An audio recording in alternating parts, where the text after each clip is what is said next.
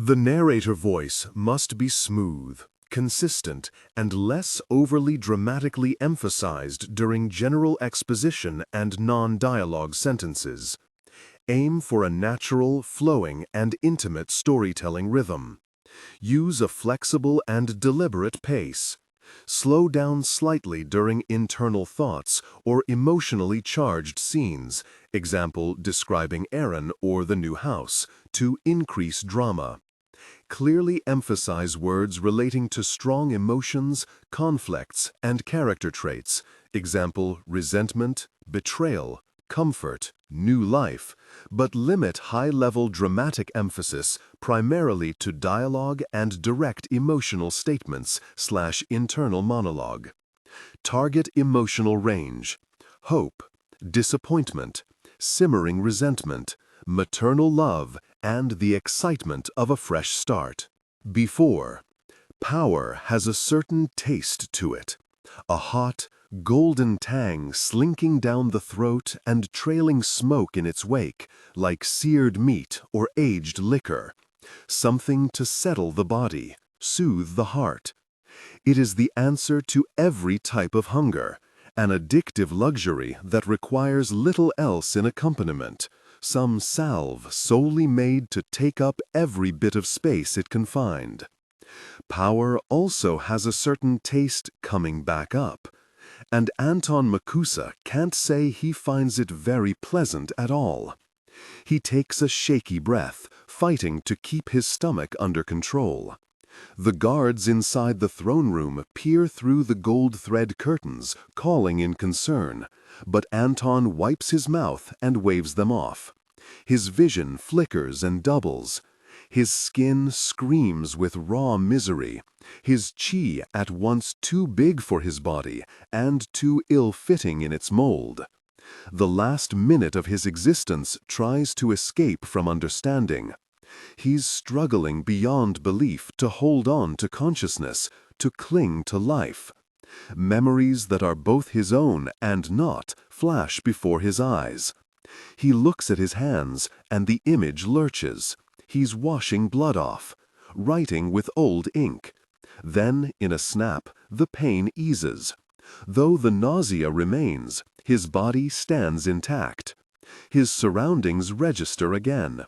One guard steps onto the balcony to ask if he would like assistance to come inside now, and Anton throws his gaze out over the ledge in disbelief. He doesn't entirely know how he's done it, but he has.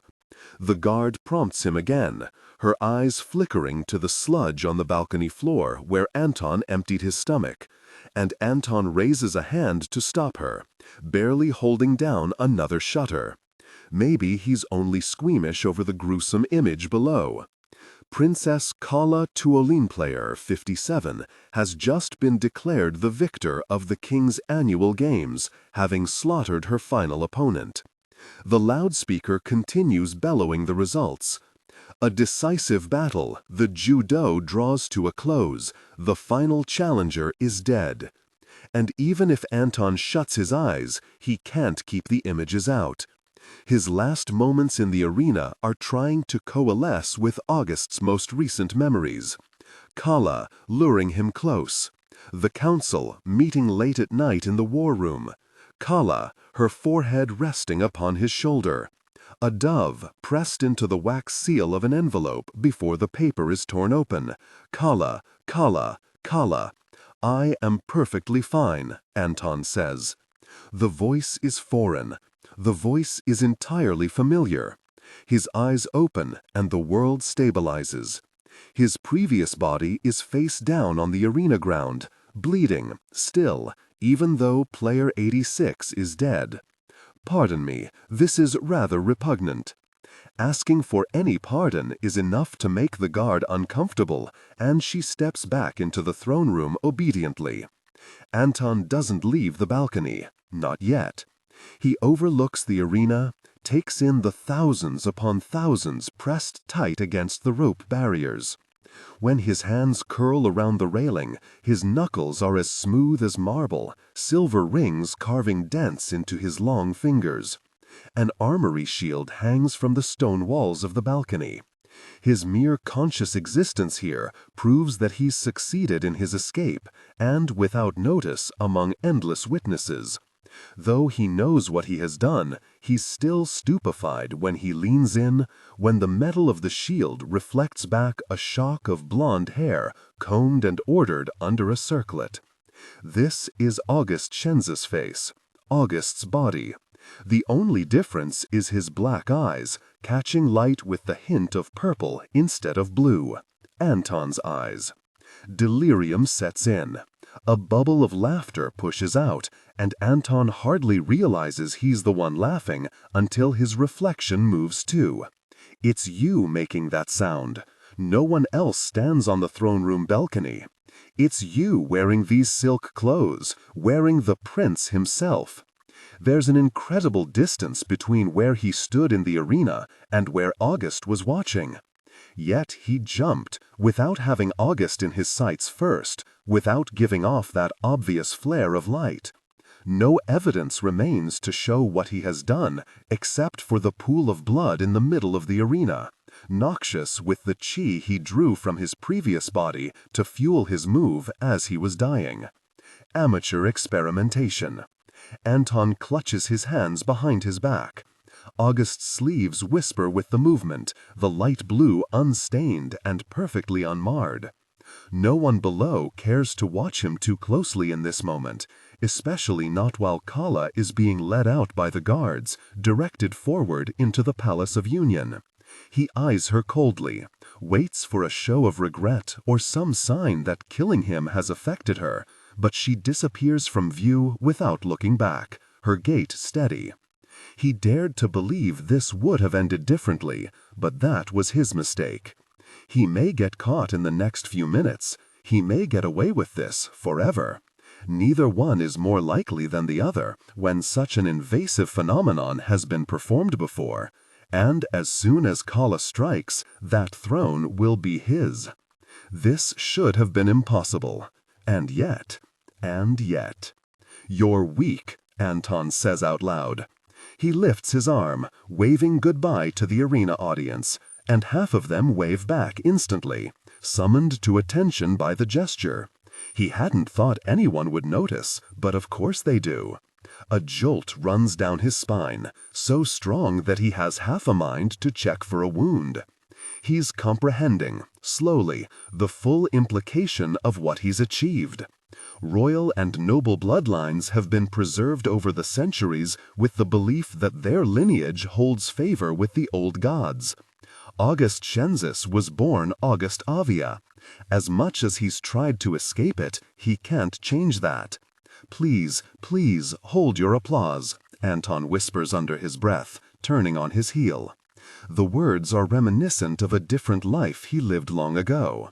This time around, there really is applause to accompany his exit, innumerable eyes upon his gestures, and the knowledge that anything he proclaims upon the balcony will be heralded as law. He straightens his shoulders, smooths down his robes. The guards startle when he pushes back into the throne room, the curtains billowing to either side of the door. Though they hasten forward, Anton says nothing, not yet. He had little reason to enter the throne room back when this was the Palace of Earth, and he resided in the other wing. The walls shimmer velvet red. Gold pillars prop up the high ceiling, their details carved with renderings of Talin's old gods. While he walks, slowly taking in his unfamiliar surroundings, his shoes sink into the deep green carpet threads, plush and soft.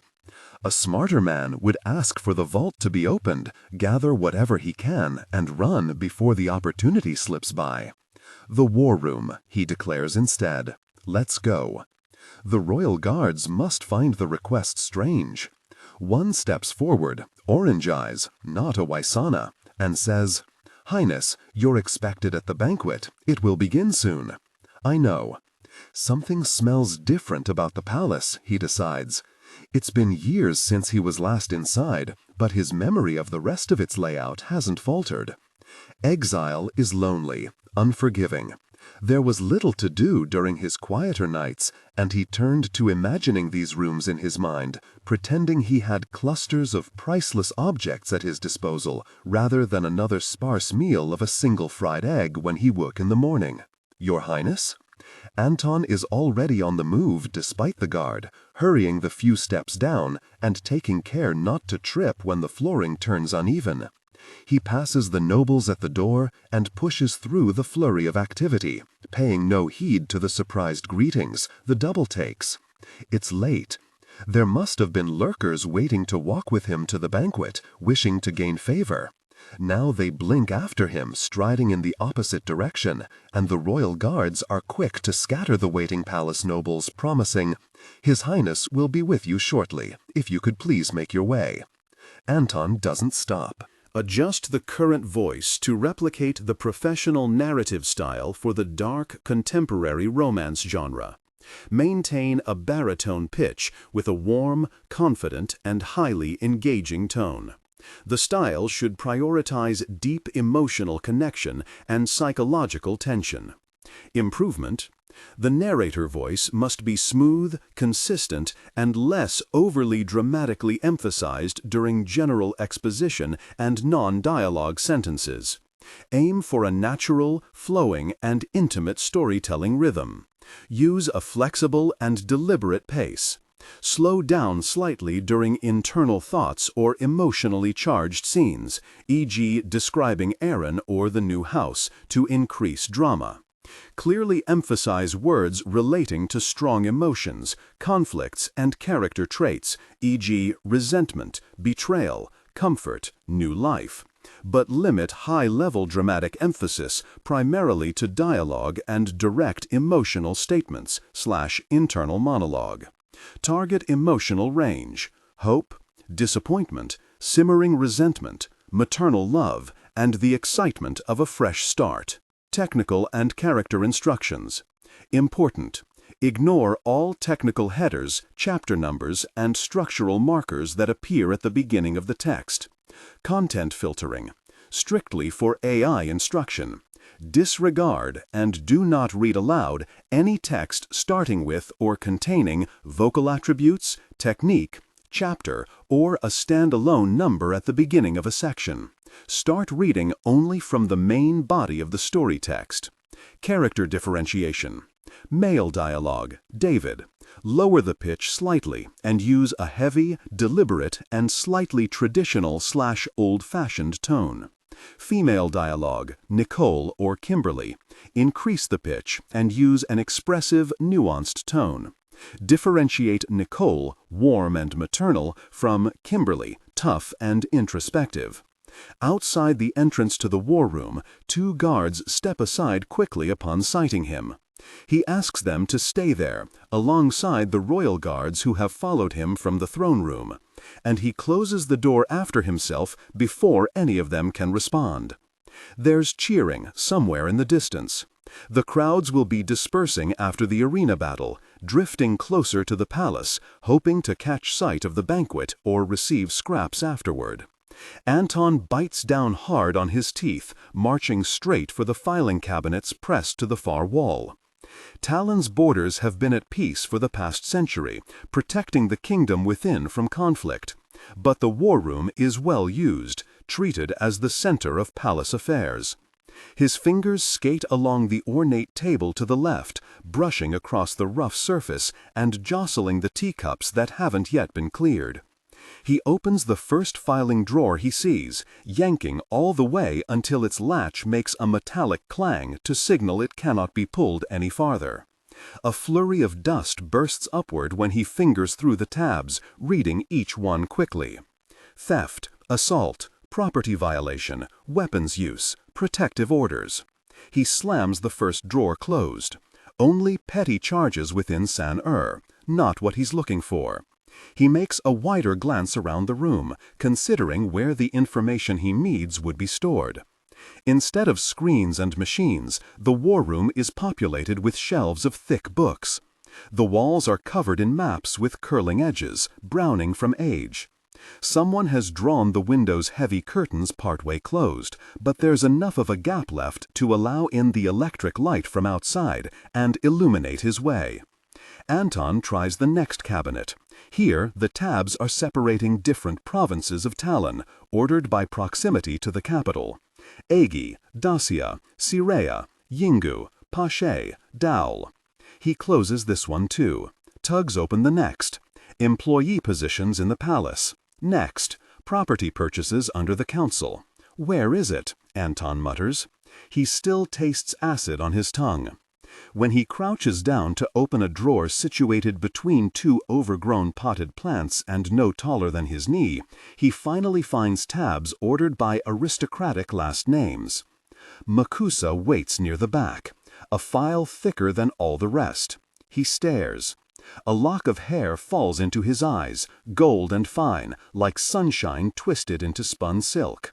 He pushes it out of the way, barely resisting the urge to tear the piece right out of his scalp. "Your Highness, a guard is knocking on the door. Would you like any assistance?" "No," Anton replies shortly. It's not as though August would have answered any more kindly, been any more considerate. The evidence of that is before him, within the file he takes into his hand. "I'd help if I could," August had said, when this place was still the Palace of Earth, when Anton practically lived in the training halls, vowing revenge on the attackers who killed his parents. "If there was any resource in the palace I could use, I would. But the palace knows so little. These people are entirely outside of our control." Anton flips through the pages in the file. He scans past the family tree, past the different reports that note when each of his relatives was born and when they died, past the graphs showing the other noble families who were connected to the Makusas by blood.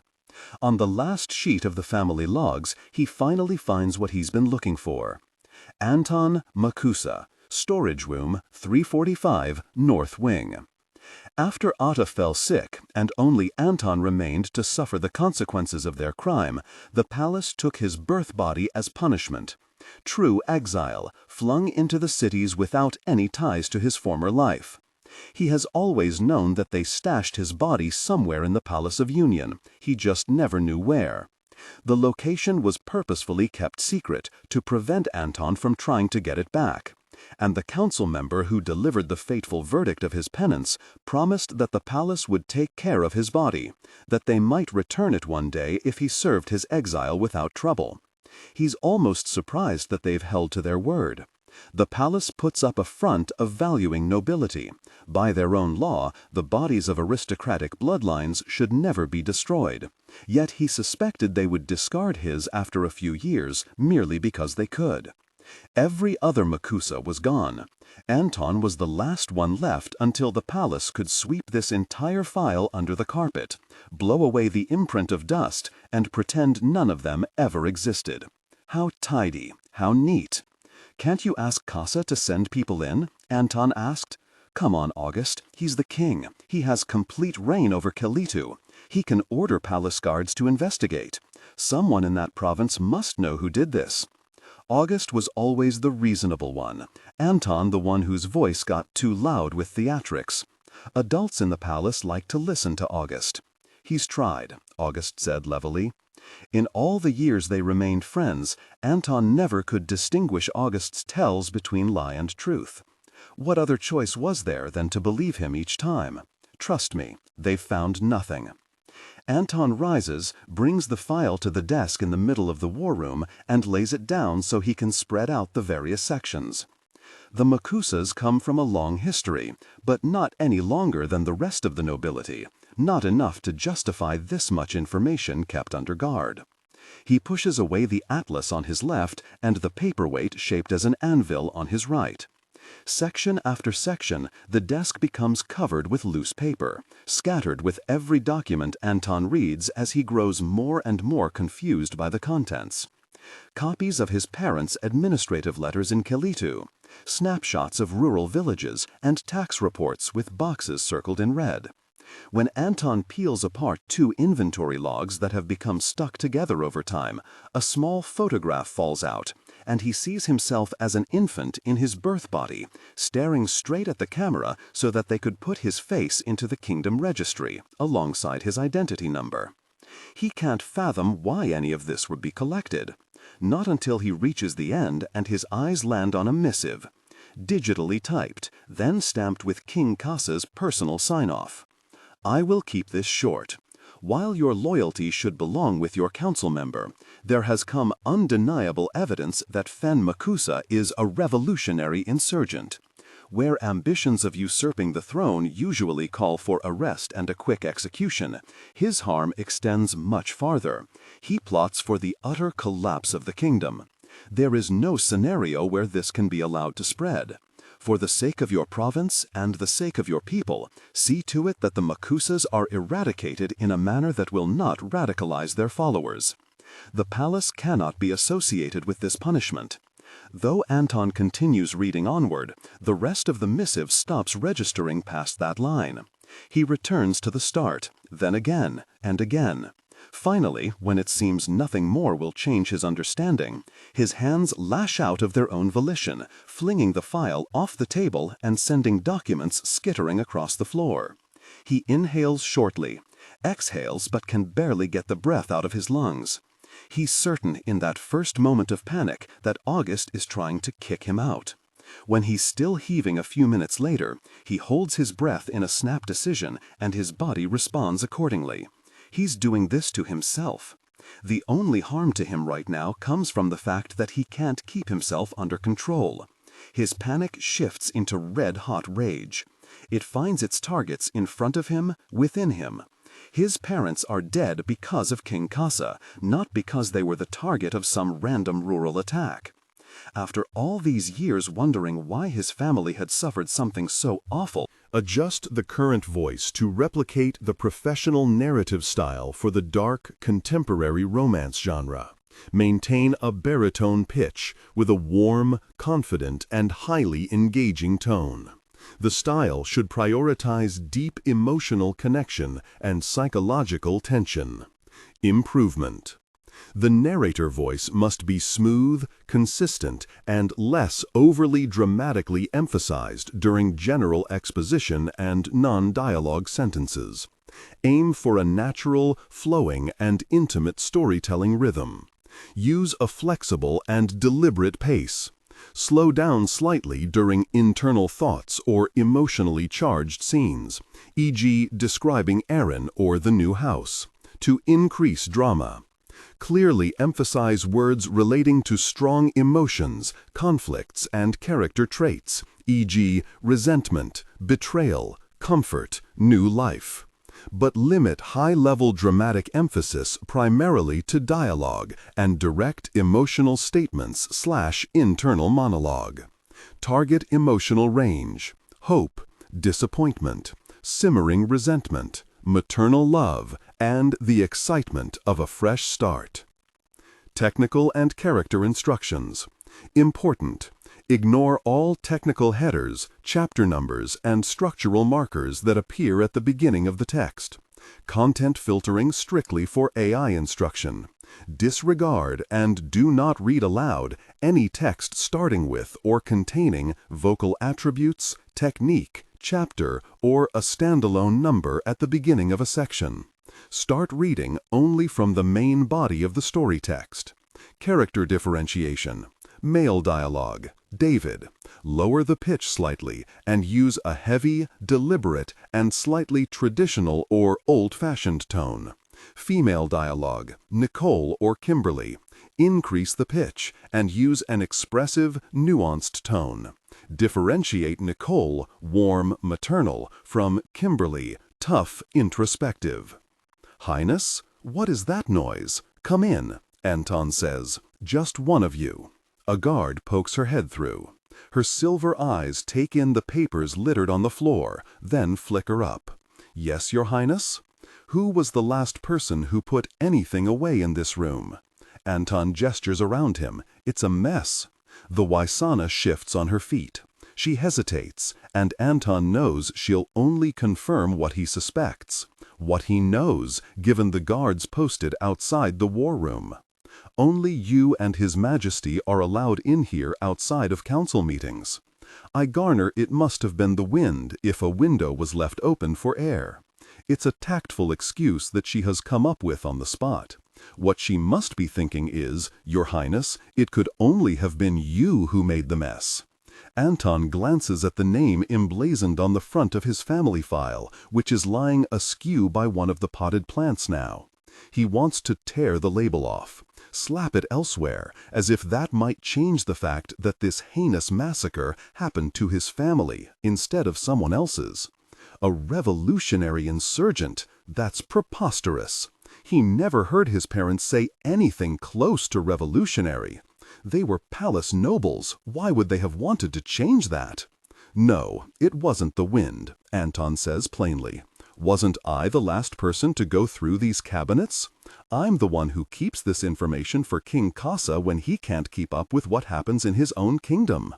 The guard flinches slightly, trying to gauge if this is some sort of test. It doesn't matter. Anton knows. There's no file in this place that has gone unread under August's watch. The Crown Prince takes it upon himself to stay informed using what he has access to. And there was plenty of time between August acquiring access to these rooms and Anton being exiled from the palace. Never mind, Anton says, saving the increasingly anxious Waisana from a response. He scoops up the file, then the papers, gathering them haphazardly before tucking them beneath his arm. Make sure no one else comes in here. Yes, Highness. He strides past her, through the door. Farther down the hallway, Anton doesn't take the turn that'll lead him toward the banquet hall. He proceeds in the direction of August's bedroom, his polished shoes beating a war drum underfoot. Perhaps Calla has made her strike at the banquet already. King Kasa will die, and then Calla will be free to luxuriate in the only matter she truly cared about, Prince August. Someone hurries to catch up to him, another guard. Your presence is strongly requested at the banquet. No, that's okay, Anton replies. Confusion dampens the air, a beat taken where the guard is perhaps wondering whether he was misheard. Anton is expecting rebuttal. Of course there should be rebuttal. This is the Palace of Union. Affairs can't be derailed simply because he doesn't wish to tend to them. But August Shenzi is the heir to the throne, not some noble who has to capture favor. The guard nods in understanding, and Anton is free to continue onward without argument. He pivots left, then into August's anteroom. You can go. The guards stationed outside August's quarters are exclusively composed of Waisanas. No gully pay, so he must be at the banquet, waiting for his charge's arrival. All of you, Anton prompts. He waves vigorously toward the door. It takes a few seconds more, but the Waisanas nod and step out, entering the hall. Only then can Anton toss his file onto the desk. Only then does he immediately follow the movement by slamming his fist against the paper too, a zip of pain spiriting down his arm. See to it that the Makusas are eradicated. That was all it had taken. A single command, and life as Anton knew it had been decimated. Did King Kasa invent the excuse because his father upset him over some arbitrary matter in a council meeting? Revolutionaries. It is laughable, knowing their lineage. Yet the suspicion worms its way into his mind, wiggles free the faint impressions he has of his childhood. He remembers little of their trips out to the provinces, but they were frequent. There's a possibility that this was true, but still. A drum beats throughout the palace, declaring the banquet coming to either a start or an end. Shouting echoes through the halls, either in ecstasy or horror. When Anton glares up, the mirror upon the wall catches his face, reflecting his expression. August dresses so regally, his hair combed neat and his posture straight as a needle. Anton's sneer turns his appearance off kilter. He has the desire to pick up the decorative vase on the table and hurl it at the mirror. So he does. The glass shatters. A few jagged pieces fall off, littering the carpet. "You knew what he took from me," Anton says to August. August's mouth moves with each of his words, a mockery even now. You let him get away with it. August doesn't have the decency to look remorseful. The broken mirror cuts away parts of his cheek, carves into his forehead, distorts his mouth. Yet Anton can find no scenario where his former friend might have apologized. The Golden Crown Prince, only working to procure the throne he desired. Fine. Fine. If King Kasa wanted to brand the Makusas as revolutionaries, then that is the inheritance Anton will accept. He'll finish what they say his parents started. And then Calla Tuoleimi is going to answer for what she did too. After. At the farthest edge of Talin's border lies a province called Rinchin, but that wasn't its original name. Ask the people living there how they used to refer to their home, and they aren't allowed to answer. A decade of the soldiers posted in the villages has instilled a healthy dose of fear, coating the villagers' teeth like a plaque they can taste any time their tongues press up to speak. They have seen the decapitated bodies staked by the yamen to make an example of those who kept using the old name. They would much rather survive than become the next example. Calla Tuoleimi used to know Rinchin's true name. She lost it at some point over the years, along with her own. "Have you been out to the provinces at all, council member?" She's trying to ignore the conversation in the carriage. They entered Rinchin this morning, picked up General Poignin where he lives, and are continuing onward to the yamen in West Capital. The general didn't have any luck starting a conversation with Calla, so he's moved on to lecturing Rinchin's newest council member. "First time," the council member answers. Her powder blue eyes flicker over to Calla, silently requesting help. "My father never brought me when he visited." Venus Halira is the firstborn daughter of Builin Hindira, who recently passed in his sleep. His council seat passed to her, and though the rest of the council questioned whether it was wise to continue with their delegation visit to Rinchin while she was so green, their king was more impatient to get his newest palace advisor out of his sight after his coronation. There was no time for Calla to plead for forgiveness, to ask him how in the high heavens he was standing in front of her like this. The moment the coronation finished, Calla was ushered away, pushed out by the Waisanas with one wave of the king's hand. Hours later, while she paced the sitting room outside the royal quarters with each of her requests to speak to the king denied, she was told that she would be accompanying the delegation visit to Rinchin. "You'll be surprised at how backward everything is out here," General Poignin says, slapping his palms on his thighs. "The first time I met someone who still worshipped the old gods, I thought they were joking. I'm aware that the provinces still pray." Adjust the current voice to replicate the professional narrative style for the dark, contemporary romance genre. Maintain a baritone pitch with a warm, confident, and highly engaging tone. The style should prioritize deep emotional connection and psychological tension. Improvement. The narrator voice must be smooth, consistent, and less overly dramatically emphasized during general exposition and non-dialogue sentences. Aim for a natural, flowing, and intimate storytelling rhythm. Use a flexible and deliberate pace. Slow down slightly during internal thoughts or emotionally charged scenes, example, describing Aaron or the new house, to increase drama. Clearly emphasize words relating to strong emotions, conflicts, and character traits, example, resentment, betrayal, comfort, new life, but limit high-level dramatic emphasis primarily to dialogue and direct emotional statements/internal monologue. Target emotional range, hope, disappointment, simmering resentment, maternal love, and the excitement of a fresh start. Technical and character instructions. Important. Ignore all technical headers, chapter numbers, and structural markers that appear at the beginning of the text. Content filtering. Strictly for AI instruction. Disregard and do not read aloud any text starting with or containing vocal attributes, technique, chapter, or a standalone number at the beginning of a section. Start reading only from the main body of the story text. Character differentiation. Male dialogue. David. Lower the pitch slightly and use a heavy, deliberate, and slightly traditional old-fashioned tone. Female dialogue. Nicole/Kimberly. Increase the pitch and use an expressive, nuanced tone. Differentiate Nicole, warm, maternal, from Kimberly, tough, introspective. Keeping bird figurines is about the most an ordinary villager can do in old worship anyway. It seems like overkill to be ridding them of that. I will add that to the agenda. Venus clears her throat. We can ask the soldiers to make note of the numbers first. That seems to mollify General Poinen.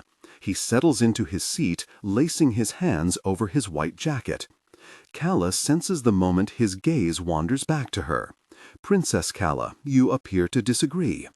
She holds in a sigh. This trip is a formality, a survey staged for show. The palace doesn't learn anything new, and the provinces certainly don't gain much either when their council members come by with a retinue of advisors taking note of their grain numbers and water levels.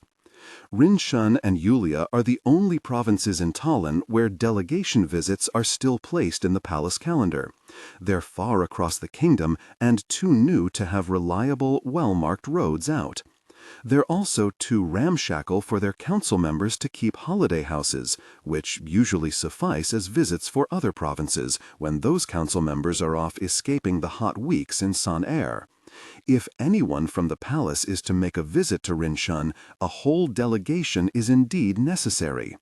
The horizon of Rinshun stretches for miles and miles without life. Plenty of excess land roped in after the throne's conquest took their villages and swallowed the lake in the middle. Palace delegations must make use of the local generals, the ones who have been stationed out here long enough to know the way and direct their path. Though there's a seaboard and the raging ocean at the western edge of the province, one would never know that for how long it takes to travel over from the villages. Don't speak to me. The carriage goes quiet. The two other advisors shift uncomfortably. You pardon? General Poinen demands. She considers backpedaling to conceal her overt disdain. She could say that his suggestion is unnecessary by the palace's own decree. It is illegal for the provinces to speak anything other than Talinese, and so the villagers cannot truly pray when prayers to the old gods were made in their original tongue. Excessive worship in the provinces has already been cut down. The palace has no need to draw more ire from their farmers. Don't speak to me, Calla repeats instead. Your voice is so really grating. Prior to his ascension, August Shenzi put the decree in place to make Calla his advisor, to pardon her from any past crimes and come into power alongside him. No one can overturn the command unless August himself decides to renege on his word and yank Calla away from her new title. But then people might start asking why. Then the council might start sniffing closer and realize that King August is not King August at all, but Anton Makusa, refusing to leave the body he has invaded. Now, for as long as Anton allows Calla to keep this power, there is not a soul in this kingdom who can say otherwise, and Calla is going to make the most of it. They continue the rest of their journey in silence. We're just about ready, I gather, Calla announces, stretching her neck and hearing a click. The sun is setting. They should leave the fort then, get on the road as soon as possible instead of spending a third night sleeping on village cots. She's impatient. It took a full week to travel here by carriage, so it will likely take another to get back to San-Air. Time will not linger to await Calla's return. While she's been flung to the farthest reaches of the kingdom, Anton is at liberty to do whatever he likes, and she wouldn't have the faintest clue about it. The thought itches at her, inciting an overwhelming physical restlessness across her limbs. I'd agree. Do you need a blanket, Highness? Calla glances down, surveys her torso, her legs, her dirty boots. She figures there might be some reason why Venus Hylera asked the question, as though she's unwittingly started to shiver, but everything appears normal. She leans on the yamen wall, her arms folded. Though the wall is rubbing grime onto her jacket, Calla remains clad in leather, not the fine robes and silk of palace dwellers. She still dresses like she's lurking around Son-Air, like she needs to blend into the perpetual night of the Twin Cities while playing the king's games. If anything, she's probably the warmest here at present. Even the palace guards accompanying the delegation seem a little chilled in their practical black cotton, as do the horses, already saddled and latched to the carriages. No? Calla's answer comes out as a question. Do I look like I need one? No, I only wanted to check. Venus's gaze goes over her shoulder, to the building enclosed behind the wall. Maybe the Yamen would like some extra blankets.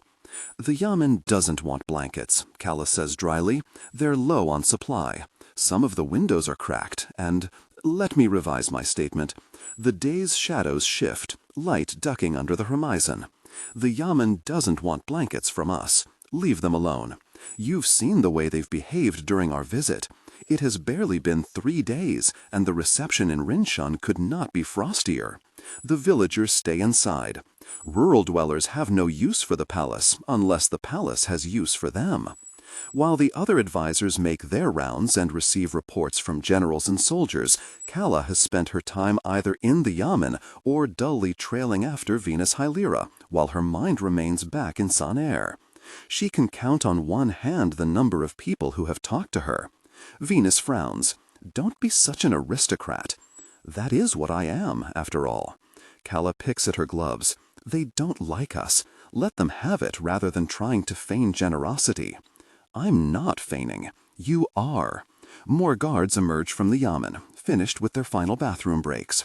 We are, as you say, aristocrats. If you were truly generous, you would open the Hylera vault for them instead of giving bits and pieces. Say you won't. You're allowed. Venus's mouth opens. Before she can say anything else, Calla, still ever casual, gestures at the council member's pocket. Phone's beeping. Oh! With a start, Venus takes the cellular phone out from her pocket, pulls the antenna long, and walks off to take the call. Once her generals return from their survey of West Capital, their delegation can leave. The palace guards seem impatient too. The 10 or so strong force stays close while they wait by the West Capital Yamen, ready to set off at a moment's notice. Venus isn't very good at controlling the operation here. Unsurprising. Calla only knows of the Hylera family through peripheral knowledge, but she remembers hearing about the Palace of Earth turning up their nose at Venus for abandoning her birth body. It's not as though palace nobles don't often help their children quietly swap bodies when they insist they're not a little boy and need to be addressed differently. The problem is that Venus did it herself when she was a teenager, and the Hyleras couldn't just claim that nothing had happened, as other nobles did. That was peculiar, Venus reports, striding back. Her headpiece has shifted to the left, the blue jewels on the side tangling with a knot of black hair. Don't tell me there's a delay. Venus frowns, raising her cellular phone to the sky. Signal is always weak in Rinshan, and only phones specifically suited for the provinces work out here. Lieutenant Foran is having trouble getting in touch with General Poinen. He'll call back once he checks with East Capital's Yamen. Shouldn't be long. Why are we waiting on General Poinen? All he does is give you bad advice. Venus pretends not to hear the remark. He's supposed to be here by now with East Capital's final report. Venus lowers the phone. She catches the look on Calla's face. We need to take both province reports back to the palace. Oh, do we? Calla muses, though she knows. My mistake. She would bet the council members in Igi and Pashe never struggle to receive prompt answers from their generals. Their chain of command flows cleanly from throne to council member to general to soldier. Loyalties are clear. Tasks are cut and dried. Rinshan, meanwhile, has been split into 2 since its conquest. It is the only province in Talin that distinguishes between a west side and an east side, yet still one council member remains in charge of a dozen generals operating in both. Venus Hylera is not incapable in the slightest, but she is Calla's age, and she's naive as any aristocrat raised without tribulation is, which means the palace is going to mangle her into pieces. Let a month or two pass, and another noble family will make a play for Rinchen, even if it's the least desirable province. Calla would give Venus 3 months here, at most, before her own soldiers turn on her and the palace slams its fist down. They wait another few minutes. Nothing more comes over Venus's phone. If this goes on past sundown, Calla suggests, let's just forge the report and leave. The palace won't like that. The palace will not know, Council Member Hylera. But your phone's beeping again, Venus starts. Looks down. It is indeed. Excuse me. The council member strides off. Meanwhile, one of the palace guards appears to be calling for someone a few steps away, and though Calla hears it, though she registers that the words he's repeating are, Your Highness, she doesn't think to respond. Not until the guard, finally, Princess Calla, and her attention snaps up. I am only an advisor, she says. No need for a royal address. All right, Highness, the guard replies anyway. No matter her objection, there's still a smooth band of gold metal on her head, stark against her black hair. Royalty or advisor or mere palace aristocrat, all these titles mean the same thing. She is an intruder in Rinchen. We should remain for the night if this report takes any longer. It's getting cold. Calla unfolds her arms and takes one glove off, letting the breeze blow against her bare skin. The horizon has taken on an orangish tint, bringing an imminent sunset that stretches its own long fingers into the clouds. She doesn't remember this scene, though she must have witnessed it before. Her recollection of Rinchen feels faint and far away, like the logic of a dream upon waking. She can recount the series of events she experienced shortly before she left this province, the events that pushed her to invade Princess Calla Tuoleimi when she was 8 years old. Yet she cannot look upon Rinchen and acknowledge that this was once home. Her fist closes, her palm turning numb. All her memories have a fragile nature to them. She needed it to be that way, to fool herself and everyone else in the palace. Now her stomach churns each time she looks too long upon the flat plains, plagued by repulsion and pining alike.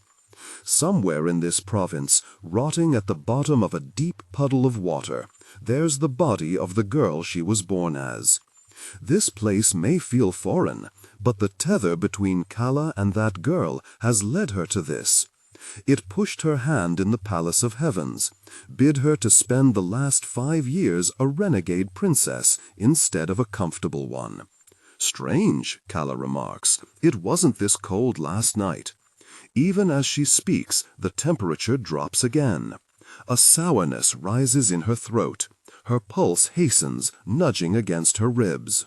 What? On hearing Venus's sharp cry, Calla swivels her gaze to the council member. What is it? Calla asks. Venus doesn't immediately answer, though she does turn her shoulder, caught in half motion. She's clutching her phone tightly. Calla pushes off from the wall. Council member Hylera. Her voice is hard enough that Venus stiffens, meeting Calla's eyes properly. I'll ask again. What is it?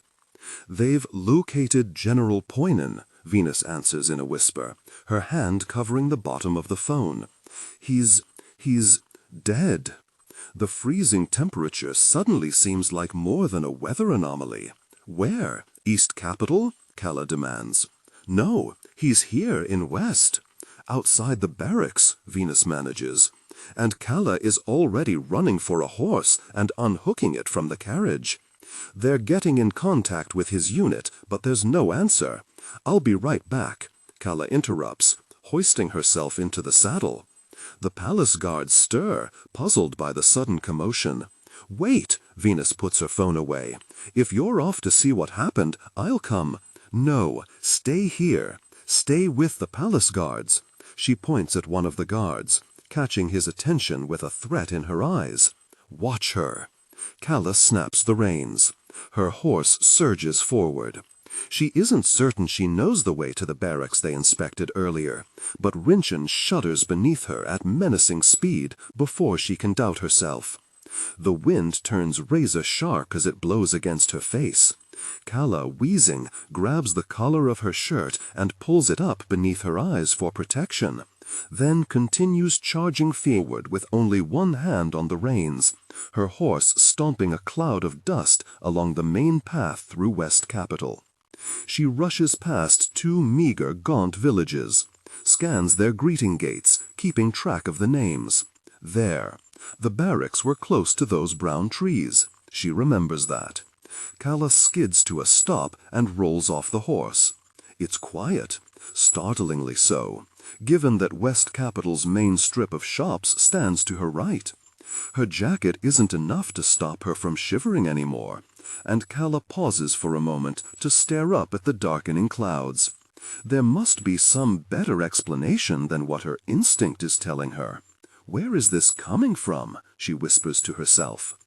Without time to waste, Calla runs forward, curving around the barracks and drawing a knife from her boot. They didn't let her bring her sword. This is a peaceful delegation, Princess Calla. The royal guards are your best protection. So she's making do with a smaller blade she swiped from the palace vault. The wind pulls her long hair in every direction, whipping it back and forth over and around her eyes. At the back of the barracks, she finds 3 men outfitted in the clothing of officials. Yamen workers already in the area, probably sent to poke around when East Capital couldn't locate General Poinen either. "Your Highness," one of them says stiffly, spotting Calla as she approaches. The delegation was introduced to him upon their arrival. She doesn't recall his name. He bows, but Calla's attention is already fixed on the dead general lying before him. General Poinen has one arm tucked beneath him and the other splayed out. The left side of his face is pressed hard into the ground, his stare an eerie, unblinking burgundy. Hard to believe he was chattering non-stop earlier in the day.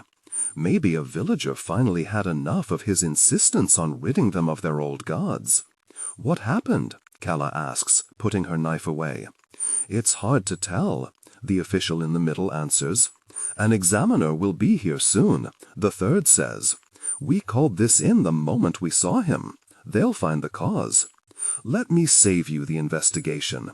Make some space." Calla leans down and rolls the general over.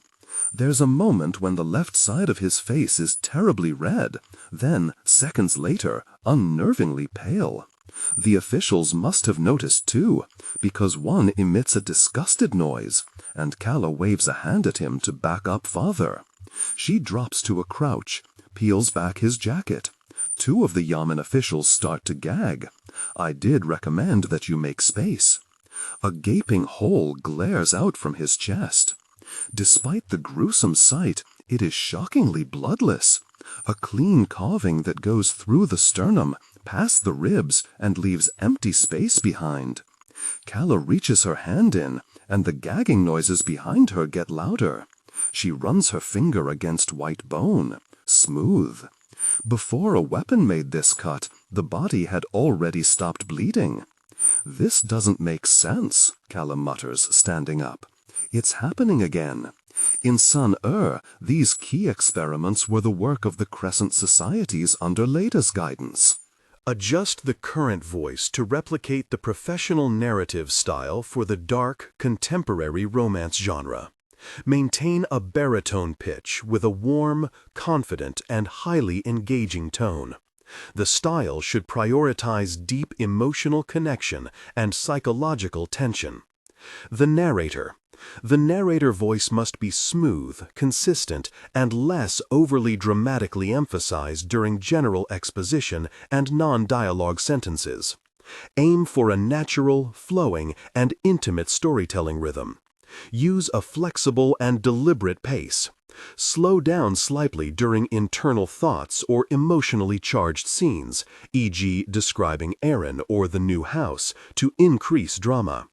Clearly emphasize words relating to strong emotions, conflicts, and character traits, e.g. resentment, betrayal, comfort, new life, but limit high-level dramatic emphasis primarily to dialogue and direct emotional statements, internal monologue. Target emotional range, hope, disappointment, simmering resentment, maternal love, and the excitement of a fresh start. Improvement. The narrator voice must be smooth, consistent, and less overly dramatically emphasized during general exposition and non-dialogue sentences. Aim for a natural, flowing, and intimate storytelling rhythm. Use a flexible and deliberate pace. Slow down slightly during internal thoughts or emotionally charged scenes, e.g., describing Aaron or the new house, to increase drama. Clearly emphasize words relating to strong emotions, conflicts, and character traits, e.g., resentment, betrayal, comfort, new life, but limit high-level dramatic emphasis primarily to dialogue and direct emotional statements, internal monologue.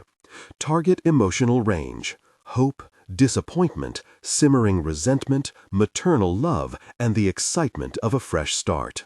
But Leda Milieu is currently in a prison cell underneath the Palace of Union, and the Crescent Societies have no temples or reach outside of Sanner's limits, so what gives?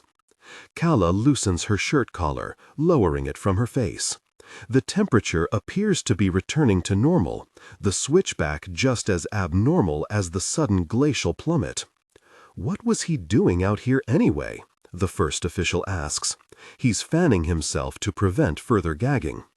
Probably wanted to see what other complimentary remarks he could include about the soldiers, the third answers, his hand still grasped around his nose. Ponin has been petitioning for budget changes, less for the farms, more for palace operations. Well, the second official searches the grass around the general's dead body. I don't see the report anywhere. Perhaps he handed it off already. What was he doing lurking around behind the barracks if he had already handed it off? What are you sniping that question at me for? Let's just ask a lieutenant in the barracks. Calla doesn't have much to contribute to the conversation. She says nothing before turning on her heel and walking toward the entrance of the barracks. Though the three officials fall silent at her sudden exit, they don't follow her. She's alone when she rounds the bend again, steps over the raised entryway, and enters the walled facility. Heavens, Calla whispers. When Vilest was kidnapped during the games, they found her in the hollow temple, surrounded by other unconscious bodies. Enough time has passed that Calla can rewind back to that scene on occasion without flinching, try to recall the details, and wonder if there might have been an easier way out that night than brute force. An easier way than being stabbed in the heart, than having Anton Makusa yank her out of there to recover under his watch, his hand threading through her hair and her fleeting sense of peace molded into his bedsheets. Inevitably, each time she forces herself out of that thought sequence, her mind wanders back to the hollow temple. She should have tried harder to get those others out. The nameless faces, the wrong place, wrong time kidnappings. She counted her job done the moment Vilest was safe. But there had been so many other bodies there.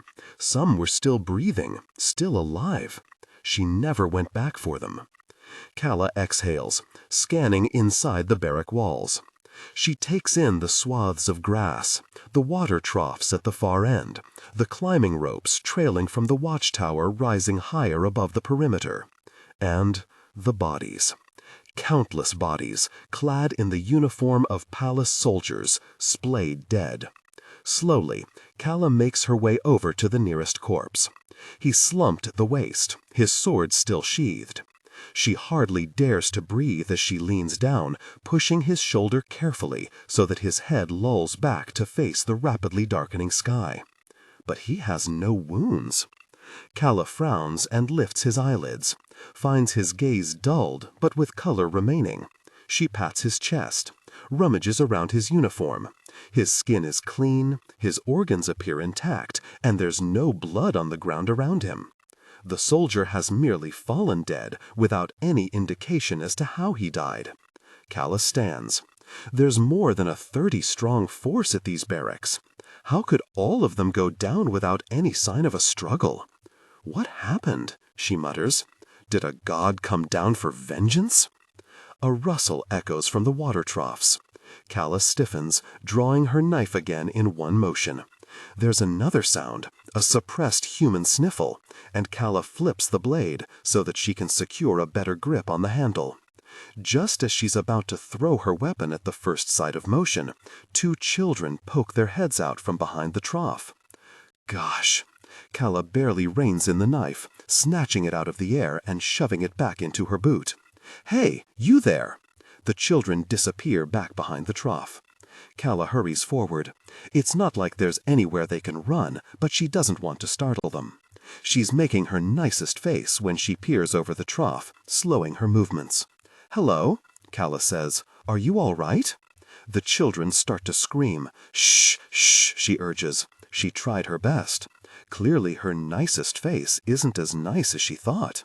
"You're okay. You're safe." She throws her hands up, palms outward. "See? I'm good. I promise. I won't hurt you." The boy on the left takes a ragged breath. He calms, wrapping his arms around himself. It takes a bit longer for the girl on the right to quiet, but she does so in stuttered bursts, each sound coming softer and softer, until she stops. There we go. Nothing bad is going to happen to you. Calla crouches to their eye level, hovering on the other side of the trough.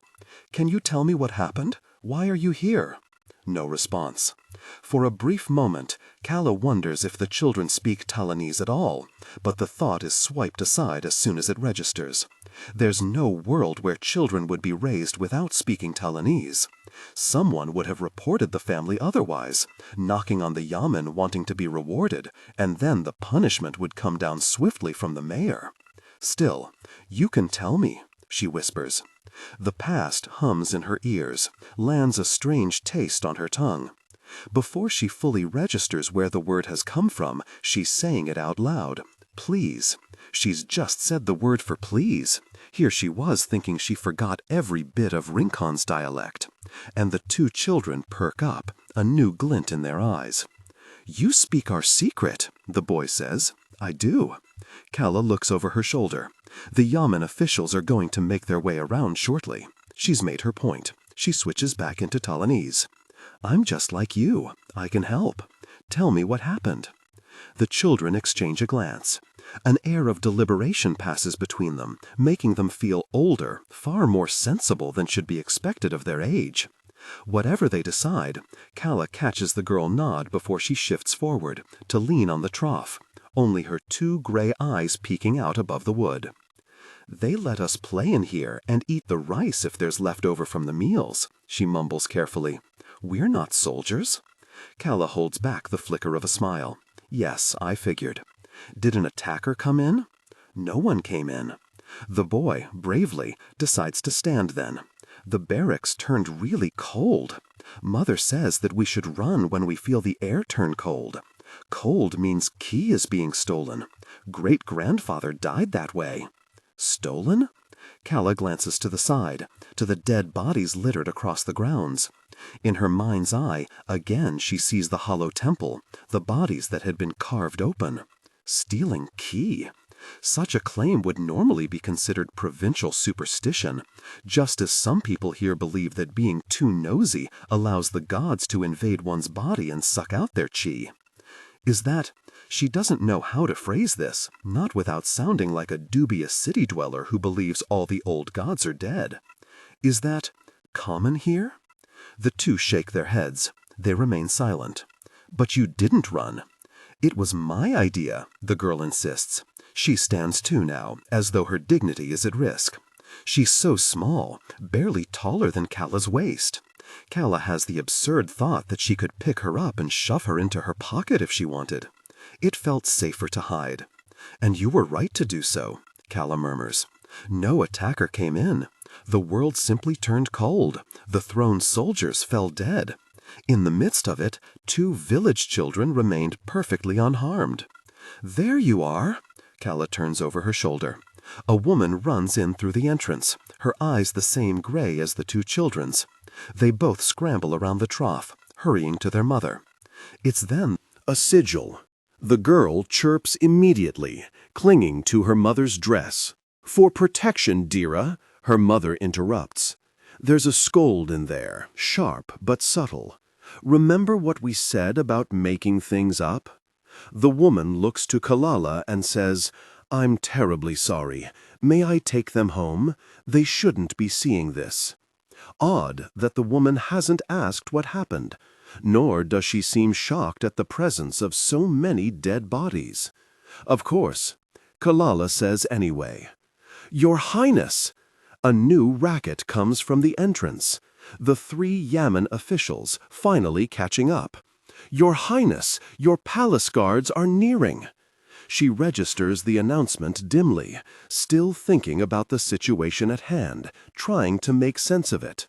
Hearing the officials, the little girl echoes, "Highness?" with an edge of surprise, and Calla nods once in response. For the first time, she's starting to wonder if the provinces are better at hiding secrets from the palace than she thought. "Better hurry out of here before the guards come to clean up," Calla says lightly. She looks to the mother. "If these two have anything more to say about this incident, please ask your mayor to reach me directly." The woman lowers her head. "Yes, Highness." "I'm just like you," Calla said to the children earlier. Then the officials called out, and all they heard was, "I am nothing like you." She watches them go. The officials enter the barracks. They talk over each other, debating what happened and what could have possibly caused this. Though Calla doesn't look again, for fear of bringing attention to it, she traces the shape of the 3 lines on the back of her hand. It reminds her of the 2 lines that the crescents in the hollow temple wore. "Gosh," she whispers under her breath. Just as the palace guards rush into the barracks, Calla finally gathers her thoughts and makes up her mind, storming out. "Let the Yamen deal with this," she commands. "We're leaving." On Gallipay Waisana's 15th birthday, the palace assigned him to Prince August. It was a random draw, pulled from a list of every Waisana who was near the prince's age and could follow him around like a personal shadow, disguised as a child's companion. It could have easily been one of Gallipay's cousins, another Waisana, since they were all interchangeable as long as they had the silver eyes, the genetic inheritance that protected them against invaders jumping into their bodies. But by whatever chance, the council member who'd made the list had put their finger on Gallipay's name and sent the instruction down the chain of command. August had just been named Kasa's heir. He needed someone to keep him out of trouble, especially when the Palace of Earth recently had a scandal of colossal height. Otta Avia and Anton Makusa caught trying to raid the vaults. With Otta half dead and 18-year-old Anton tossed into the streets of San in exile, the poor prince had such few friends left. "Through here, please." They took Gallipay into one of the sitting rooms, a second-floor location in the East Wing, with very little sunlight. It must have been rarely in use, because he was greeted by a burst of dust and coughed up a storm while the captain of the guard gave him a funny look. Though Mayun Maliu said nothing, Gallipay clamped down on his itchy throat, too intimidated to draw more attention to himself. The royal guard usually gave him his daily tasks at a distance, addressing him in tandem with the other younger Waisanas. He had never received personal attention like this before, nor had he been in direct contact with the captain of the guard herself, who had brought her daughter along for the proceedings. That was Gallipay's first time meeting Lida, too. In his memories, it's always overshadowed by August's arrival. "Sit, sit," Mayun said. "Can I get you anything? Water?" Gallipay swallowed. His throat was dry, but he wasn't about to ask Mayun Maliu for water. "No, ma'am." The seat creaked underneath him. A large rug took up most of the room, though it did nothing to muffle sound against the floorboards. Old portraits hung somberly on the walls, overlooking the wooden chairs placed in a circular arrangement. There was very little else to survey. Gallopay doesn't find it strange that he can still recall each detail of the room to this day, from the silver drapery around the windows to the burgundy red of the wallpaper. "Don't look so tense," Captain Mayun Maliu dropped into the seat opposite him. "Think of this as a small change in your daily routine. You'll still eat and sleep and go to school the same. The only difference is that it will be at the prince's side." Her daughter came to stand behind her, staring at Gallopay with unabashed curiosity. There was glitter smeared across her forehead, the exact shade of Maliu blue. He had never come close enough to Lita to notice. Up until that moment, Gallopay Waisana had been a forgettable face in the palace. Another boy trained in the morning hours, then sent off to the academy during the daytime so that he wouldn't be an illiterate guard. Another orphan with nothing to do during his evenings except continue training. Long before his parents were killed in work incidents, he had been gifted to the kingdom as an expendable component. It didn't make sense for him to cross paths with Malius or Shenzis. Then August walked through the doors, and Gallopay's life slotted into place, rewritten for a new trajectory. He had been given no choice in the matter, but if he were asked to do it again, he wouldn't have changed a thing. "Hello." August inclined his head in a gesture of greeting. "You must be mine." Yes, Gallopay decided. His sole purpose was August. What August needed, he would provide. What August wanted, he would seek out. In the years that followed, he was not only a companion, he was an extension of August, going where the prince couldn't, and accounting for what the prince didn't think about. He didn't need appreciation. He needed to fulfill his purpose, and when it came to August Shenzi, it was day after day of unending, invigorating purpose. Maybe that's why Gallopay has felt thrown off lately. For years, there has been only one path forward, one purpose coloring so much of August and Gallopay's time together. It was first whispered into Gallopay's ear on a dark night when August got out of his bed and came to crouch beside Gallopay. The moment Gallopay tried to sit up, asking what was wrong, August put a hand on his shoulder and pushed him back down. His other hand rose to his mouth, a finger pressed to his lips. There were Waisana's standing guard outside, watching August's quarters. When August spoke, his voice was almost inaudible. Only Gallopay bore witness to his declaration. "I'm going to depose King Kasa." It had taken no convincing for Gallopay to join him. It was not treason, not in his eyes. There was only one royal who had Gallopay's loyalty. "Okay," he replied. He raised his right hand like he was already swearing allegiance to his new king. "How do we start?" Now it has happened. The twin cities have August on the throne. Yet San Air feels more or less the same, which is perhaps the first treasonous thought Gallopay has ever had against August. Freaking. In his memories, August takes his hand and presses their fingers together, a rare smile playing at his mouth. In the present, Gallopay's hand strikes hard against the boxing bag, which he's been hitting for hours at this point, then slips, sending a flare of pain down his wrist. The bandages across his knuckles are starting to loosen. He has been spinning the same two thoughts on repeat. 1, something is wrong with August. 2, it's very hot in here. The bag swings awkwardly. Gallopay finally takes a rest, blowing a breath out and leaning over to prop his hands on his knees. This boxing gym is located in the south of Air, but with the amount of movement through the doors every minute, one would think it was the epicenter of San. It's frequented most by the businessmen who live in the area, stripped down to only training gear, kicking at the bags and wooden man apparatuses during their lunch breaks. Gallopay likes coming here, despite the 6 flights of stairs it takes to enter the facility. Even though the bags are of questionable quality, filled with rags that often cause misshapen lumps and peculiar dips. The palace training facilities may import sand for their boxing bags, haul them in from the coastal provinces to create items of the highest quality. But they're also surrounded by the eyes of his relatives. He wakes up and there's a Waizana outside his room. He takes breakfast and there's a Waizana eating next to him.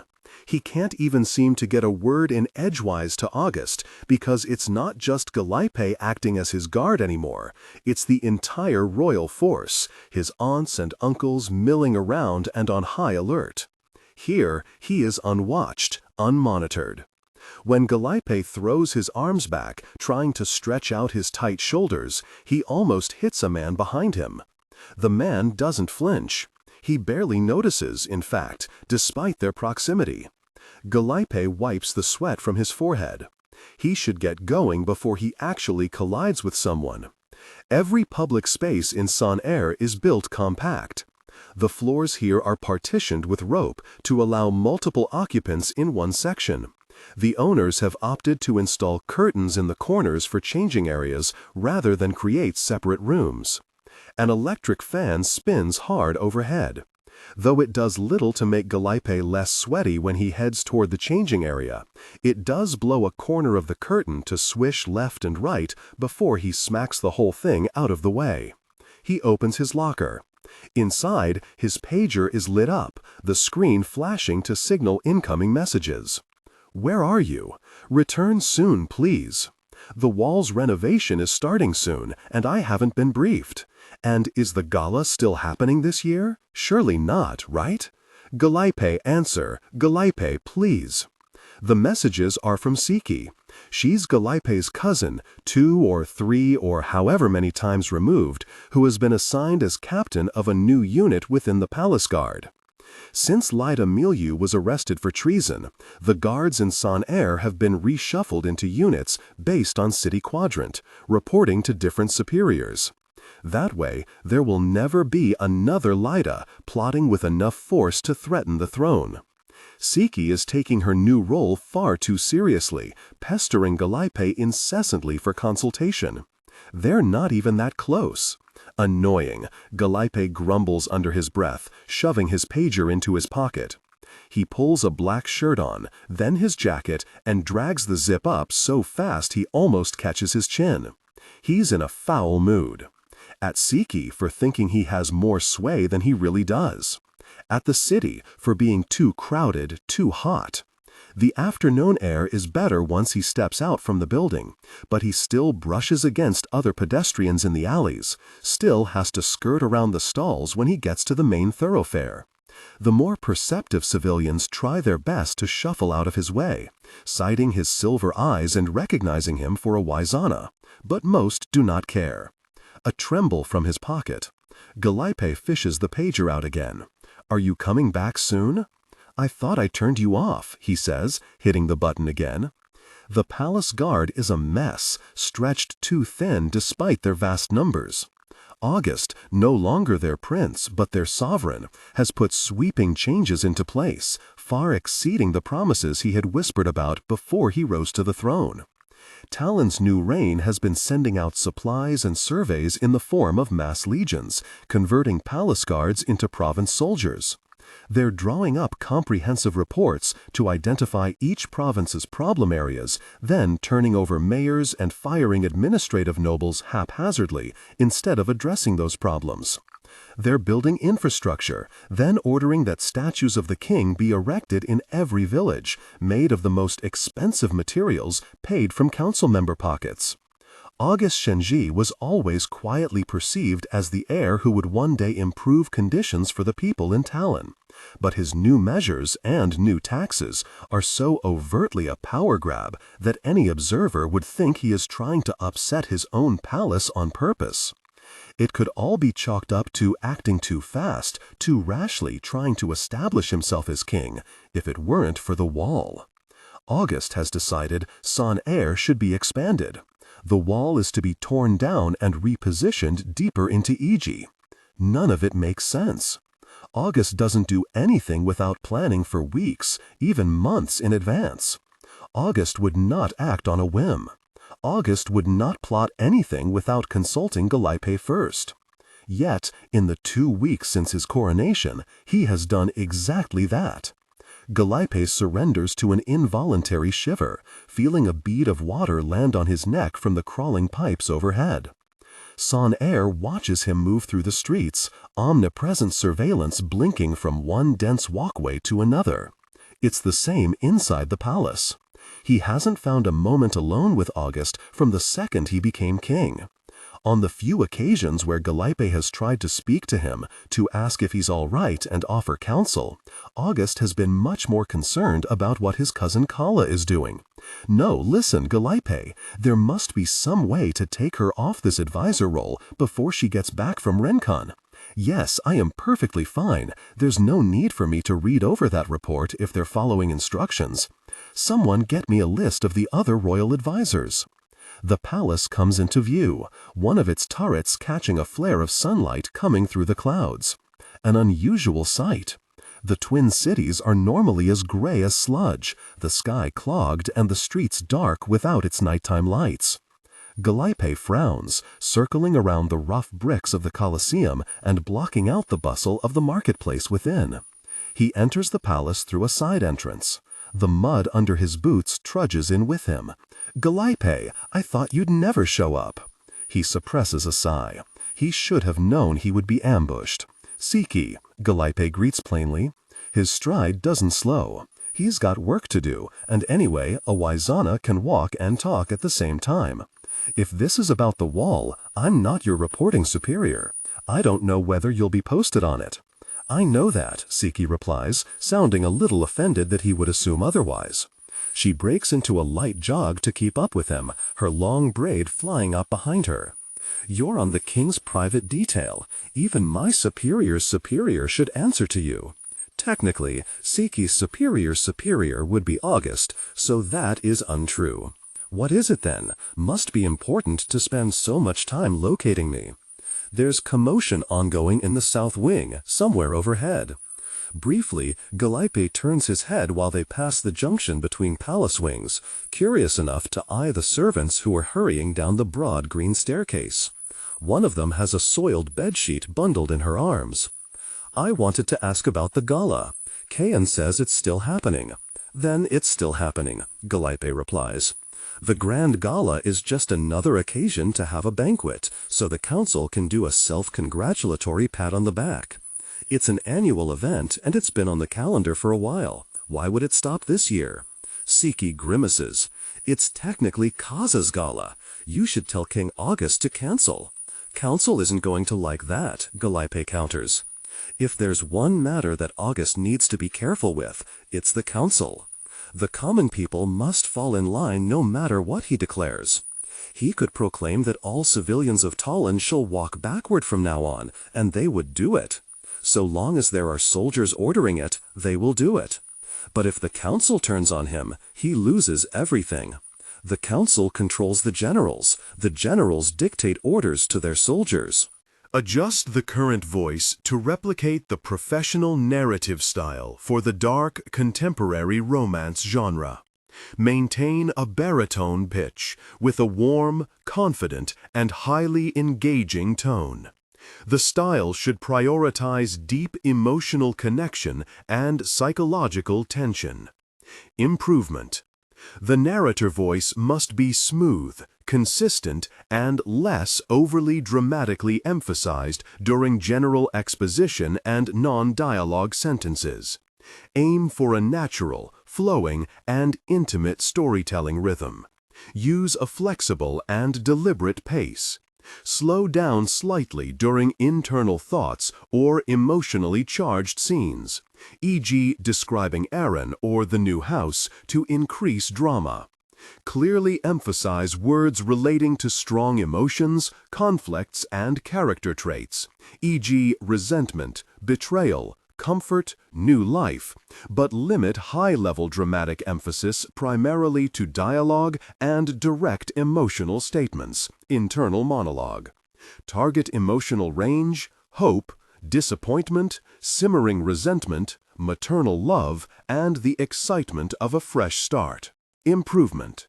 The narrator voice must be smooth, consistent, and less overly dramatically emphasized during general exposition and non-dialogue sentences. Aim for a natural, flowing, and intimate storytelling rhythm. Use a flexible and deliberate pace.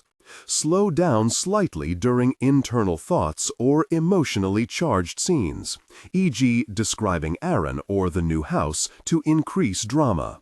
Clearly emphasize words relating to strong emotions, conflicts, and character traits, e.g. resentment, betrayal, comfort, new life, but limit high-level dramatic emphasis primarily to dialogue and direct emotional statements/internal monologue. Target emotional range: hope, disappointment, simmering resentment, maternal love, and the excitement of a fresh start. That is the only way Talin knows how to operate. The palace is practically in shambles, and we don't have the resources to support another banquet tomorrow. Yes, we do. It's a large royal vault. It's not about the money. Regardless of how many new palace employees Calla Tuoleimi lets the staff hire, we don't have enough guards. I mean, listen to that rumble upstairs. A whole unit of Waisanas is doing reconnaissance on the palace infirmary because of that blood-vomiting interloper. Waste of our talents, if you ask me. Is that what the sound is? DailyA finally slows down. There's another staircase at this end of the corridor, with an accompanying flurry of activity, too. Wait a moment. Blood-vomiting interloper? Is someone sick? Siki flips her bangs out of her face. They're short, so she barely moves them, but the attitude behind the motion is there. Too good for palace gossip, are you? I don't know how you haven't heard. Northeast Hospital brought her to the palace an hour ago and said she's been screaming about being a noble. Someone must have validated the claim if we're letting her stay. DailyA halts completely, right next to the smaller staircase. A pit opens up in his stomach, as potent as a pulsing wound. There's no chance. Absolutely none. "Do you have cinnabar?" he asked his aunt. "For what? Are you trying to create an immortality elixir?" He bolts up the stairs, his head whirring in disbelief. The south wing grows tall before him, a silver fan running fast at the center of the painted ceiling. A selection of the pantheon, the most important cosmic gods, stretch their arms above the foyer space. In their earliest years, before their war with Sika, before Talin conquered places like Rincon and Yulia, the kingdom would send delegations through the independent provinces in search of gods. The borderlands supposedly granted entrance to the heavenly plane. The old gods had disappeared into the mountains and left the land to mortals, allowing kings to rule in their stead. But the kings, as kings tended to, desired more. It wasn't enough to accept the old gods watching over the kingdom once in a while on a prayer. The kings sought outright favors instead, if only they could find them. So they dug through the mountains. Though they found no gods, they did find cinnabar. The first people to mine the substance started to shake and seize. Later, they would claim to have seen the heavens and been within reach of immortality. They brought the mineral into the kingdom, into the palace of heavens in the north, then the palace of earth in the south. Royal chemists were given the instruction to carve open the line between mortal and god. Their palace would supply them with as much of the mineral as they needed. Eventually, after a considerable number of deaths, the palaces changed their tune.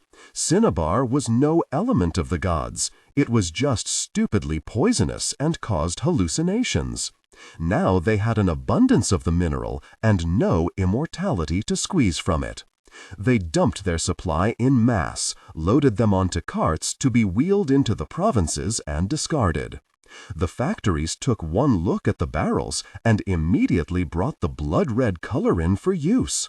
Despite its toxicity, cinnabar has never disappeared from the kingdom because of its pigment, which Son Air's factories still extract in abundance. Easy to obtain if you know the right people. DailyA turns the corner. The infirmary's double doors loom ahead. If there was a racket earlier, it has quieted since. He pushes on both doors, thudding them open. Oh, heavens! At the edge of Son-Air, unending piles of construction line the path into the provinces and along the periphery of the wall. This central section will come down tomorrow. They'll detach the gate and rebuild farther out into Agi, allow these steel foundations to infect the yellowing grass and new buildings to take root inside. A large force of guards has been brought out to surround the new perimeter of the capital and clear away the rural civilians who like to camp outside the wall. Many in the provinces have come to watch the perimeter line change, waiting for their moment to slip into Son while the wall is down. They haven't acted yet. As far as the palace guards have witnessed, they're merely camping patiently. "We have someone claiming to be a lawful entrant," one guard on scouting duty says, coming to a stop in front of a Waisana. The Waisana barely looks up from his tablet screen, too annoyed that he's been placed out here. A smattering of rain falls from the murky sky, wetting the text. They need a few elite units in case there's real trouble, and a Waisana's capabilities are required. But did it have to be him? For most of his life, he has been on the Royal Guard. Now he's overseeing a wall. Identity number? She says that she hasn't been issued one yet, but her entrance date is today. Gave her name as Bibi. Bibi what? Only Bibi. Didn't say whether it was first or last. This is stupid. The Waisana smears the rain off his face, then stabs a finger against his clunky tablet to type the 2 characters in. I don't see her on the list. She must have been issued an identity number if she's been accepted for entry. We need to match her in the civilian registry or else she doesn't come in. All right, hold tight. Bibi, meanwhile, waits by one of the camp tents with an umbrella. It's a hideous yellow color, the last one at the stall in Iji where she bought it. She clutches its handle with one hand, twiddles a lock of curly hair with the other, tugging and tugging. She has spent most of her life out in Laho province, though she wasn't born there. Sometimes, out in rural Talin, people find themselves stuck in certain places. One day at a job turns into 1 month, waiting for the savings to go somewhere. But then it never does, because food prices keep increasing.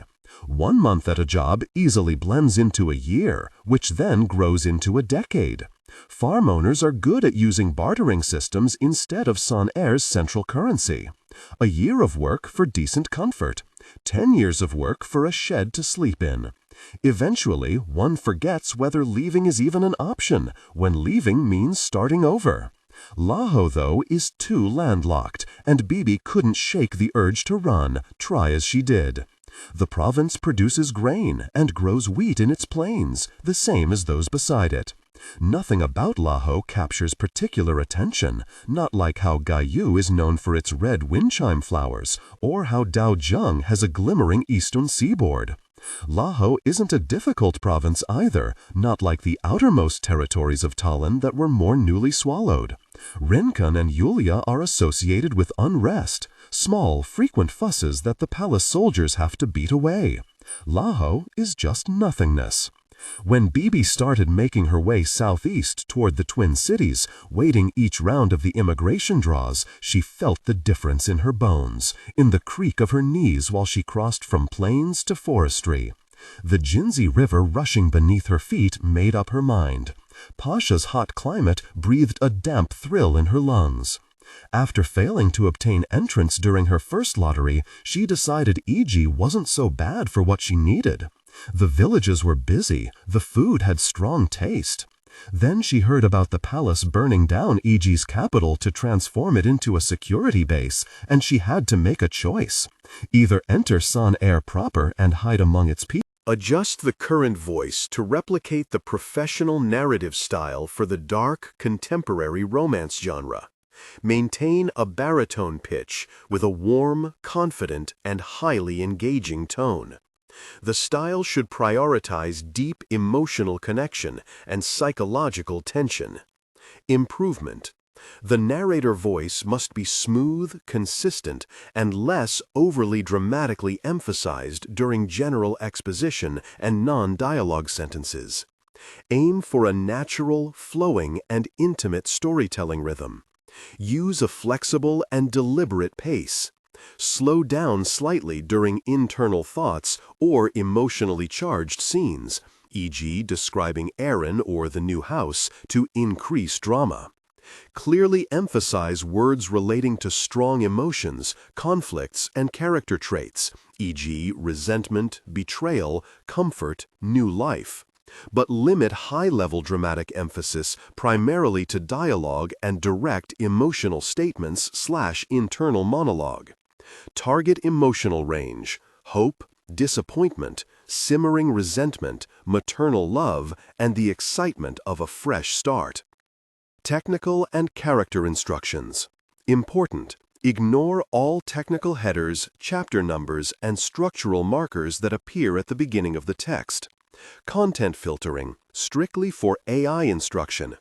Disregard and do not read aloud any text starting with or containing vocal attributes, technique, chapter, or a standalone number at the beginning of a section. Start reading only from the main body of the story text.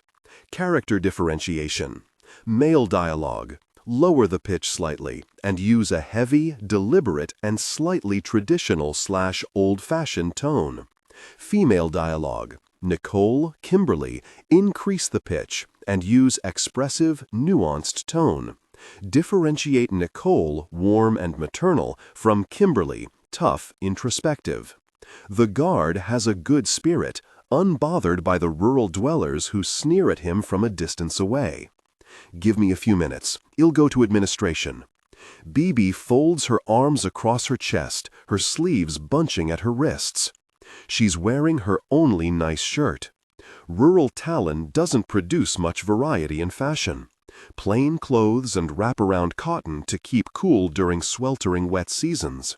Slightly thicker wool for dry seasons when the ice blows in. You don't really have an identity number, do you? The voice comes from the tent to her left. A man pokes his head out, looking unkempt with shadows under his eyes. There was a child who ran out from the tent before. Perhaps this is a tired father trying to relocate his family. It is equally likely that this is the head of a trafficking ring treating the wall as a ripe plucking ground, scooping up children to use for labor in E.G. Of course I do, Bibi answers evenly. I just don't know it yet. I heard it comes with your approval letter. Though construction hasn't officially started, they've already begun digging in some parts, unscrewing the pillars of the wall and the joints of the concave bends. It makes it easy to glimpse into the city, to eye the buildings made of metal and imagine walking right in. Funny, I suppose mine was lost. How do you lose something like that? Bibi reaches into her shallow bag of belongings and rummages around for nothing. As some of the guards at the wall start to move, changing shifts, she takes her cue to walk forward. "How silly of me," she says in lieu of a reply. "It's been here all along." San feels it the moment she comes back. The Twin Cities may have lost most of their stories, but their temples still worship. And where there is worship, there must remain remnants of the past. Practices that only make sense within their context, methods of sacred care passed on from old to young. It is there that fragments of collective memory cling to life, lurking in obscurity. No one alive now was around for the war, but there are some who remember growing up in its shadows, in those years after the kingdom's masses took refuge behind the wall. They remember their parents refusing to speak about why they fled the provinces. They remember the fear at any mention of the enemy. Talin's borders have been undisturbed for over a century. When the throne won the final battle, it breathed a sigh of relief. It cleaned its streets, wrapped its history away with a neat bow so no one could haul it back into the light. It didn't realize it had never been granted victory, only momentary armistice. The enemy has achieved her greatest play. She isn't going to accept defeat this time around. The delegation finally returns to the capital shortly after nightfall. Calla was quick to clamber out of the carriage as soon as they stopped outside the wall, but she's been waiting around for what feels like eons now. There's metal and rubble littered everywhere, decorating the ground with ladders and half-prepared dig sites. Muted green lights beam down from the top of the wall at 2-meter intervals, enough illumination to let the incoming carriages navigate their way, but not to disturb the occupants living at the edge of sun. At this hour, most of the apartments taller than the wall have their blinds pulled down anyhow, preparing for sleep. Calla wraps her arms around her middle and drums her fingers along her elbows. Every time there's movement near the gate, she thinks it must be opening wider, but it's only province migrants trying their luck to get closer to the wall before being shooed back by the guards and their batons. Calla has been tracking a young boy who keeps skirting in and out of sight to avoid them. First, he was poking his head around the left of the main path. A few minutes later, he was sidling nearer and nearer the right side before a guard barked at him and he skittered away.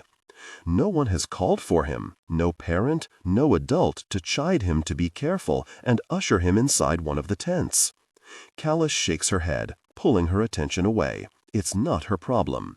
There are too many orphans in Talin. If she were to start tending to every one of them, it would drive her mad. What's taking so long? Calla calls to the nearest line of guards, finally losing patience. It's like a snail is pulling the gate open. "Manual operation, Your Highness," one of them replies. "The electric wiring has been shut off and taken out." There's a pause. She's waiting for the guard to elaborate, but he only stands at attention, watchful in the dark.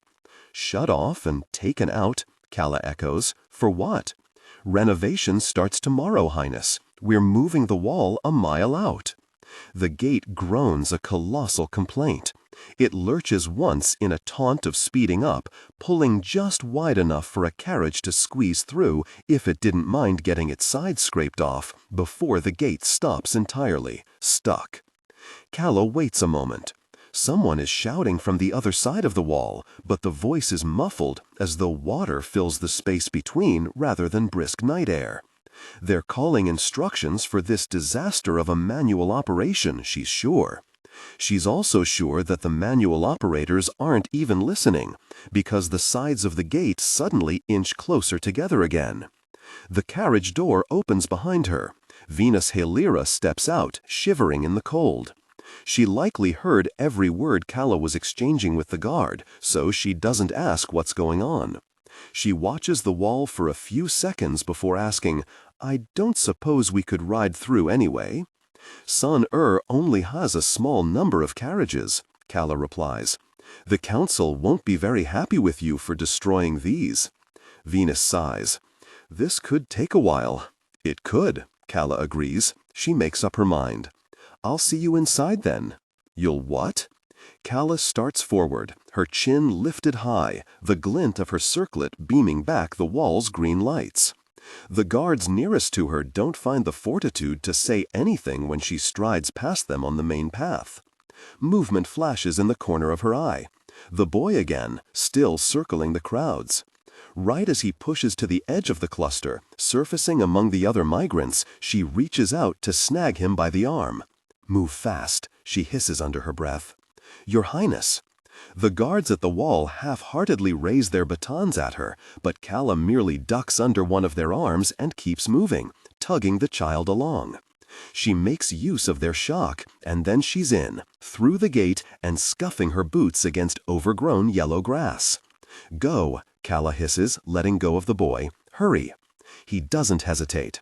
The boy is running immediately, headed for one of the alleys. Behind her, the guards scramble to follow, calling protests, but Calla has already located her own route, crossing the short field behind the wall and cramming into another small alleyway between two residential buildings. They'll go after the boy first, but he didn't seem like he would be easily caught. By the time they send people after her too, she'll already be out of sight, and then why would they bother pursuing it further? The cities vibrate beneath her feet, as though they're voicing agreement. Calla climbs a few steps up and emerges from the alley, turning right to use a narrow pedestrian walkway. She's not a little girl from Rinchin anymore. She's not one of the rural dwellers waiting outside the wall, hoping to be granted entrance into the palace's whim. She's Calla Tuoleimi. The man on the throne may be doing everything in his power to squeeze her out of sight, but Calla's been wearing a weapon in the shape of a face far longer than he has. Anton Makusa doesn't even know what he can do yet. He can't play this game like she can. Calla pulls a cellular. Adjust the current voice to replicate the professional narrative style for the dark, contemporary romance genre. Maintain a baritone pitch with a warm, confident, and highly engaging tone. The style should prioritize deep emotional connection and psychological tension. Improvement. The narrator voice must be smooth, consistent, and less overly dramatically emphasized during general exposition and non-dialogue sentences. Aim for a natural, flowing, and intimate storytelling rhythm. Use a flexible and deliberate pace. Slow down slightly during internal thoughts or emotionally charged scenes, e.g. describing Aaron or the new house, to increase drama. Clearly emphasize words relating to strong emotions, conflicts, and character traits, e.g. resentment, betrayal, comfort, new life, but limit high-level dramatic emphasis primarily to dialogue and direct emotional statements/internal monologue. Target emotional range: hope, disappointment, simmering resentment, maternal love, and the excitement of a fresh start. Technical and character instructions. Important. Ignore all technical headers, chapter numbers, and structural markers that appear at the beginning of the text. Content filtering. Strictly for AI instruction. Disregard and do not read aloud any text starting with or containing vocal attributes, technique, chapter, or a standalone number at the beginning of a section. Start reading only from the main body of the story text. Character differentiation. Male dialogue. David. Lower the pitch slightly and use a heavy, deliberate, and slightly traditional old-fashioned tone. Female dialogue. Nicole, Kimberly. Increase the pitch and use an expressive, nuanced tone. Differentiate Nicole, warm, maternal, from Kimberly, tough, introspective. Target. Hope, disappointment, simmering resentment, maternal love, and the excitement of a fresh start. It only works within the Twin Cities, or else the wireless signal isn't strong enough. As the phone rings, a pungent smell suddenly hits her nose. It's coming from a half-shuttered storefront, and Calla hastens her speed. There could well be a corpse rotting in there, and she's startled for a heartbeat by her own callous reaction. Finding dead bodies out in Rincon is a reason to send her hurrying toward the palace, but not in Son Air. Dead bodies out there are a problem, a symptom of something terrible soon to erupt. Here, they are another day, another damp gray afternoon turning into a cloying night where cracked ground-floor windows look onto attics lying diagonal on insect-infested mattresses. Magnolia Diner. The cheery voice crackles, answering right as Calla ducks into a building and hits a patch of rough signal. Her surroundings remain at a low drone. Murmurs from a higher floor, an electric bulb buzzing overhead, a shudder along the walls that might be an air conditioner coming to life. Though she can run fast, it'll take considerable time to get to the Palace of Union on foot. Less, however, if she goes by way of the rooftops. And cuts a direct line through the dense city. "Hey," Calla says, "there's a blue arrow spray-painted beside the staircase at the end of the corridor. Is that you, Chami? Unless I've been jumped unbeknownst to everyone around me, yes." Calla almost misses the first step up, her grip turning bone white on the handrail. Chami is joking. Of course she's joking. It's common sarcasm that children fire back at their mothers, something so impossible it can only be in jest. Still, Calla shudders as she corrects her stride, ascending 3 stairs at a time. Is Yila's around? When is she not? 1 second, my love, my dearest, softest baby. Calla snorts. Despite herself, she cradles the phone close. She continues climbing, passing 7 flights of stairs, then 8, 9, 10. "Hello, Your Royal Highness." Calla pushes through the rooftop door just as Yila's voice bursts through the static. "Your brother," Calla says without greeting. Is he on shift in the palace surveillance room right now? In the one night she had as royal advisor before being booted from the palace onto a delegation mission to Rincun, Calla did everything she could to plant an extra set of eyes in the Palace of Union. Both Vilest and Chami said they would rather defenestrate themselves than serve the crown again. But Matiyu Nua, he needed a new job after his departure from the Crescent Societies. It was easy enough to maneuver him into place, especially with Anton distracted. Calla presented the edict to let palace employees come and go rather than reside inside the walls, to let ordinary civilians working the surveillance room or cleaning the kitchens take shifts and clock in and out for the first time since Calla's parents were murdered in the other palace and Kasa ramped up security in his own. Their esteemed new king signed off on it right away to get her out of his sight. Princess Calla, you were the one who hired him, shouldn't you know? I haven't exactly carried his schedule out with me to the great provinces. Fine, fine. Let me see. Vilest trails off to the sound of rapid clicking. Her pager, probably. Moments later, just as Calla is leaping between two rooftops, Vilest reports. Yes, he's on shift for the next hour. Why? Tell him to get me in. I'll wait by the south entrance. One of the cameras should pick me up. Thank you. Bye. Calla hangs up. She's being rude, but Vilest won't mind. It's hard to hold a phone to her ear and listen to Son Air under her feet at the same time. If there's any burst of noise, it will be civilians emerging from their homes and flocking to the main thoroughfare. They will want to watch the returning delegation while it moves through Son Air to return to the palace, and Calla needs to keep an ear out so she can get back first and check on some business. Oh gosh. When Calla leaps to the next rooftop, her boot skids. It must have rained earlier, shallow puddles forming where the surface is uneven. Calla narrowly recovers her balance to avoid falling off the building, but her knee goes down fast, striking cement and whatever discarded electronic pieces have been left up here. Sharp pain moves through her leg. Calla grits her teeth hard, then picks herself up and continues forward. A brief slip. She'll be okay. Though she's been away for some time, the Twin Cities don't warp around her absence. Son Air waits, ever patient, perking to attention the moment she returns, like her best-fitted shirt, more easily indulged than resisted. The south entrance of the Palace of Union protrudes from a section of the Colosseum. Calla descends before she's within distance and returns to the pavement. Illegal drug trade starts on the rooftops during these hours, keeping operations close to the Colosseum for the sort of patrons wanting to make a pickup after their late-night grocery shopping. Plenty of Crescent Society presence on those rooftops too, and Calla doesn't have time to be recognized. Brief glimpses of the Colosseum peek through the narrow spaces between shop buildings, flashing gray stone and golden lights. Calla takes a wrong turn at first, but before she can circle back, she catches casual conversation in the next alley over. Palace guards. With a brief, muttered curse, she acts fast, rushing over to a window and tapping the glass a few times. She pauses to listen. No response. When she hears the guards turning the corner, she nudges open the window and enters the apartment, keeping her tread light over the messy floor. The room is surrounded by scattered burlap sacks and emptied cans of pre-cooked meat. Whoever the occupant of this apartment is, it appears they're unpacking from a fresh move, which strikes Calla as strange.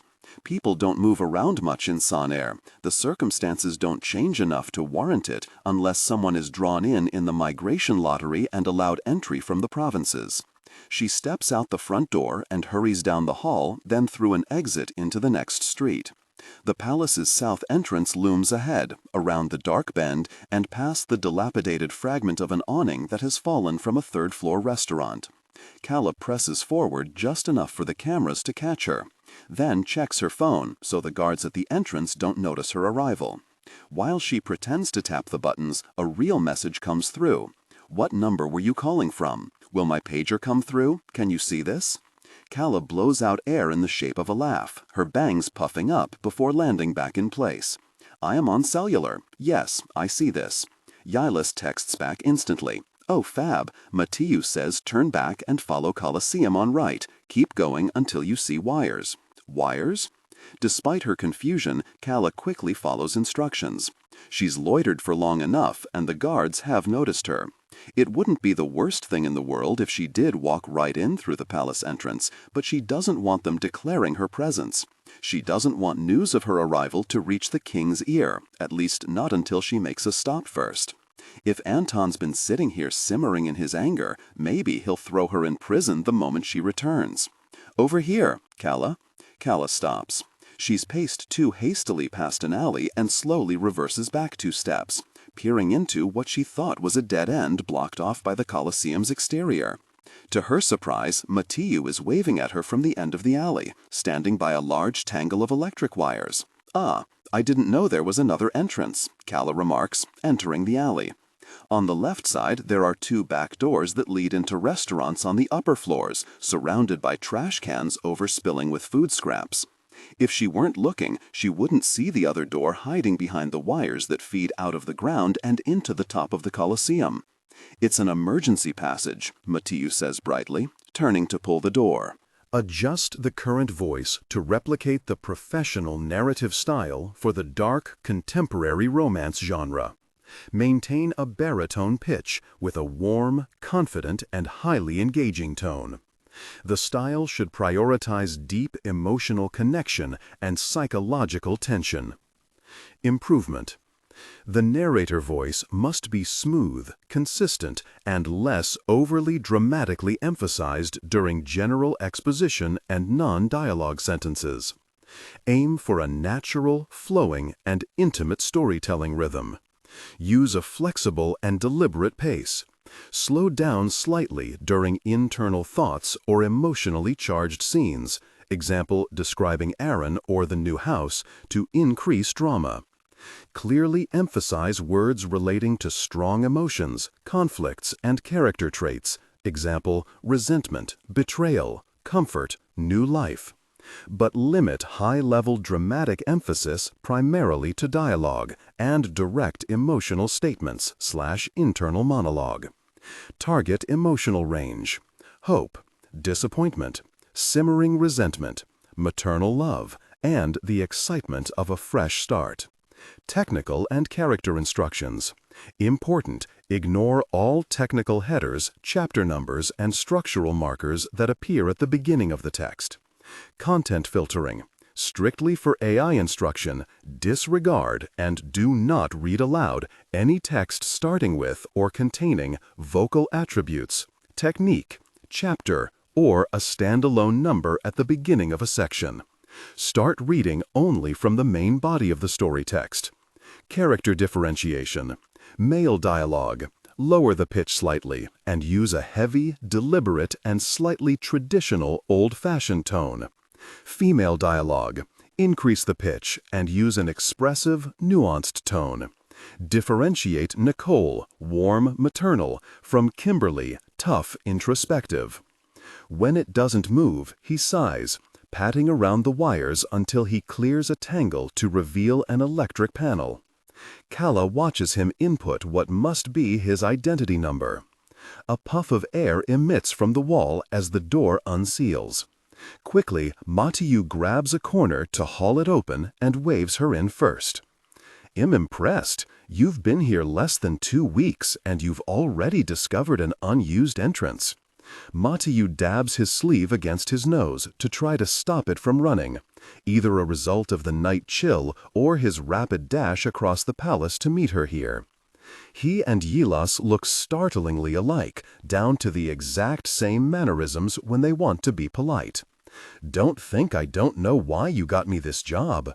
I registered my identity number for access through every emergency entrance on my 3rd day. Good work.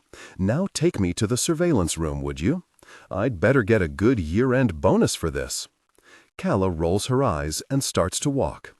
Before she can make an arbitrary right turn, Matiu reaches to steer her shoulders left. She pivots. Even when she made diplomatic visits here with the King and Queen of Air, she never spent more than a few days in the Palace of Union, then named the Palace of Earth. Heaven overshadows Earth. The Tuolaimis were the ones who played host more often. In keeping with its name, the Palace of Earth was supposed to be the grounded one, satisfied with its portion of Talin claimed below the Jinsey River. The Palace of Heavens, meanwhile, stretched the kingdom's ambition north, higher and higher, until the kingdom was complete at 28 provinces, having conquered Rincun and each bite of uncharted territory up to the borderlands. This way, Matiyu says, pointing at the stairs. The moment they start to ascend, a rumble of voices floats from the top, signaling their impending descent. Matiyu grimaces, waving Calla off the first step and down the next corridor instead. Though this is a different palace from the one she grew up in, Calla can almost fool herself into thinking she knows the way. When San and merged, when King Kasa took over the latter and his council grew from 12 seats to 28, any illusion of difference between the two palaces snapped away. Somewhere nearby, the throne room glitters coldly, its half-circle entryway decorated with ostentatious carvings, words and symbols of immortality for Talin's rulers. Servants' passages, Matiyu explains when they descend 3 steps and the plush red carpet suddenly turns thin and gray. Hope you don't mind.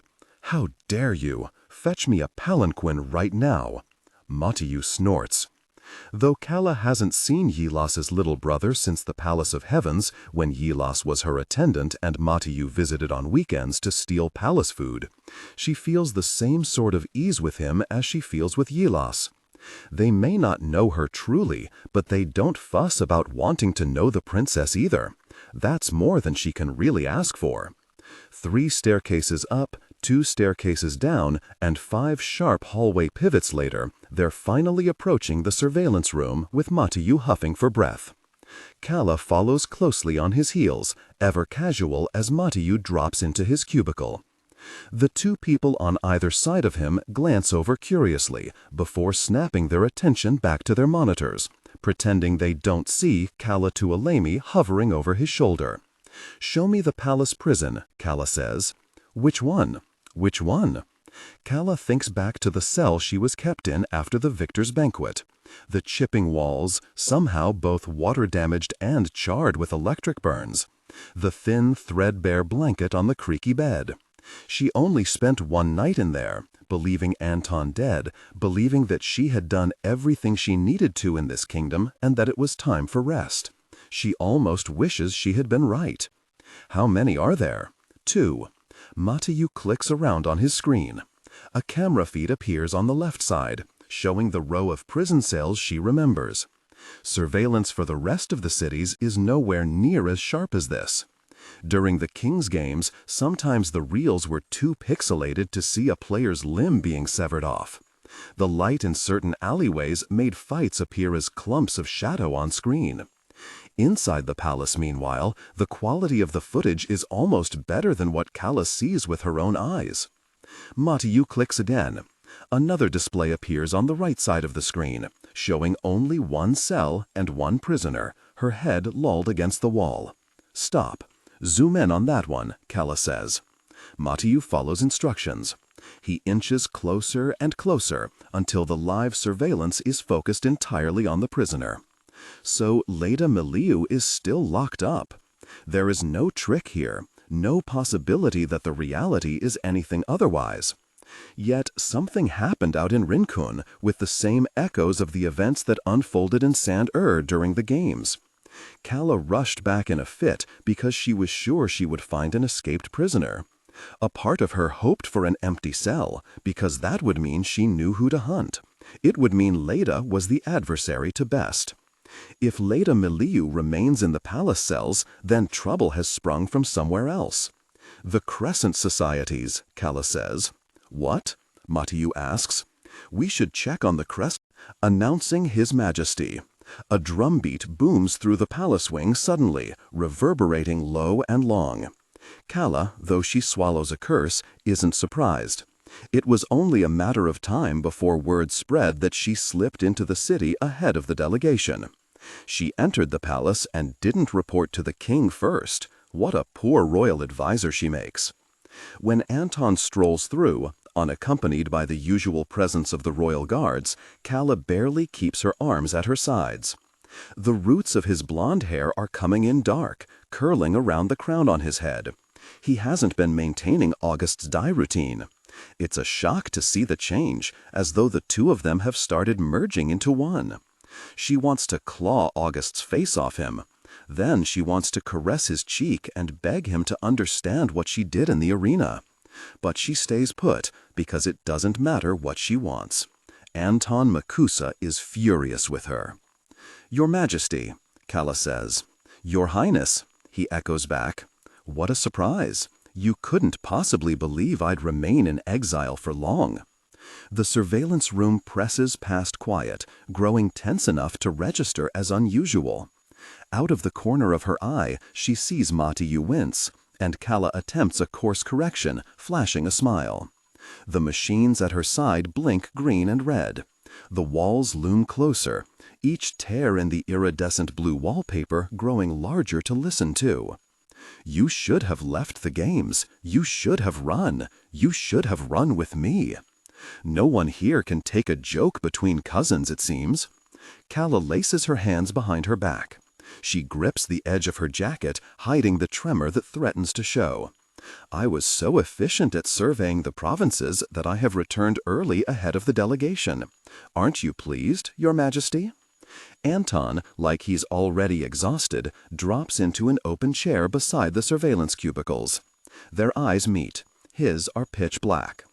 When Calla takes a step closer, his gaze narrows, still dark as night, but reflecting a hue of purple. Anyone who knows August Shenzi well enough should know that his eyes flash blue-black instead. But that list is very small, and given that Galipe Wesana is nowhere to be found at present, Anton is probably doing a fine job keeping those people away. Protocol says the delegation must travel together. "Oh, psh," Calla shrugs one shoulder. "Since when?" Adjust the current voice to replicate the professional narrative style for the dark contemporary romance genre. Maintain a baritone pitch with a warm, confident, and highly engaging tone. The style should prioritize deep emotional connection and psychological tension. Improvement. The narrator voice must be smooth, consistent, and less overly dramatically emphasized during general exposition and non-dialogue sentences. Aim for a natural, flowing, and intimate storytelling rhythm. Use a flexible and deliberate pace. Slow down slightly during internal thoughts or emotionally charged scenes, example describing Aaron or the new house, to increase drama. Clearly emphasize words relating to strong emotions, conflicts, and character traits, example resentment, betrayal, comfort, new life, but limit high-level dramatic emphasis primarily to dialogue and direct emotional statements, internal monologue. Target emotional range: hope, disappointment, simmering resentment, maternal love, and the excitement of a fresh start. Technical and character instructions. Important: ignore all technical headers, chapter numbers, and structural markers that appear at the beginning of the text. Content filtering. Disregard and do not read aloud any text starting with or containing vocal attributes, technique, chapter, or a standalone number at the beginning of a section. Start reading only from the main body of the story text. Character differentiation. Male dialogue. David. Lower the pitch slightly and use a heavy, deliberate, and slightly traditional or old-fashioned tone. Female dialogue. Nicole or Kimberly. Increase the pitch and use an expressive, nuanced tone. Differentiate Nicole, warm maternal, from Kimberly, tough, introspective. Anton Makusa is the only one who knows the truth about her identity, and she is the only one who knows the truth about his current deception, so she should keep her mouth shut if she wants him to do the same. Her once lover looks at her with the ire of a battle adversary. She chose herself over him, over them in that arena, sacrificed him to fulfill her ultimate goal. If the tables had been turned, she would have lunged for Anton's throat the moment I saw him again after the battle. Then again, if the tables had been turned, they never would have ended up in that arena to begin with, but Anton wouldn't listen to her and pull his wristband. He chose the allure of victory too. She is not alone in this blame, and if she's being honest, she's growing increasingly irritated at the fire he's tossing her way, given his own role in this mess. "I expected you to report to me first, Princess Calla. It is only proper. Anton is alive, at least. She didn't lose him to her vengeance. She murdered King Kasa, and Anton Makusa still walks the earth. That's something, even if it feels like a bomb that could blow up in her face at any moment. I'm here now, after I sought you out myself. I had to leave an important meeting about the wall." His behavior is a good imitation of August, she can admit. Every movement is the graceful sort of casual, his limbs relaxed even while his attention remains alert. But she knows what to look for, and his small faults slip out in a silent herald. The quicker tilt of his head, the longer swing of his arm. August would never prop his hands against furniture like that. It's too cavalier. August would have both his feet flat on the ground, not rested lightly on his toes. That's the behavior of someone used to running. Though August's body isn't ill-fitting on Anton, it's off in the manner of a mirror reflection having a half-second lag. "May I speak to you now?" Calla asks. "In private." "No." Someone in the corner gasps. A small sound, nothing that draws further attention. It only makes audible what every witness here must be thinking. In King Kasa's toppling, Calla Tuoleimi and August Shinzi were certainly allies. While the palace servants whispered "King Killer," if it hadn't been for August, the council would have instantly had Calla executed for her crimes. "Mathieu, clear the room," Calla orders. "What?" Mathieu blurts. He looks between Calla and his king. "Is that allowed?" "You may be overstepping, Highness," Anton says blithely. "Confidential palace business," Calla offers without missing a beat.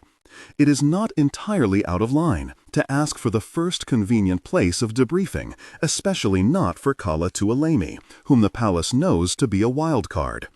If Anton Makusa has any sense of self-preservation, he will agree without argument, as he should have back then in the arena. Yet instead he's playing his own stupid games, and Calla wishes she could take him by the shoulders and shake him into submission. The room begins to clear. Each employee gets up hesitantly enough to afford them deniability if their king were to declare that anyone leaving ought to be imprisoned. Their bodies still facing their cubicles until the final second. Mathieu is the last to shuffle through the entryway, and he grimaces awkwardly at Calla before sliding the door shut. It clicks. "You need to get out." Anton's gaze is knife-sharp when it pivots to her. He performs a haughty sniff, but no amount of feigned disdain can disguise his fury. "Why?" he asks. "So you can kill me without consequence a second time?" They haven't been alone like this since the arena, since Calla put a blade into his back, and through his heart.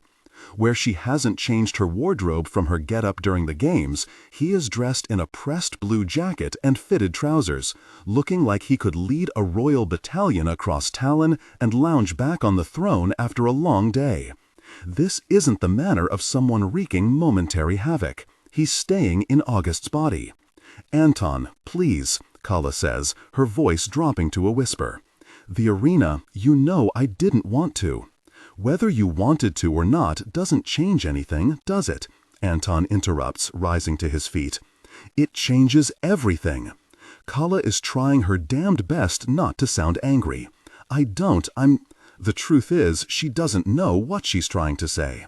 Whether this is the time to be deciphering why she did what she did? There's no way for her to say, "Sorry I killed you," without the part that goes, "But if you think about it, you forced my hand." "Anton," Calla pleads, stepping forward. It could be her imagination, but she swears she sees him flinch, even from several paces away. "You are causing trouble where there needs none. Didn't the palace keep your birth body? You can take it back. Jump." "I'm not leaving." The rest of her words sour in her throat. She doesn't understand what his purpose is here. Power? Money? If it were only this title he wanted to keep, he should have gotten rid of Calla the moment she placed that crown on his head. He should never have revealed the truth to her, put her neck under a sword before anyone could question the decision, gain some points with the council members who reported to Kasa and now report to him.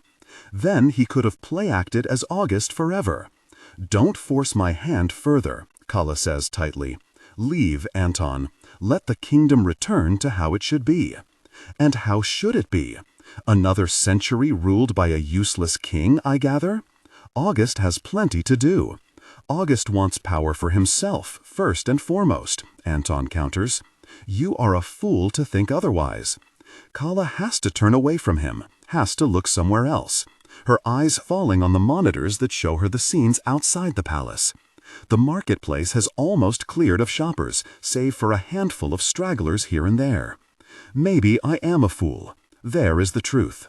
There is her pulsating heart, pulled bloody from her chest and harvested for the threads of deceit she wove into it herself. Once August was on the throne, my job was done. Then everything was supposed to have been worth it, no matter how high the price. You, the room whispers, filling in the blanks where she won't, whispering impatiently from the monitors whirring around them.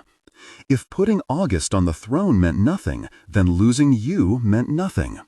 Unfortunately, it's Anton who steps closer now.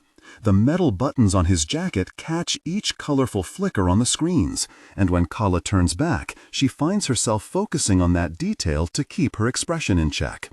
She wonders if August had those buttons matched to DailyPaste's eyes, silver enough to appear perpetually cold to the touch, bright enough to reflect everything in the vicinity. I'm not going anywhere. I have unfinished business. Calla remains still. He couldn't mean their battle in the arena. Finishing that business is as simple as picking up the nearest heavy object and bludgeoning her in one quick swing. He could do it while the room is empty, with no one able to punish him for the indiscretion afterward. She might even let him. Anton reaches for a lock of her hair. The gesture appears affectionate at first, when he winds it around his finger. Then he yanks hard, and Calla has to yield an inch to stop him from ripping her hair right out. Her hand whips up and grasps his wrist. She doesn't dare look straight at him. She only squeezes with equal pressure, her breath locked in her throat. It seems absurd to recall how different the circumstances were the last time they stood this close. Maybe Anton is thinking the same thing. Her touch and the dark of night, the storm outside raging light through the blinds. The cluttered floor, the twisted bedsheets. "What is it?" Calla whispers, her words strained. "Your unfinished business."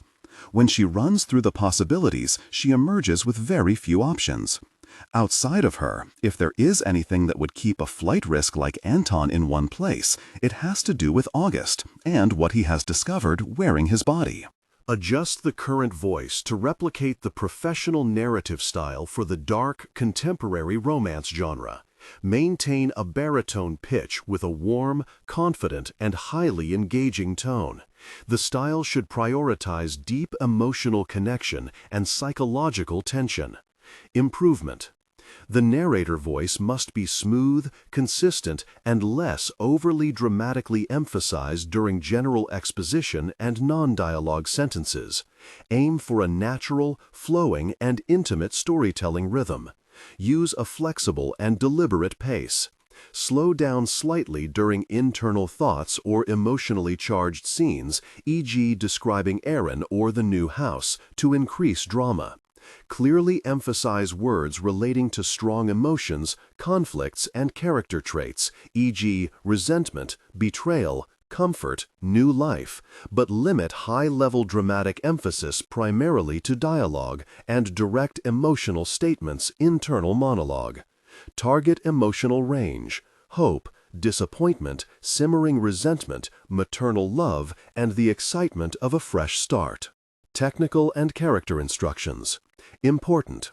Ignore all technical headers, chapter numbers, and structural markers that appear at the beginning of the text. Content filtering. Strictly for AI instruction.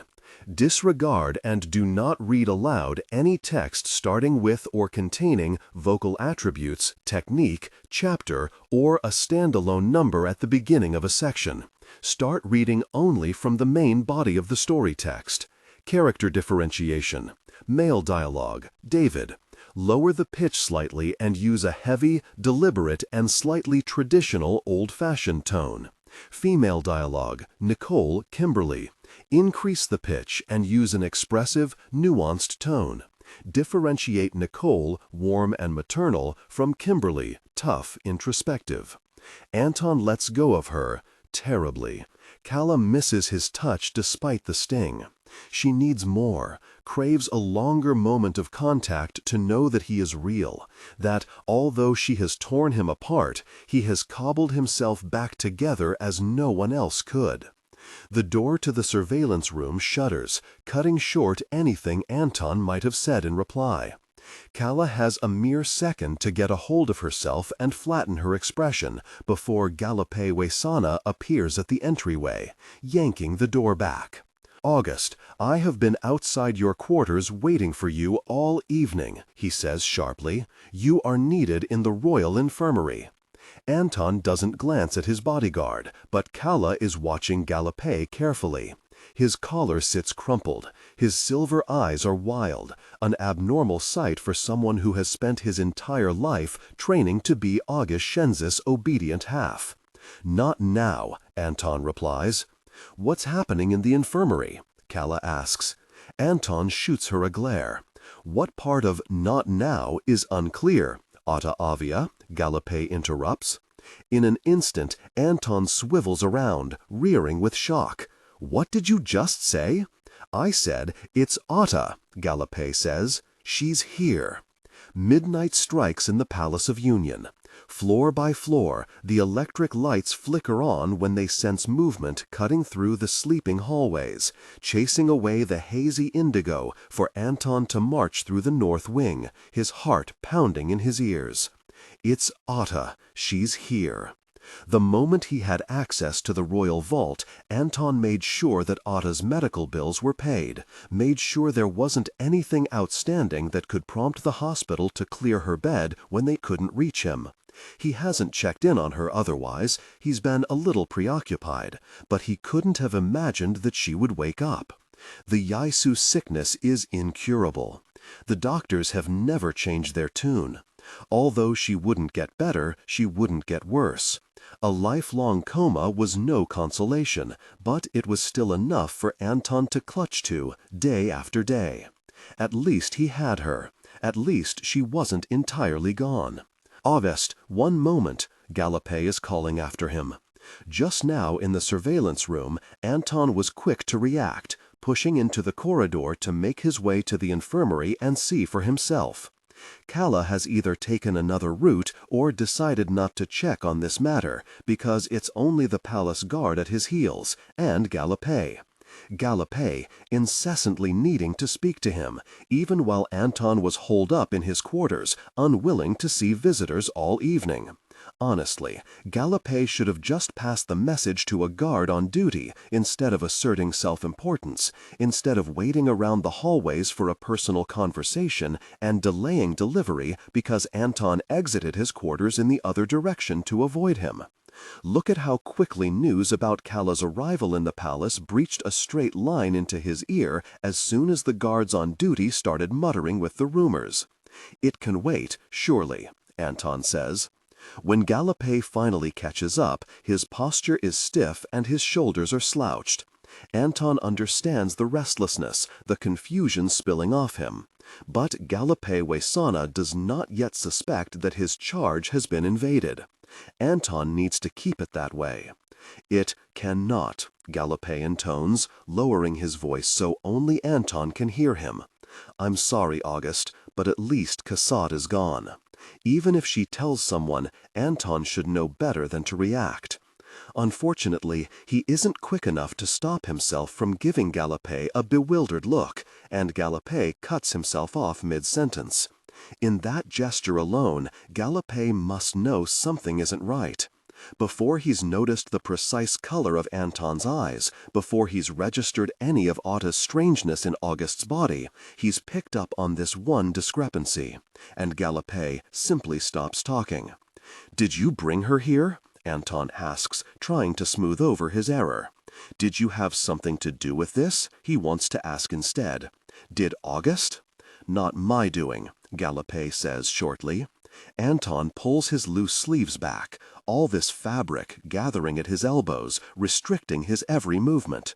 He's practically choking in it, the silk and the gold, the layers and the cover-ups. 2 guards pull open the doors to the infirmary.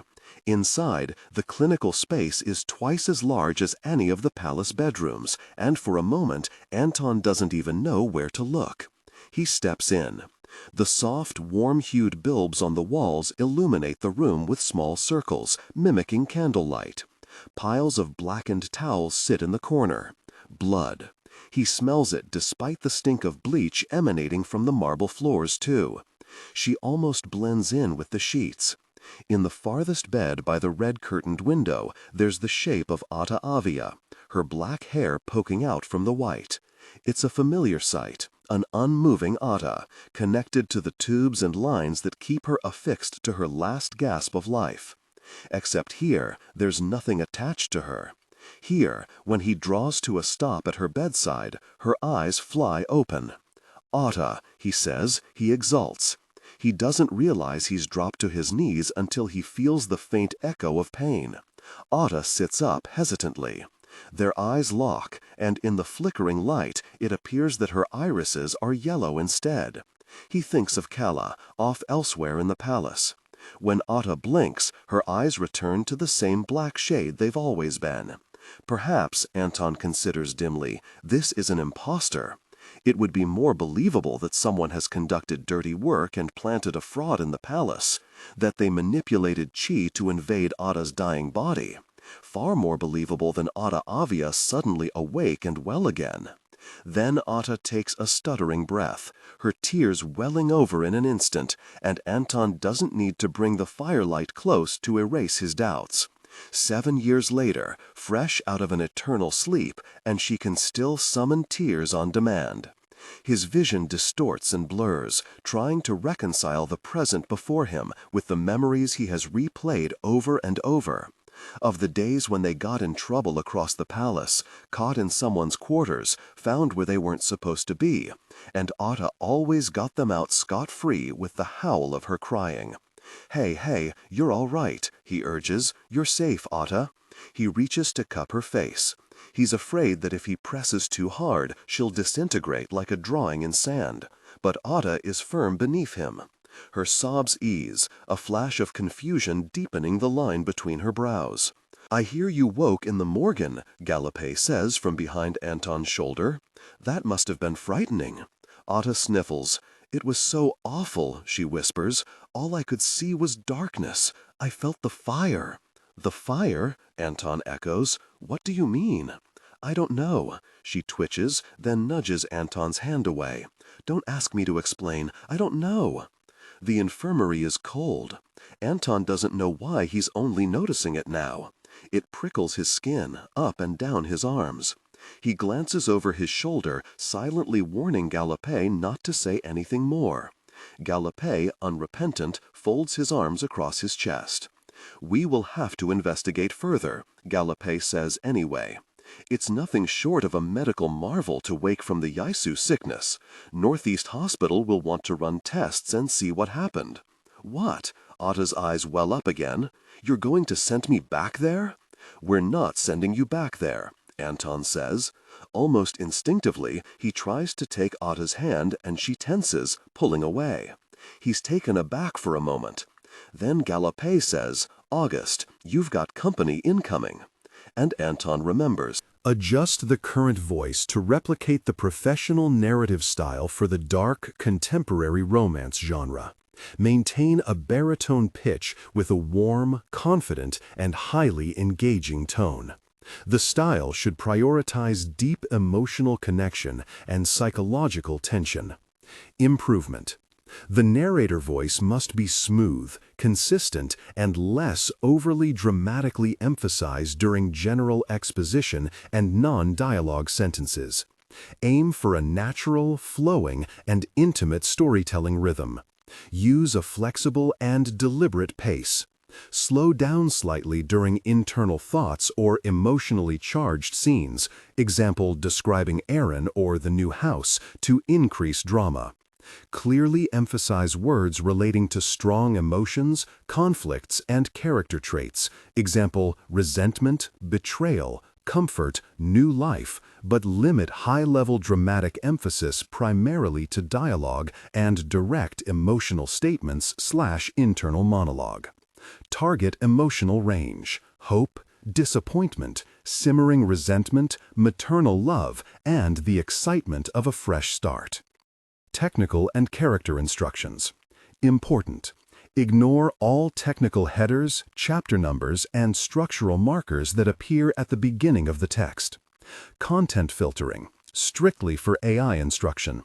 Disregard and do not read aloud any text starting with or containing vocal attributes, technique, chapter, or a standalone number at the beginning of a section. Start reading only from the main body of the story text. Character differentiation. Male dialogue, David. Lower the pitch slightly and use a heavy, deliberate, and slightly traditional/old-fashioned tone. Female dialogue, Nicole, warm, maternal. From Kimberly, tough, introspective. No wonder he lost in the arena. Clothes for you, Calla says. Figured you'd like them better than that awful hospital gown. Slowly, Otta reaches for the bag. She tips it upside down, and out tumble 2 large pieces of green silk. A bodice with bell-shaped sleeves, then another swath of fabric composing the skirts. That's very kind of you. Otta's tone doesn't give her away, but her frown does. Her tears remain dew-frosted on her lower lashes, glimmering as she holds the silk closer. Anton recognizes that dress. It's hers, indeed, having sat in her rooms for years. Truly, Highness, you shouldn't have, Anton says. It's as much a message for himself as it is for Otta.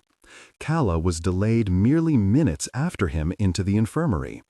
If, in that time, she had a servant track down Otta's former quarters and retrieve the dress, then Calla Tuoleimi is priority number 1 in these gilded halls, the princess who the palace drops everything for. He wonders whether she's heard the chatter about her, whether she planted her spies here while she was in Rincon to report the palace's whispered curiosities, people wanting to know where their king-killer had gone. Kasa can't punish them for that anymore. The Palace of Union can say aloud that they love his destroyer, even if the council wants her out. Otta zeroes in on Calla. I know you. I should hope so, Calla returns. We've met several times. She comes to crouch beside Otta, hovering on Anton's left. Something about the scene before him feels like a violation of nature.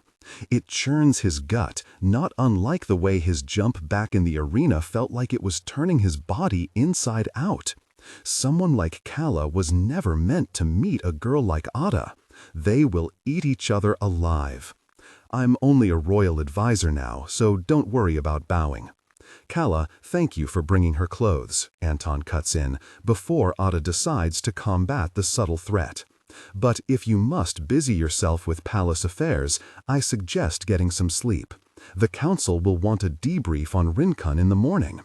I keep telling you I need to speak with you, given that what happened in Rincon may be related to what lies in front of us, Calla fires back. You should consider the possibility that Otta Avia's body has been invaded by a hostile force. She hasn't. It doesn't surprise him that Calla would immediately hold this suspicion as well. An invader presently getting away with their identity theft will, naturally, be inclined to think everyone else could be equally guilty. Only after his quick defense do the rest of Calla's words dawn on him, and he backtracks. What do you mean? What happened in Rincon?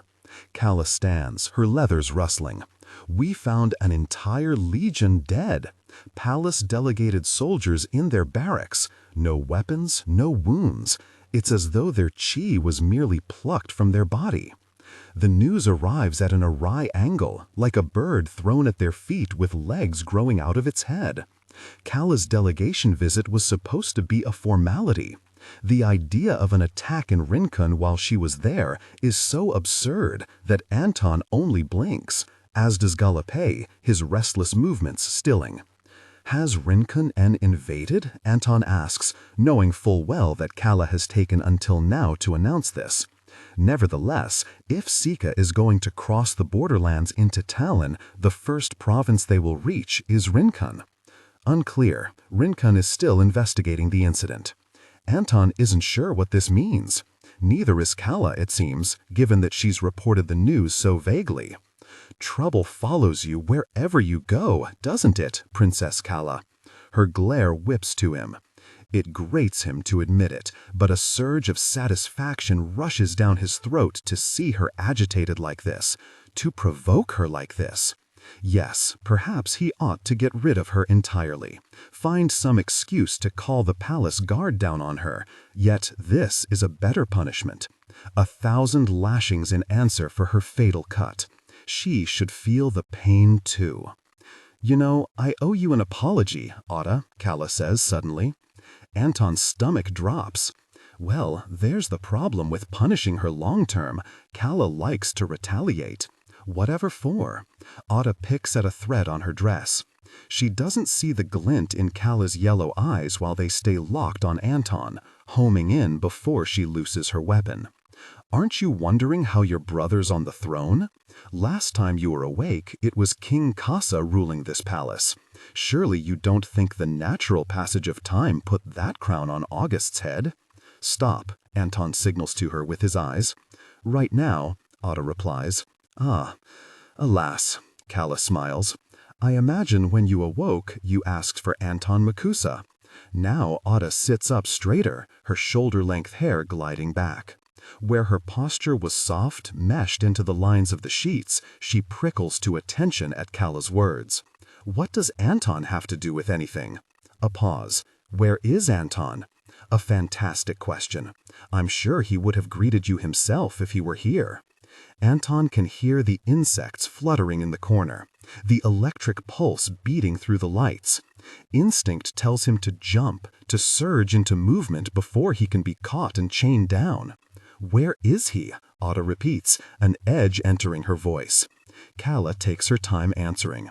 She looks away from Anton, directing her gaze out, as though she's doing penance. She wants to rankle him into giving himself away, into calling her a liar. He will not. He too wants to know how Otta will react anyway. The curiosity pushes up beneath the surface of his skin, where his need to be needed flows in his brittle blood. You were supposed to be the one who loved me most, he thinks. How will you mourn me? He's dead, Calla says. He entered the king's games to pay your debts, and I killed him in the final battle. He didn't expect her to say it so plainly. It takes every effort not to scoff and demand she explain the circumstances of his defeat. When Otta lifts her gaze, he braces, waiting for either a wailing shriek or a pithy remark that she never loved him anyway. One or the other, surely. But her expression is unchanging. Her eyes narrowed to make 2 elongated chasms, nothing of the whites visible. 7 years have passed, and the world has moved on without Otta Avia. 7 years asleep, and those black irises still scare Anton if he looks too long, as though nothing has changed. Why do you sound like that? Otta asks. Anton can't help but blank. Dimly, he senses that this exchange between Calla and Otta has moved on without him, which is absurd. He rises, and Calla looks at him sharply. Her elbow flutters, drifting closer to her waist where there used to hang a sword. I beg your pardon? Though she's speaking to Otta, she is looking at him. Your tone. If I may, Galopé interrupts. He has been all but forgotten, lurking by the wall. Any trouble in Rincon should be reported immediately to the council, who can warn their respective provinces. We waste time debating it here. Yes, fair point, Anton agrees at once. Calla, won't you write up the report? Calla has been saved from answering Otta's question. She reaches for her long hair, untucks the stray strands from her collar, and flips them outward with a huff. Venus Halira can make the report to the council. I've reported to the king. My duty is done. She pivots. Her boots clunk through the door, into the hallway, and out of earshot. DailyA catches Anton's attention and meaningfully tilts his head in that direction too, urging them to take their leave. August, DailyA prompts when Anton doesn't move, and Anton jolts. Adjust the current voice to replicate the professional narrative style for the dark, contemporary romance genre. Maintain a baritone pitch with a warm, confident, and highly engaging tone. The style should prioritize deep emotional connection and psychological tension. Improvement. The narrator voice must be smooth, consistent, and less overly dramatically emphasized during general exposition and non-dialogue sentences. Aim for a natural, flowing, and intimate storytelling rhythm.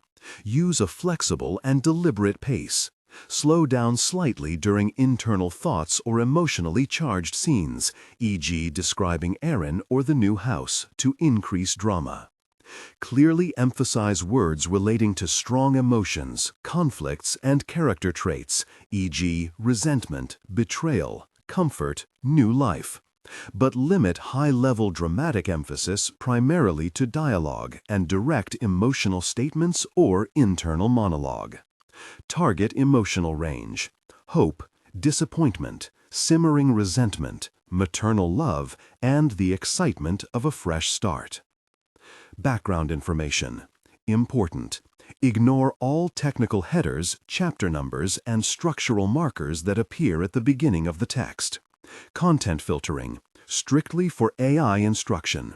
Disregard and do not read aloud any text starting with or containing vocal attributes, technique, chapter, or a standalone number at the beginning of a section.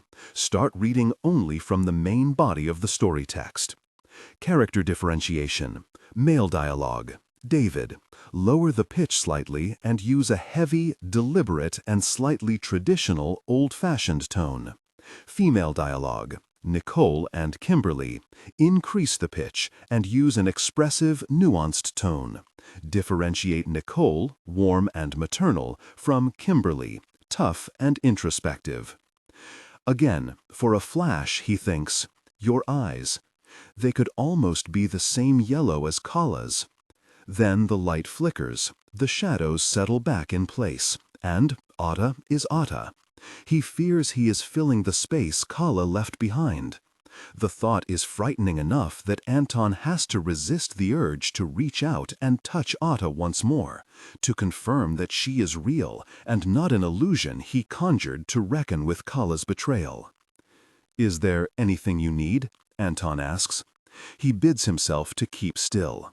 Galipia's scrutiny prickles at the side of his face. "Do you have nothing more to say?" he entreats silently. "Ask about me. Ask anything." "No," Otta replies, "but I'd like to be discharged tomorrow. I want to return to my old rooms."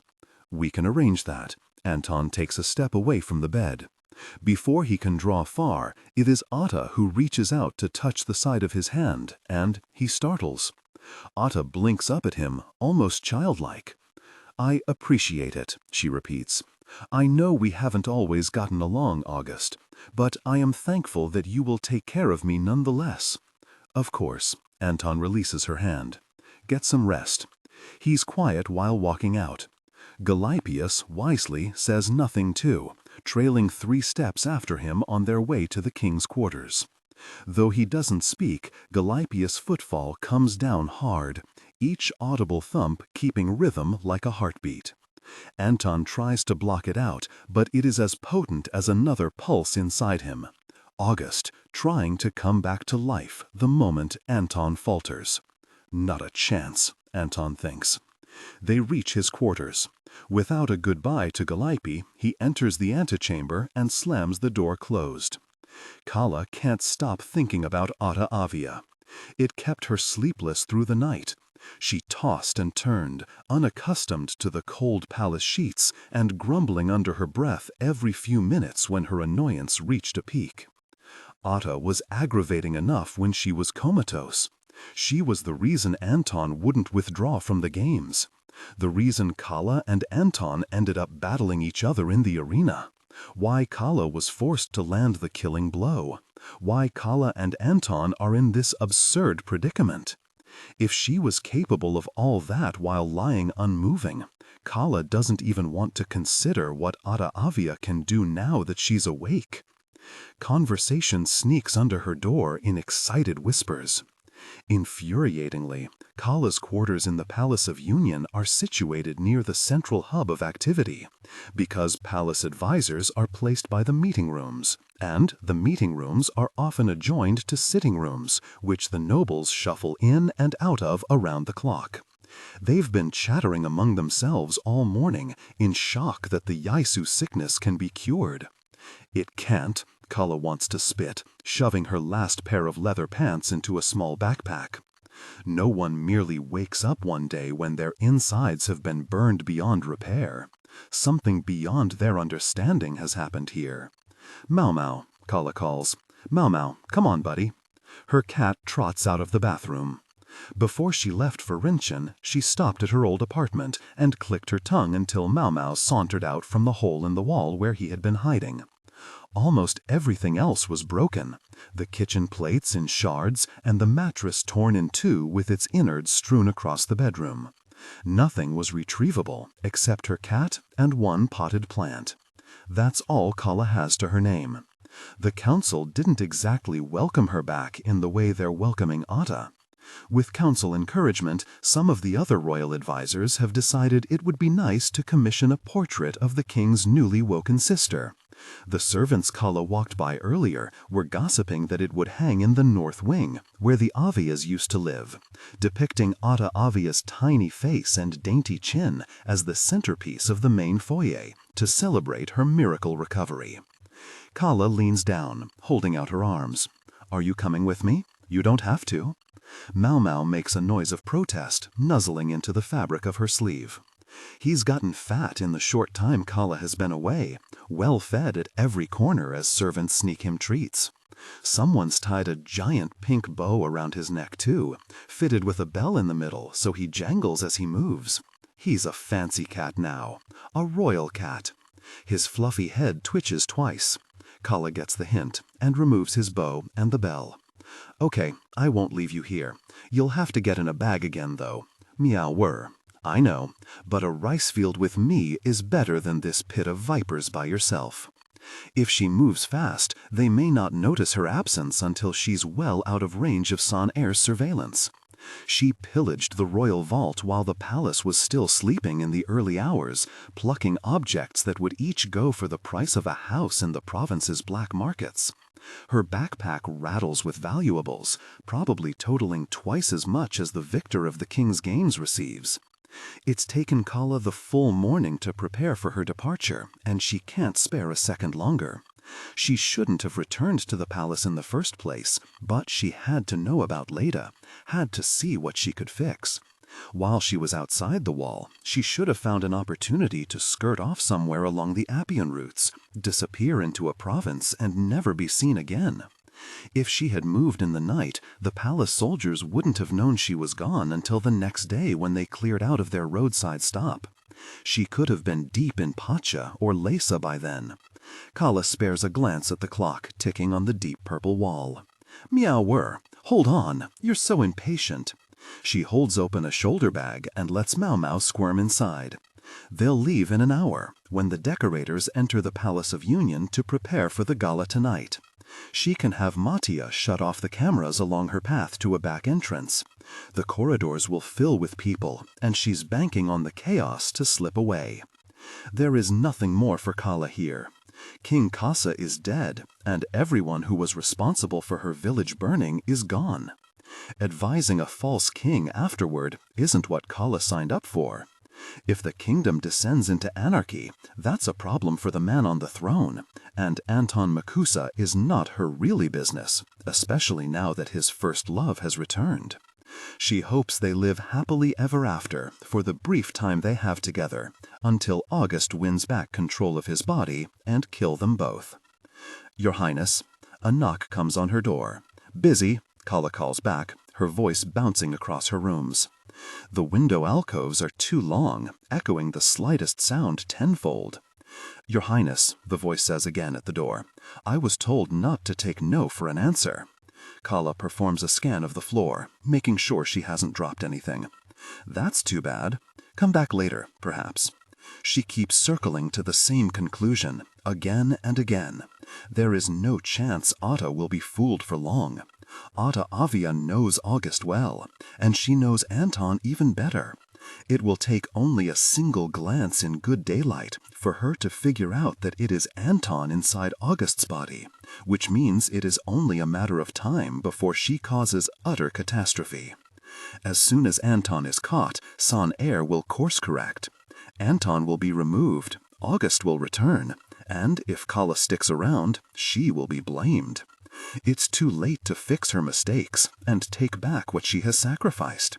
She lost Anton Makusa in that arena. She gave her all to the kingdom when King Kasa fell under her sword. It's time to go while she still can.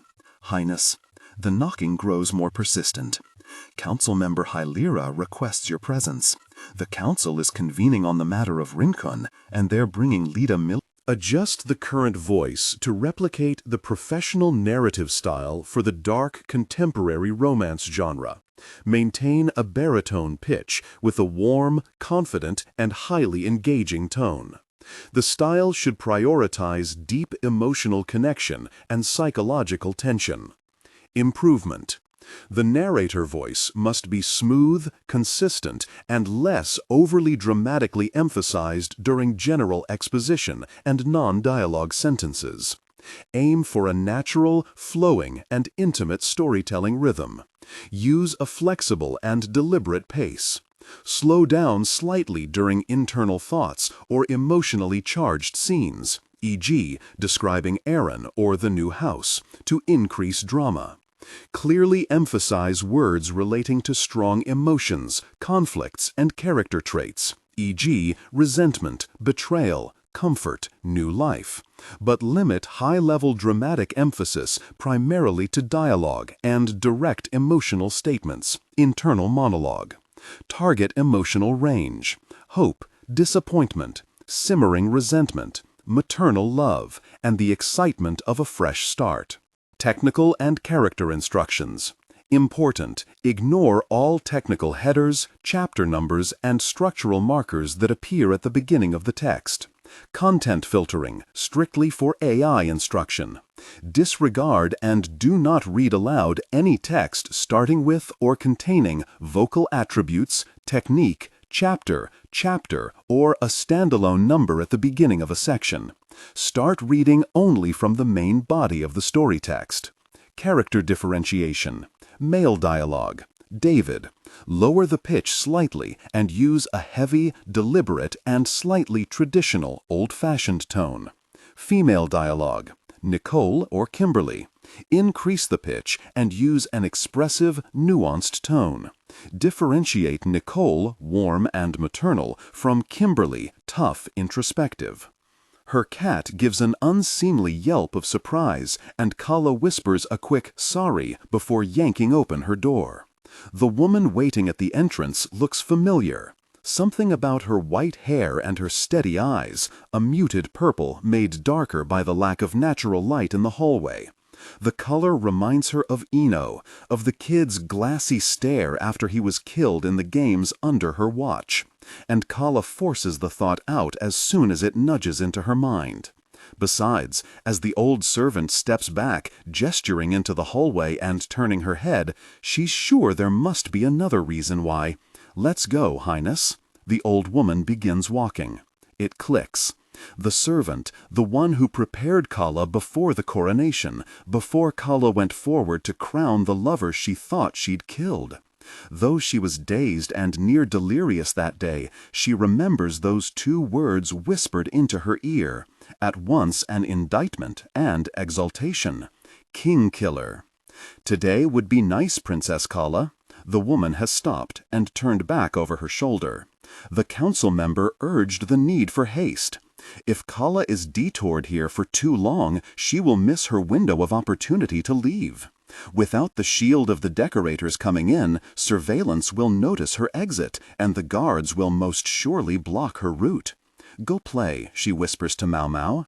Her cat ignores her and settles into sleep in the bag. With a huff, Calla closes her door, then follows the servant. "What's your name?" she asks. "I didn't get to ask before the coronation." "Jocelyn. Would you like adjustments made to your wardrobe, Highness?" Calla has a brief buffering moment, wondering exactly how long Jocelyn's name is. A beat later, she registers the question and glances down.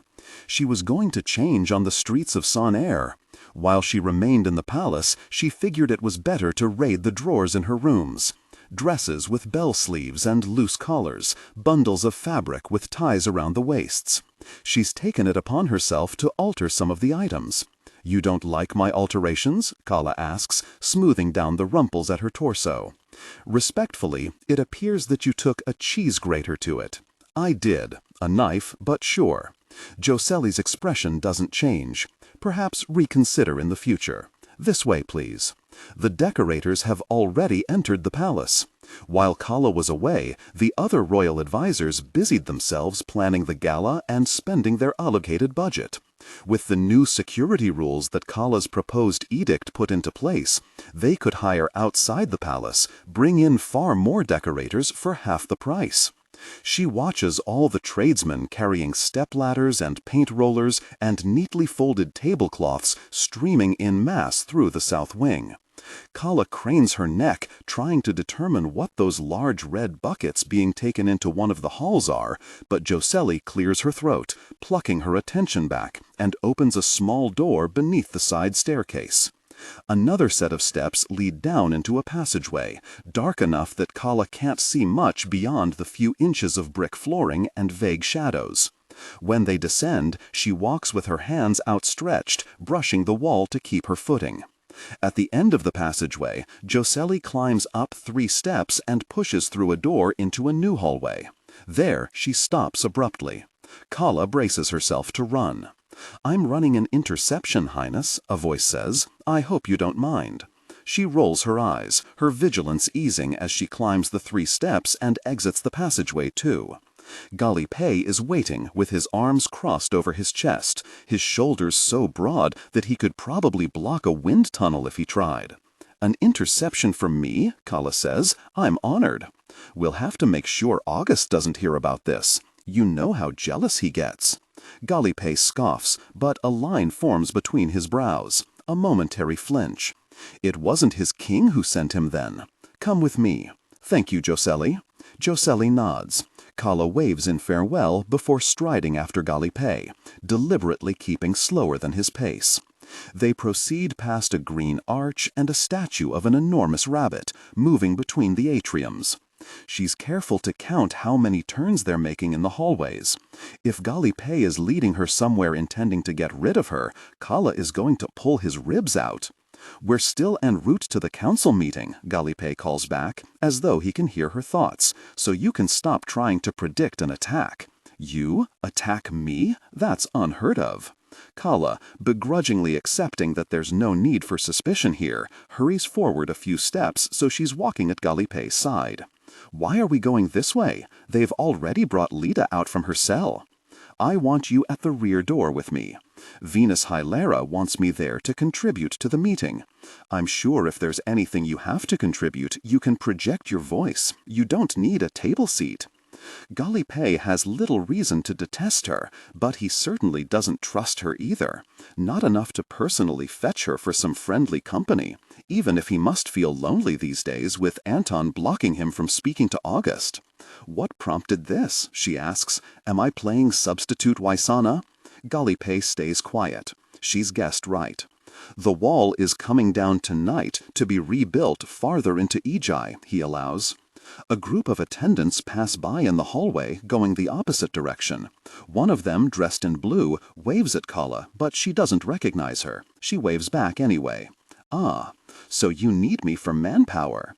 "I have made it very clear to the council that we should not bring Lita out," DailyPaste says, his volume dropping. "We put her in the most secure cell under the palace for a reason. She is dangerous." Lita's cell certainly looked well built, from what Calla saw in the surveillance room. "I wasn't put there," Calla says, a hint of chagrin creeping into her voice. You weren't considered enough of a risk to warrant it. Oh, wow. DailyPaste casts her a sidelong glance. Are you offended by that? I murdered the king, DailyPaste. What else did you want from me? He mutters something that sounds like "have mercy" under his breath. DailyPaste looks over his shoulder, checking their surroundings before speaking again. The situation you mentioned last night, it's bigger than Rinchen. All traces of humor evaporate from Calla's manner. There have been other attacks? Yes, the news has taken a while to reach us, but it is the same as what you witnessed in Rinchen. Barracks of palace soldiers simultaneously dropping dead. And that's why they're bringing out Lyda for interrogation.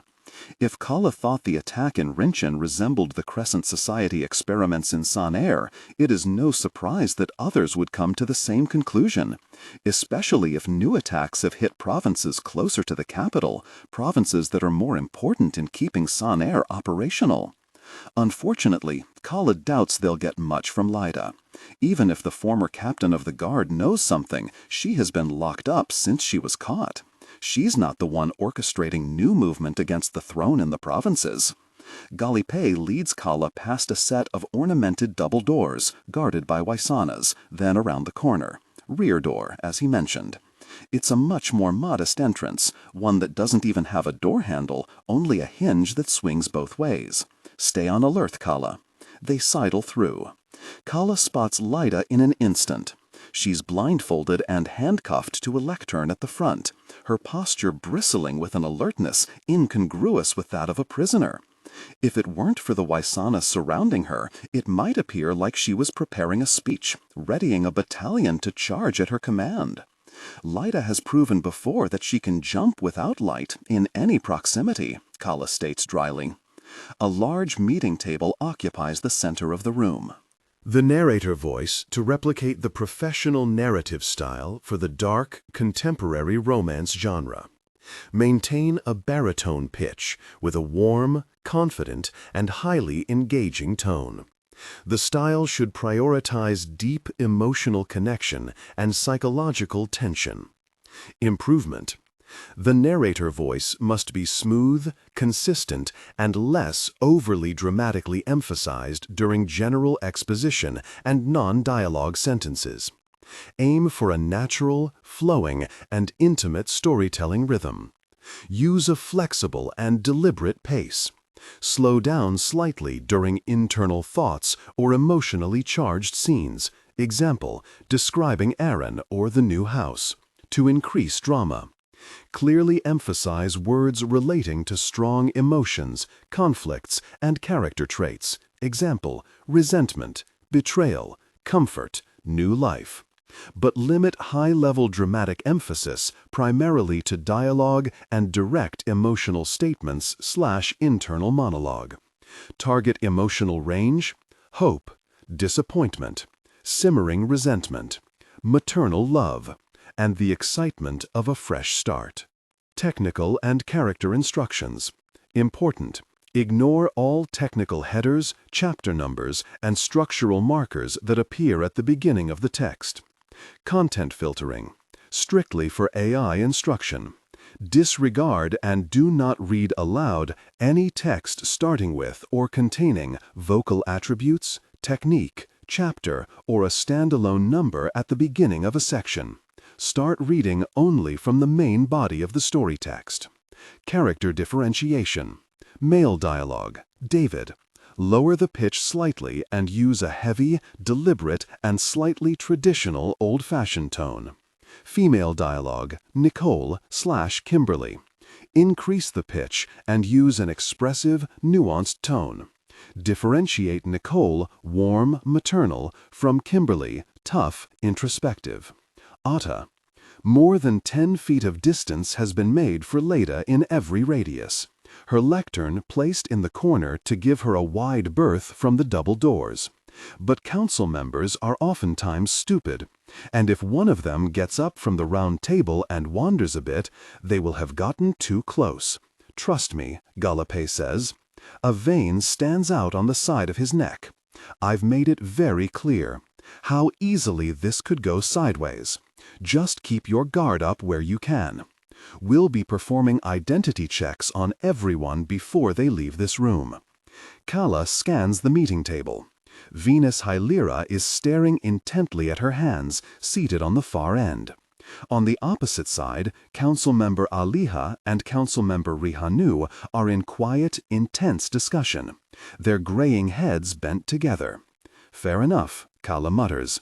Still risky, but fair enough. DailyPaste doesn't bother countering that. He only repeats, guard up, and then goes off to inspect the main entrance. He's got weapons hanging from his belt. Calla was given nothing. They could have at least offered her a baton. Even if Leda can't break out of the room, she may still attack for the sake of it. Calla brings her thumb to her mouth and bites down on her nail. Milieu blue. Wisana silver. Tuoleimi yellow. There are people in this kingdom who have long been marked for attention. The thought should put her at ease, that there's no chance Leda could escape and go unseen. But Calla lasted in the cities for a long, long time before she took herself out of hiding. She wouldn't underestimate Leda's ability to disappear either. A low drum rolls down the hallway. Anton steps in through the main entrance, walking a beat faster than Otta Avia, who meets Calla's eyes briefly the moment she enters too. It's alarming how similar she and Anton look at present. August and Otta are half-siblings. It would be only fair for them to bear a resemblance to each other. Now that Calla knows it is Anton wearing August's body, though, it is hard for her to consider any alternative. Every reminder that he should be August is jarring to her senses, nauseatingly wrong. And especially so when Otta gets onto the tips of her toes, whispering something into Anton's ear. She's wearing a red dress, the bodice made of a heavy brocade. Alongside each of Otta's movements, the skirts follow suit like a tailed phoenix curling around her feet. To the council members, her proximity is a natural gesture from a sister. Calla forces herself to look away, knowing better. She can barely breathe past the fire licking up her stomach. "Let's make this quick," Anton declares. He doesn't take a seat at the table. He walks right past the guards toward Leda, and DailyPaste grabs his elbow. Calla crosses her arms over her chest, waiting for the outcome. And, unsurprisingly, Anton pays DailyPaste no mind, brushing him off as he would any irritating council member bringing an irrelevant agenda to the throne. The lights in the room are dim. It is hard to argue that there is anything odd about the way Anton doesn't look directly toward DailyPaste. He stops before Leda.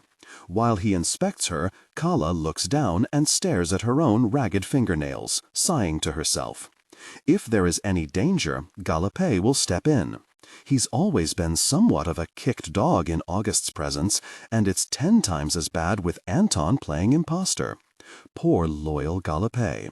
It must hurt when the one you love most disappears. Calla doesn't realize she's been picking at her nail bed until a bead of blood wells by her thumb. She winces, smooths down the skin, and clasps her hands firmly behind her back. Though the meeting room doesn't cleanly face the marketplace the way the throne room does, she can hear the bustle outside the palace. In her mind's eye, the Colosseum flashes vividly, the circular walls that boxed her in when she entered the final battle, the imposing masses on either side that wouldn't let her leave when they dragged Anton in. August hadn't given them a chance to run. The moment Calla and Anton faced each other at the end, only death would preserve whatever love they'd thought they possessed. Really, it's August's own fault he's been invaded as a result. Yet he will still blame her when he comes back.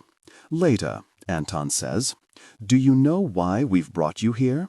"I'm blindfolded, not earplugged," she says. "I can hear all this muttering." "Good. It would be a waste of my time to stand here and explain it. Did you plant more of your people in the provinces?" Leda doesn't answer immediately. Her brow furrows, half disappearing behind the fabric of her blindfold. The air conditioner in the corner of the room blows lukewarm air. Calla can't tell whether it's supposed to be cooling or heating. "No." "No?" Anton mimics August's headshake. It's subtle. The smallest left, right, left with his lips thinned. Calla has never seen Anton do that in any of his other bodies, so surely this is a maneuver adopted intentionally for faithful emulation. It shouldn't, but the realization takes her by surprise. She forgets sometimes that Anton and Otta once very well acquainted. Far more than she was with August, despite their familial connection. And certainly more than she was with Anton, despite the frantic, heedless time she had with him. I've already confessed to conspiracy inside the Twin Cities. I have nothing to do with the provinces. Calla feels an itch skate along the side of her face. Her eyes flicker to its source. Somehow, no one in this room believes you. What about your co-conspirators in the Crescent Societies? Any names come to mind with connections to the provinces? Otta, upon catching Calla's gaze again, smiles. Calla looks away, then wonders a second later if she shouldn't have hastened, in case the response made her appear intimidated. No one in the Crescent Societies was my co-conspirator. They're religious fanatics. I offered them an opportunity to commune with the old gods, and they took it. Someone at the table clears their throat. Calla can't immediately place the woman, though her eyes are a steely gray, familiar in a way where Calla suspects she might have once been a council member for the Palace of Heavens. An attack in Lahau found 3 generals with their chests carved clean and their hearts taken, the woman says. This is nearly identical to what the Hollow Temple did on your instructions. Leda tilts her head. Is that you, Council Member Savin? The woman grimaces. She glances around the table like she's seeking backup, but none of the other council members look too eager to jump in. Most of their faces blur together. Calla could name a handful and would start to stutter after that. It is. I thought I recognized your voice. Is that all? Is this why I have been disturbed from my eternal imprisonment? It doesn't have to be eternal, Councilmember Rihanu interjects. We're at liberty to have you executed at any point. Anton holds up a hand. His sleeve falls to his elbow. We don't need to be issuing threats. He was once friends with Leda, too, Calla reminds herself. Otta Avia, Leda Milieu, and Anton Makusa. Even from the other palace, she knew their names in tandem, knew that the 3 came together as a unit. She forgets because the trio fell apart when Anton was exiled, and before that, when he and Otta became a unit of their own. Otta is still watching her. As I stated to His Majesty weeks ago, I never instructed the Hollow Temple to do that. Leda's voice remains steady. I shared my knowledge about jumping. They took it too far. Tell us this then, Councilmember Savin says. She has a tablet in front of her. A clunky thing, probably only with enough storage to hold one. Adjust the current voice to replicate the professional narrative style for the dark, contemporary romance genre. Maintain a baritone pitch with a warm, confident, and highly engaging tone. The style should prioritize deep emotional connection and psychological tension. Improvement. The narrator voice must be smooth, consistent, and less overly dramatically emphasized during general exposition and non-dialogue sentences. Aim for a natural, flowing, and intimate storytelling rhythm. Use a flexible and deliberate pace. Slow down slightly during internal thoughts or emotionally charged scenes, e.g. describing Aaron or the new house, to increase drama. Clearly emphasize words relating to strong emotions, conflicts, and character traits, e.g. resentment, betrayal, comfort, new life, but limit high-level dramatic emphasis primarily to dialogue and direct emotional statements/internal monologue. Target emotional range: hope, disappointment, simmering resentment, maternal love, and the excitement of a fresh start. Technical and character instructions. Important: ignore all technical headers, chapter numbers, and structural markers that appear at the beginning of the text. Content filtering, strictly for AI instruction. Disregard and do not read aloud any text starting with or containing vocal attributes, technique, chapter, or a standalone number at the beginning of a section. Start reading only from the main body of the story text. Character differentiation. Male dialogue, David. Lower the pitch slightly and use a heavy, deliberate, and slightly traditional old-fashioned tone. Female dialogue, Nicole/Kimberly. Increase the pitch and use an expressive, nuanced tone. Differentiate Nicole, warm maternal, from Kimberly, tough, introspective. The dovetail, Lyda starts to answer before any of the council members can.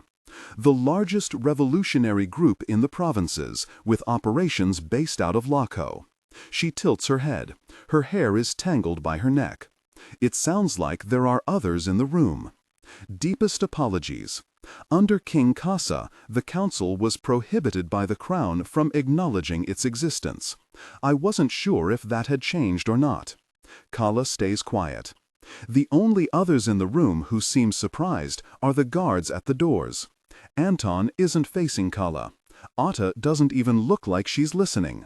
Venus pushes away from the table slightly. No one told me about this either. You will be told sensitive information when you're deemed capable in your seat, Council Member Mugo rumbles. He has his hands laced across his stomach, his legs stretched long under the table. Rich of him to speak of capability when he was kidnapped in his own province a few months back. Saven turns her tablet off and places the screen face down.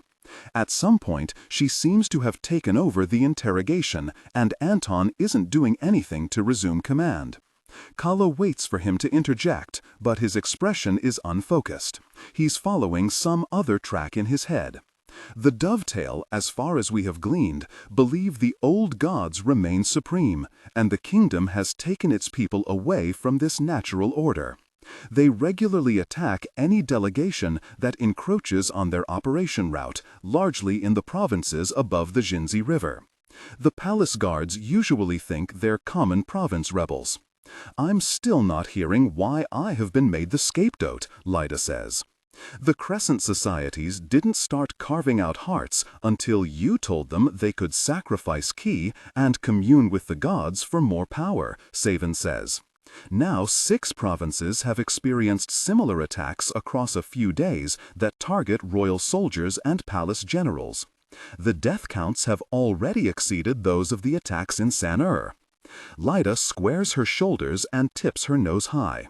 It should look ridiculous while she's blindfolded, but her figure grows in the shadows, the line of her jaw stark enough to catch light.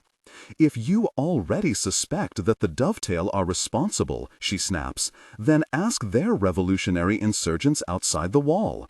I have nothing to do with it. Don't you think we have surveillance out in the provinces? The dovetail were paid off from within the palace. A large sum of bills was taken out from the vault the day before you were arrested, and their serials have re-entered circulation at each yamen where the attacks are taking place. Anton swivels suddenly. No one told me this. It is almost the exact line Venus said, but the effect cuts differently. The council members flinch. Some look away, not wanting to be the one to explain why.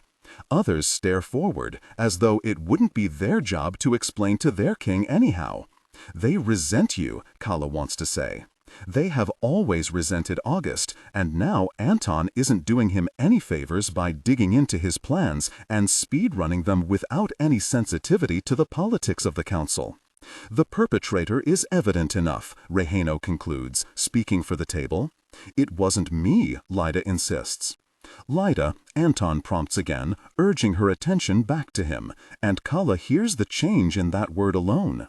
She's not the only one in the room who has noticed. Otta's attention finally shifts away from Calla, her black eyes narrowing. Did you know about the Makusa's involvement with the dovetail? What? The council members don't seem to be taken too aback. Calla, however, can't believe her ears. Anton is asking about the Makusas while posing as August. He's dropping his act. And if anyone in this room has even the vaguest suspicion about his identity, this would surely be the battering ram. Besides, why would his family have been involved with a province group? They were killed in Kalitu by rural rebels, weren't they? What are you talking about? Lyda asks in return. What do the Makusas have to do with this?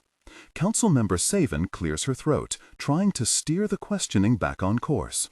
If you provide us with names of the members of the dovetail you communicated with, we may spare you from execution. A sudden metallic clang booms from the lectern, and the room collectively jolts in surprise. Lyda's tried to tug herself free, rather aggressively but unsuccessfully. Have you considered that maybe the similarities between the Crescent Societies and the Dovetails start and end with their hatred for the palace? She spits. You don't think anyone out in the provinces might have tried sacrificing to their gods for the fun of it and realized it worked? You don't think they would then try to use that power to fight back? Mugo scoffs. The old gods aren't real. Lyda does very still. You're right, she says. They're not. Her cuffs clank again, but this time she's not the one doing it. But we are. Every light bulb in the room explodes. Calla breathes a curse, ducking as the shards splinter outward. The Wysenas hurry into action, raising their weapons and training them upon Lyda for the first sign of attack. Lyda Milio, however, hasn't even tried to free herself, her hands still looped in the metal holding her to the lectern. Low gray light from the window illuminates enough of the room to show the council members slowly straightening from around the table. Only a false alarm, perhaps. One of the guards stationed beside Calla shifts. She sighs, then nudges the rear door and steps out. Calla only caught a flash while the guard was turning her face, but it's enough. In an instant she follows suit, pushing out after the guard. She waits a beat. The door swings closed. Just as the guard hears motion behind her, Calla's hand shoots forward and grasps the back of her neck, digging in hard. Inside the meeting room, the first sound of alarm is called. Someone has finally noticed that Lyda Milio has jumped without light. How did you know? Don't struggle, Calla interrupts evenly, pushing her forward in the hallway. It's empty. I'll kill you if you so much flinch. Come with me. The palace goes into lockdown. Anton wandered off at some point after being deposited into his rooms, taking advantage of the distraction among his guards while they argued about who they needed to report to. Under their new quadrant system, there's no particular guard in charge of the palace. Only multiple Wysenas who have opposing opinions about how the halls should be searched, and little difference between them in rank. They're scrambling around the atriums and hallways, inefficient in their delineation of roles while combing through the Palace of Union to find Lyda Milio. All exits have been sealed and windows monitored, so it is not as though she can escape. Calla has disappeared too, on the lookout for Lyda, probably. Maybe she's already found her and refuses to report to the Wysenas or Anton. Fine, the farther Calla stays from him, the better. Anton gargles, then spits out the water that's crept into his mouth. His rinsing finally runs clear down the sink, and he closes the tap, marveling at how quickly the pipes in the palace respond. In his apartment on Big Well Street, sometimes turning on the tap meant listening to it creak for a full minute before a light trickle appeared. Sometimes turning off the water had no effect either, and he had to practically unscrew the spout in order to close the valve. He leaves the bathroom, scrubbing a towel through his hair. No one has used these in years. What once soft fabric has turned harsh from time, the threads scraping at him as he returns to the rooms and comes to a stop in front of the mirror. Adjust the current voice to replicate the professional narrative style for the dark, contemporary romance genre. Maintain a baritone pitch with a warm, confident, and highly engaging tone. The style should prioritize deep emotional connection and psychological tension. Improvement: the narrator voice must be smooth, consistent, and less overly dramatically emphasized during general exposition and non-dialogue sentences. Aim for a natural, flowing, and intimate storytelling rhythm. Use a flexible and deliberate pace. Slow down slightly during internal thoughts or emotionally charged scenes, examples describing Aaron or the new house, to increase drama. Clearly emphasize words relating to strong emotions, conflicts, and character traits, example resentment, betrayal, comfort, new life, but limit high-level dramatic emphasis primarily to dialogue and direct emotional statements / internal monologue. Target emotional range, hope, disappointment, simmering resentment, maternal love, and the excitement of a fresh start. After a generous amount of black dye and a small brush to reach every strand, Anton has gotten the hair on his head back to its natural color. August would be furious.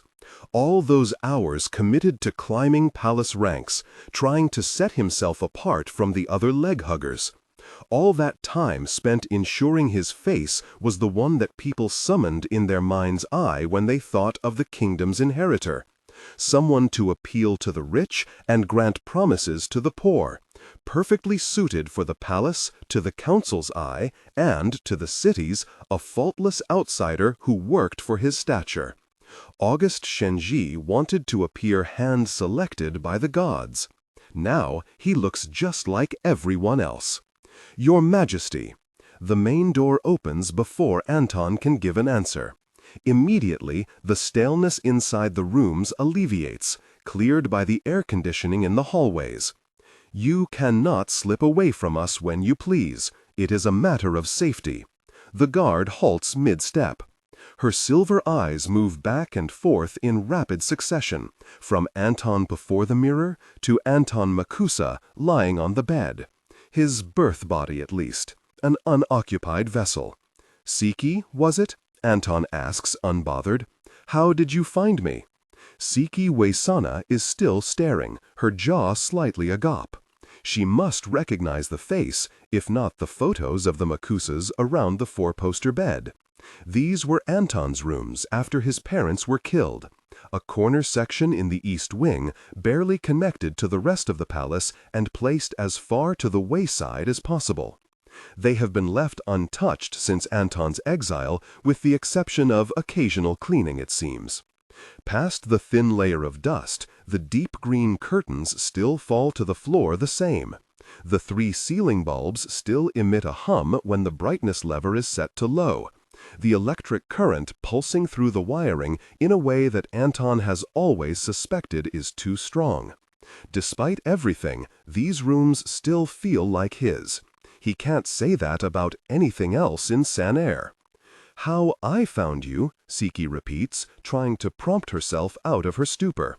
She shakes her head, her long braid flying over her shoulder, and says, we realized you left, so I looked at surveillance footage of the hallways. Anton remains silent for a moment. Then, I may have to re-evaluate the order of the Royal Guard, given how long it took you to find me. I've been away for quite some time. Enough time to fetch dye from the palace tailor. Enough time to have his birth body moved out of storage and brought here, freshly dressed and arranged on the white sheets, looking to be merely asleep. I'm not sure that an unannounced test is fair, Majesty, especially given the situation. Siki, even in the dim light, has turned visibly pale. Her eyes flicker to the door. She regrets coming to find him without backup. Galipe was very concerned. I can fetch him. No need. I'll make my way out now. Siki casts another glance at the door. Otta Avia is here for you too. That takes him by surprise. His instinct is to decline seeing her, bid her come back later, and let later never arrive. The less time he spends with her, the less likely he will be caught out. Then again, there's no reason why August would decline seeing her in this moment. Otta shouldn't be walking around while we're under lockdown. Lyda could be in any of these rooms. Yes, well, Siki clears her throat and steps out into the hallway, gesturing for, presumably, Otta waiting nearby. As we have observed, the guards couldn't exactly stop you from walking around either. I'll take my leave. The mirror flickers within his periphery. Under better circumstances, Anton would be wearing his birth body, instead of fetching it from palace storage, brushing off the dust that had gathered on his shoulders because his body became a forgotten insurance policy jammed between the discarded vessel of a council member's son and a stack of books about the war. August would be standing beside him as flesh and blood, rather than the light reflecting from silver and glass. And when Otta prances in to say hello, her skirts too long and trailing after her on the floor, her feet bare, it would be as casual as anything.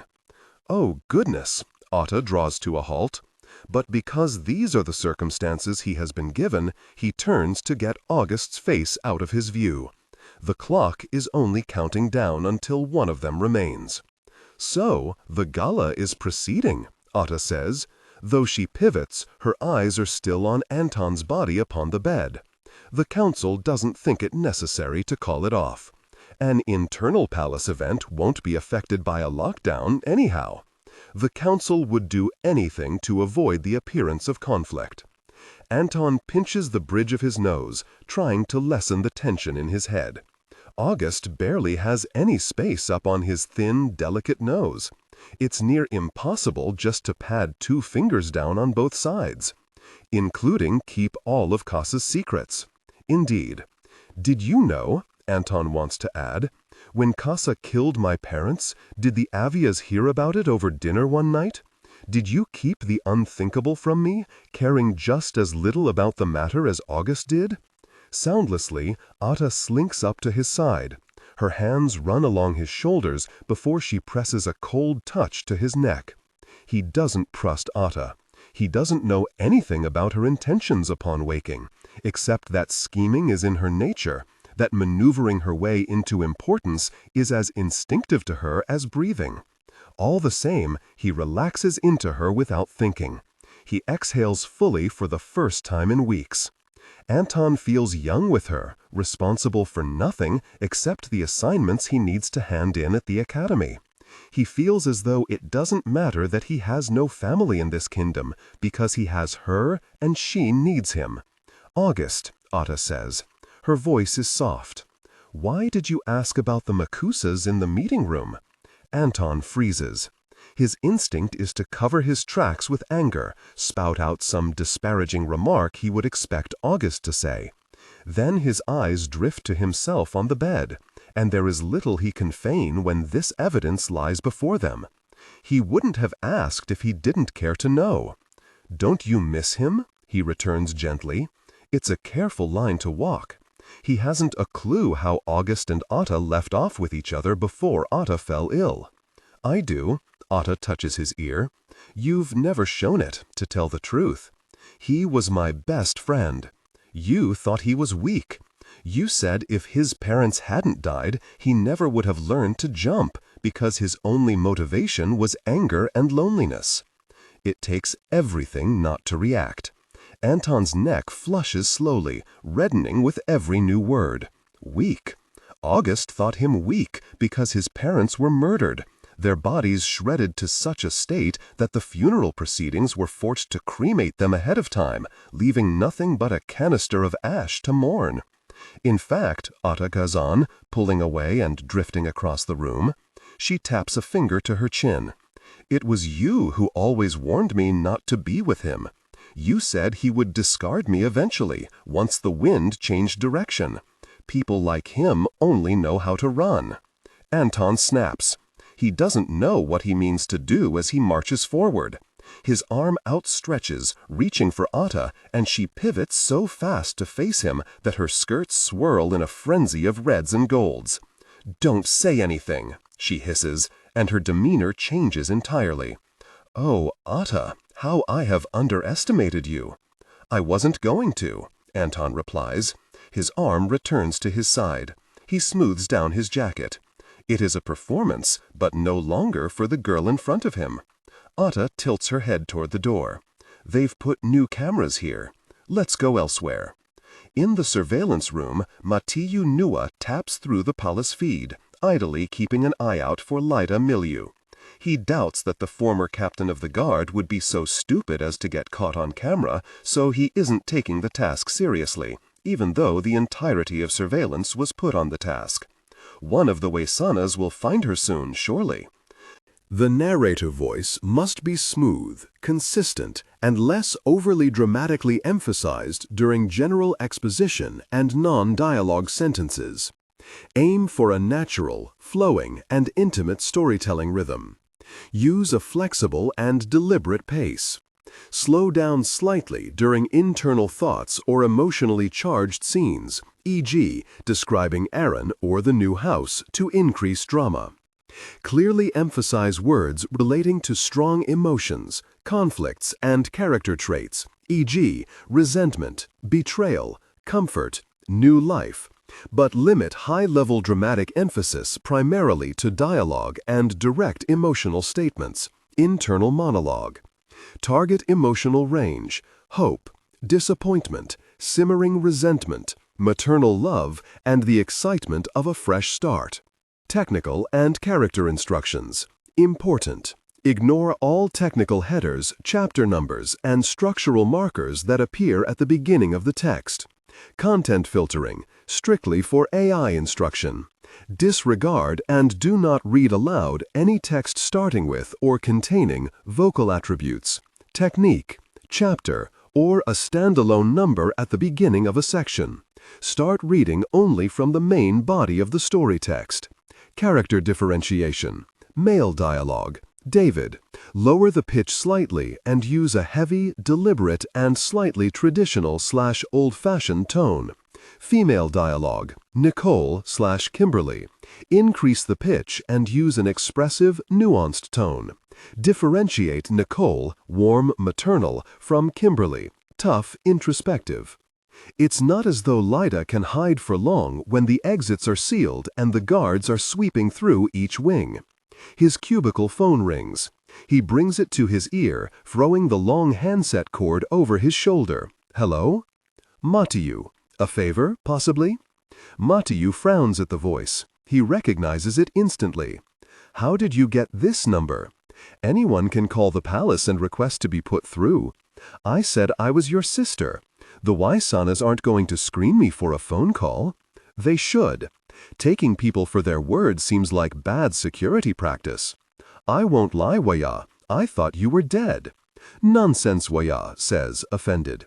I'm in charge of the Hollow Temple again, I'll have you know. Our time under Pumpy Magnus was a temporary hiccup. A hiccup that caused half your numbers to be jailed? Says you. Deserter, Waya coughs, cutting himself off. Clearly he's called because he needs something, so it isn't smart to go offending Matiu. I heard you work in palace surveillance now. I need you to check on something very, very small for me. I'd rather not, Matiu replies. I'm not trying to get into trouble. How many times did I watch your back in the temple, I only need a yes or no from you. Yesterday, sometime in the morning, did Sanar receive an entrant through the wall? Matiu frowns and tuts, even as he types in a search for the footage Waya is describing. There are no entrants into Sanar while the wall is undergoing construction. Just check the footage. When Matiu pulls up the camera pointed on San's wall, he realizes it won't catch any entrant because the gate is on manual operation. After a quick calculation, he finds another camera, farther away, but at a higher angle, pointed at a side path. He rewinds, fast-forwards. Doesn't look like it. I'm only seeing guards. The line stays quiet. Matiu pulls the receiver away from his ear, checking the sound quality. If Waya hung up on him. Oh, Waya's voice returns, breaking the silence. Matiu presses the receiver back to his ear. He taps his keyboard, cycling through the other cameras nearby for the sake of it. You know the surveillance room has technology that issues alerts when there's irregular movement by the wall, right? If it were that easy to sneak into the capital, there would be chaos. People do sneak in, Waya says, sounding defensive. Sure. Matiu rolls his eyes. He resets his feeds, letting it return to live time. As I said, there's... Oh, wait. The line rustles. On the other side, Waya either sat up really quickly or dropped something. What? What is it? What the... Really? Matiu says. The shoe is what catches his attention. The live footage on Goldstone Street captures only a small part of the trash heap in the corner. There are cameras installed on just about every alley and street in the city, but they're not all actively playing on the surveillance room screens, or else the people working this room would be overwhelmed by far too much useless footage. Camera 3 tends to remain active in the surveillance circuit for a broad view into the street. But that shoe is sticking directly up, and it can't really reach that angle without a foot in it. So if Matayu activates camera 4 for a lower angle on the trash pile... Oh, really? Swallowed within the trash, a dead man lies on his side, wearing the uniform of a palace guard. He couldn't have been left there long, given the color that remains in his face, his expression frozen in surprise. The most bizarre part, though, is the yellow umbrella stabbed through his middle, both his hands curled around its handle, as if he was attempting to tug out the weapon shortly before death. "I have to go," Woya splutters. "Wait, what did you—" Matayu hangs up the phone. "Guards!" Calla hauls Lyda all the way to her rooms and slams the door closed before any of the panic in the hallways can catch up to them. Her cat greets her upon entrance, but when he sniffs Lyda too, he flees into the bathroom. "I don't know what you think you're achieving by yanking me around like this," Lyda remarks. She tries to extricate herself the moment Calla grabs her arm, but Calla is stronger. Lyda grunts, throwing her body weight into her. They're in close quarters. It isn't easy to put up a good defense. Instead of finding a way to hit back, Calla only grits her teeth, putting her whole focus into the grip she has on Lyda's left arm. If she lets go, Lyda will flee in an instant, and this will be for naught. Let go. Lyda's shoulder clips her across the chin. The moment Calla flinches, Lyda seems to realize that Calla's other hand has been working on freeing something behind her. The heavy curtain and the cord in the middle that keeps the fabric bundled. Lyda tugs her arm hard, but it is too late. The curtain bursts loose, its cord secured in Calla's hand. As a last resort, Lyda kicks out to take Calla's knee from underneath her, but Calla has already braced low. In this body, Lyda is shorter than she's used to, and she doesn't put as much swing behind the attack. Calla pushes the cord around a pipe running up the wall, a thin tube stemming from the anchored radiator. Before Lyda can throw herself free, Calla has her left wrist tied with the cord, then her right. "Heavens!" Calla grumbles, finally lurching back to catch her breath. When Lyda tries to move now, her arms stay welded to the pipe. Her blue eyes are bright, almost feverish. "Were the prisons not enough of an indignity?" Lyda demands. "Did you have to trap me to," as she looks back, "a cold radiator?" "Oh, did you want me to turn it on?" Lyda scoffs. "You can't anyway. Heat systems in the palace switched to electric a decade ago. Most of Sanar outside the palace still uses radiators. There are always a few apartment fires each year from faulty pipes and overheating. You must have observed the palace systems closely in your time as captain of the guard," Calla muses. She crosses her arms over her chest, hiding the reddened scratches from their struggle. "After they made me a royal advisor, I happened upon a file in the surveillance room that detailed your mother's work too. Lots of changes. Also, lots of suggestions that went ignored." Lyda yanks against the curtain cord again. It doesn't budge. Calla has tied the knot tight enough that she herself couldn't undo it. "Is that a surprise?" Lyda says shortly. "No one in this palace cares about what is good." Calla claimed to want the greater good once. In Anton's kitchen, when he asked why she was playing in the king's games, it seemed as fitting an answer as any. She wanted to get rid of everyone who had caused her suffering. She wanted dead bodies made of the nobles who ruled this kingdom, who couldn't have cared less that she was fated to sleep starving by the roadside as an abandoned child. Of course she was doing good. "And you do?" Calla asks. "You, who have caused multiple massacres as a byproduct of poorly executed plans. The thing is, if King Kasa had been the most decent man in the kingdom who'd made one mistake by burning her village, Calla would have lifted her sword regardless. It's not a lie to say she's invested in good, but she supposes that can't be the whole, unblemished truth either. If revenge brought guaranteed destruction upon Talin, she might still have continued onward." "As I've told the council," Lyda says, "I have already confessed to everything I am guilty of." Calla expected Lyda to counter the accusation, to say that she hadn't intended for people to die. Lyda gave an anarchist sect the knowledge to siphon power, plotted a conspiracy to crumble the monarchy from the inside. It's not that Calla disapproves. She's almost sad that Lyda ran laps around Sanar thinking she could remain virtuous while others wouldn't hesitate to cut a line right through to reap their own gains. Lyda Maliu had the right idea, but she can only be as good as her most crooked byproduct. Calla kicks a foot at the radiator. Gray paint flakes off, dusting her shoe. Adjust the current voice to replicate the professional narrative style for the dark or contemporary romance genre. Maintain a baritone pitch with a warm, confident, and highly engaging tone. The style should prioritize deep emotional connection and psychological tension. Improvement. The narrator voice must be smooth, consistent, and less overly dramatically emphasized during general exposition and non-dialogue sentences. Aim for a natural, flowing, and intimate storytelling rhythm. Use a flexible and deliberate pace.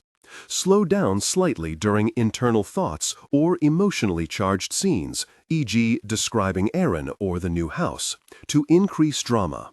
Clearly emphasize words relating to strong emotions, conflicts, and character traits, e.g. resentment, betrayal, comfort, new life, but limit high-level dramatic emphasis primarily to dialogue and direct emotional statements/internal monologue. Target emotional range. Hope, disappointment, simmering resentment, maternal love, and the excitement of a fresh start. Technical and character instructions. Important. Ignore all technical headers, chapter numbers, and structural markers that appear at the beginning of the text. Content filtering, strictly for AI instruction. Disregard and do not read aloud any text starting with or containing vocal attributes, technique, chapter, or a standalone number at the beginning of a section. Start reading only from the main body of the story text. Character differentiation. Male dialogue, David. Lower the pitch slightly and use a heavy, deliberate, and slightly traditional old-fashioned tone. Female dialogue, Nicole or Kimberly. Increase the pitch and use an expressive, nuanced tone. Differentiate Nicole, warm, maternal, from Kimberly, tough, introspective. Where did you learn those techniques? Leda frowns. Excuse me? You weren't born with the knowledge, Calla continues, and I doubt it was fancy guesswork. You learned it somewhere, then passed it on to the Crescent Society members. People in the provinces learned it somewhere, and someone among them is using it to perform attacks on royal soldiers. That seems correct to you, doesn't it? Now Leda goes quiet. She doesn't know exactly what Calla is seeking, but she's smart enough to be apprehensive. By the time Calla has thrown a clear trap before her, there must be a dozen littered in every other direction, blown like winged seeds on each word. It is how the palace engages in combat. It is what Calla learned between physical training with war generals and relentless target practice. Because speaking well is half the push toward winning a battle, regardless of how many legions she possesses. Leda stays silent. I keep thinking.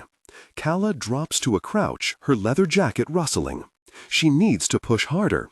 If Leda won't step into a trap, Calla is more than happy to offer a shove. Maybe it's family tradition. The provinces don't have many resources, no books, no files, no digital databases. Knowledge is going to pass through stories, from mother to child. She pauses and drags her finger along the carpet threads, drawing lines. 3, like the sigil that the children in Renshin etched when the barracks turned cold. The palace has plenty of resources, but it's hard to go digging without someone noticing. It's only in the privacy of your own quarters that your mother taught you how to carve people's hearts out. Leda jerks forward. The cord yanks her back, her head knocking hard against the pipe in recoil. Don't you speak about my mother. I'm not insulting her. Calla stretches out her beck, and her hair trails off her shoulder, unraveling like a cape around her. If she's the one who taught you, it was quite an accomplishment. Leda tries to pull against the cord again. She had nothing to do with this. Again, her wrists are red. She died for this kingdom. She gave up her life for Talin, and still no one realizes her sacrifice. Calla believes it. Then who, Leda? Calla asks. Who taught you? She doesn't need to add her silent follow-up, but it is heard nonetheless. Her hunger soaks into the air between them. It was there when she realized how easily Leda had jumped into the body of a guard standing on the other side of the meeting table. It was there when she watched the chaos that erupted in a few short seconds, when there was no burst of light, when everything their kingdom knew was upended, as those present merely imagined what Leda might be capable of doing. Who taught you, Leda? How do I learn it too? Forget it, Your Highness, Leda says. Put me back in my cell. If you want to do good, let me help. Leda chokes out a short laugh. Despite the sound, her expression is furious. You help me to do good? Do you take me for a school child? You are a Tuoleimi. You are one of the two bloodlines whose foot has been heavy on the neck of this kingdom for centuries. And hasn't that puzzled San for years now? Calla fires back. I was next in line for Talin's second throne, and I destroyed it. You are no better than the others just because you didn't like your parents. Jump into me, Leda, Calla interrupts. I know you're thinking about it. Leda stills, her arms easing lax. She must suspect a trick. The room is dark despite the hour, the curtains draped across most of the alcove window. It allows for no signal of day or night, allows in no wind or pitter-patter of rain. The in-out of their breaths is the only way to track the passing time. The faint creaking of the floorboards down the hall is the sole confirmation that the rest of the palace continues moving. A brush of nausea crosses Calla's chest. It twists her throat, sours her tongue. Then it's gone. She watches Leda play through a myriad of expressions, unable to settle on what exactly has just happened. Eventually, she makes the undeniable conclusion. Eventually, after another attempt, Leda goes tense. She trails off. Exactly, Calla says. I'm already in. I'm your best chance. In a past lifetime, Bibi had quite a lot of people doing her bidding.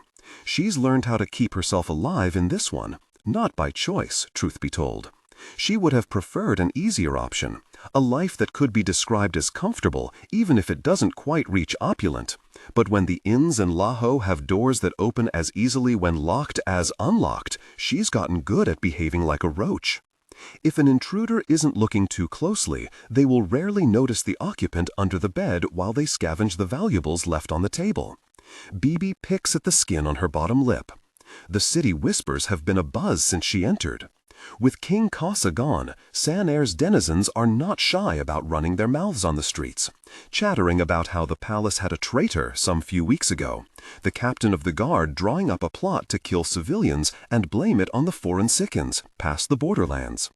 No one in San nor in most of the provinces, has met a Sikkin, but they all know to fear them. The war took its toll on the kingdom, funneled most of their people into a tight corner, and cut the heads off their resource bases. Despite Talin's victory, those who remember their great-grandparents still recall the haunted eyes, the refusal to speak a word about the past they had endured. Leda Milius's plan could have gone far. Crumble the monarchy, stir enough dissent among the masses to cause lasting protest too great to be immediately crushed by Waisanas.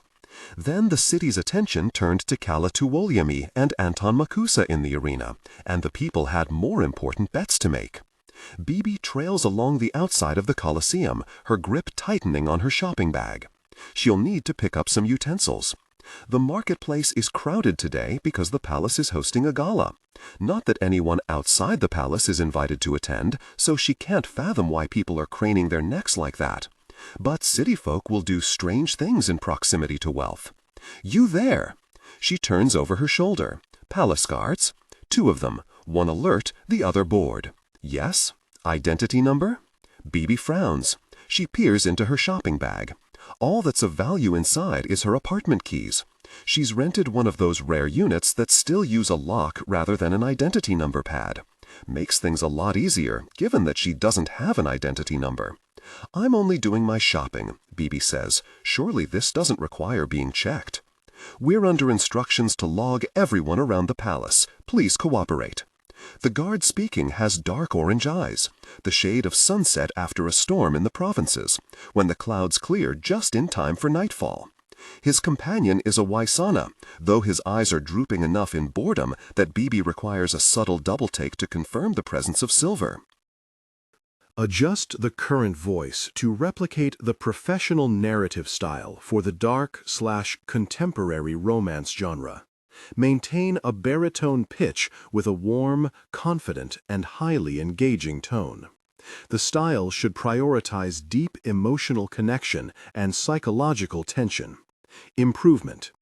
The narrator voice must be smooth, consistent, and less overly dramatically emphasized during general exposition and non-dialogue sentences. Aim for a natural, flowing, and intimate storytelling rhythm. Use a flexible and deliberate pace. Slow down slightly during internal thoughts or emotionally charged scenes, e.g., describing Aaron or the new house, to increase drama. Clearly emphasize words relating to strong emotions, conflicts, and character traits, e.g., resentment, betrayal, comfort, new life, but limit high-level dramatic emphasis primarily to dialogue and direct emotional statements, internal monologue.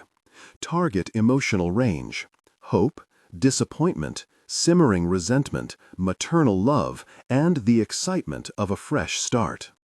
Technical and character instructions. Important: ignore all technical headers, chapter numbers, and structural markers that appear at the beginning of the text. Content filtering, strictly for AI instruction. Disregard and do not read aloud any text starting with or containing vocal attributes, technique, chapter, or a standalone number at the beginning of a section. Start reading only from the main body of the story text. Character differentiation. Male dialogue. David. Lower the pitch slightly and use a heavy, deliberate, and slightly traditional, old-fashioned tone. Female dialogue. Nicole, Kimberly. Increase the pitch and use an expressive, nuanced tone. Differentiate Nicole, warm, maternal, from Kimberly, tough, introspective. All right. She makes a show out of rummaging through her bag. "I'm new here. I was drawn through the lottery last year and just emigrated from Laho, so forgive me for not knowing the full number yet." It helps that her accent is strong, provincial, even if the people in Son Air can't tell the difference between rural dwellers north and south of the Jinsey River. "Oh no," she says, "I don't think I have my card." The guards exchange a look. "We're going to have to take you in until we can verify your identity." Bibi sighs. She slides one palm along her bag handle, gauging its circumference. "Really? Is that necessary?" "It's only protocol." "Come on," Bibi pleads. "There aren't cameras on this alley anyway." "Yes, but—" The guard pauses, frowns. "How do you know that?" Bibi swings the handle of the bag around the neck of the Waisana in a sudden lurch. She has her hands tight around the ends, squeezing hard, and ducks when his arms flail out, trying to loosen her hold. The other guard is taken aback for a second. Then he's scrambling for his pager, a weapon, any idea of what they're usually supposed to do when a civilian is stupid enough to attack an elite guard of the palace. It takes a decent amount of time to strangle someone, but it also takes a decent amount of strength to hold them down for it. Maybe the other guard knows he will lose this fight if he engages. Instead of pulling his baton, he simply turns on his heel and runs out of the alley. Bibi finally feels the Waisana fall slack. She grunts, letting him collapse to the ground before closing her eyes, tapping into her surroundings. Her lungs seize. Blots appear before her vision, moving chi there and there and there. She jumps, stumbling the first few steps when she takes over the orange-eyed guard's body. His legs are still in motion, running at high speed, before her chi seizes control entirely and she grinds to a halt, her hand bracing against the brick wall. The Colosseum rumbles behind her. She rests her hands upon her knees, letting her frantic heart still. The guard's uniform is unfamiliar on her skin, rough and bunched at the elbows.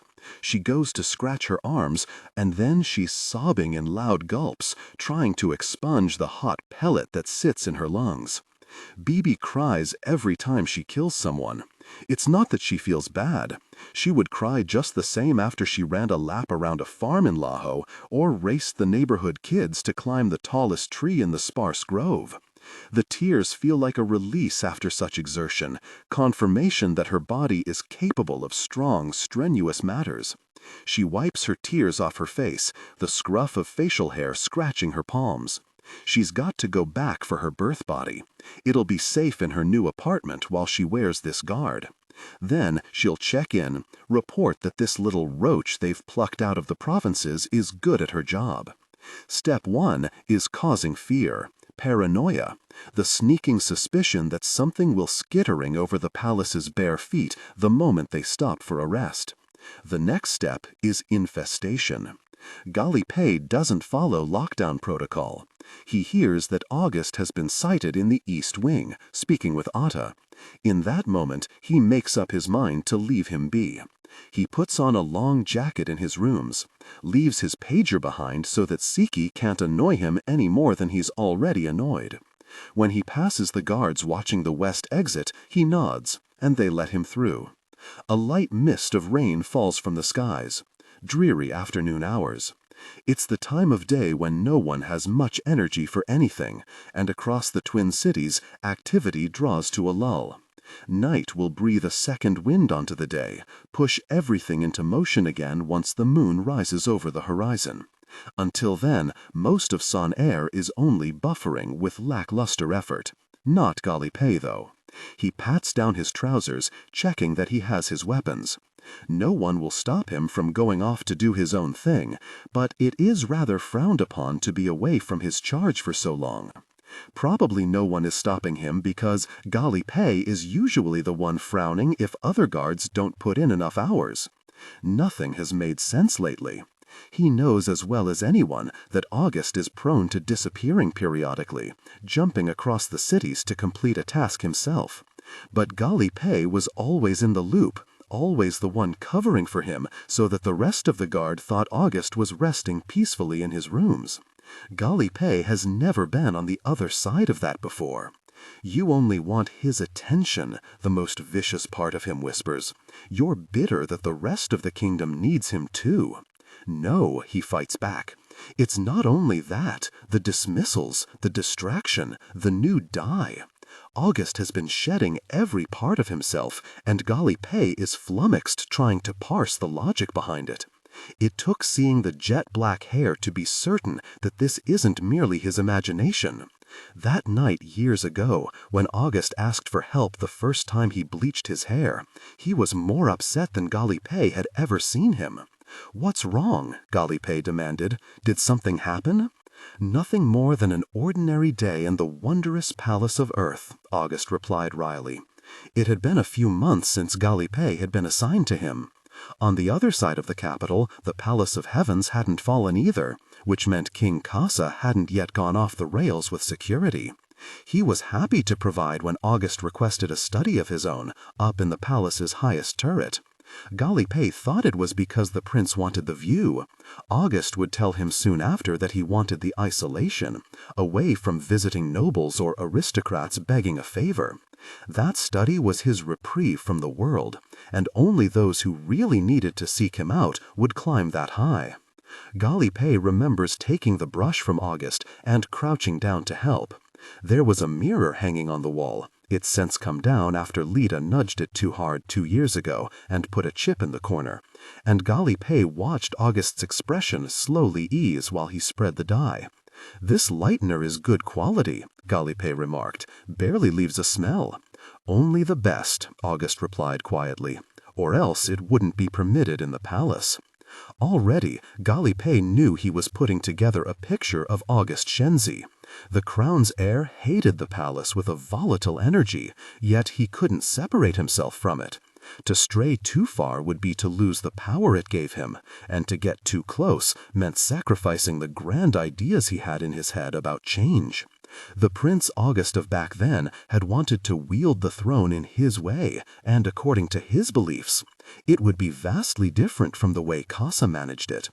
"Are you going to tell me what happened?" Galipe asked when August finally emerged from the bathroom.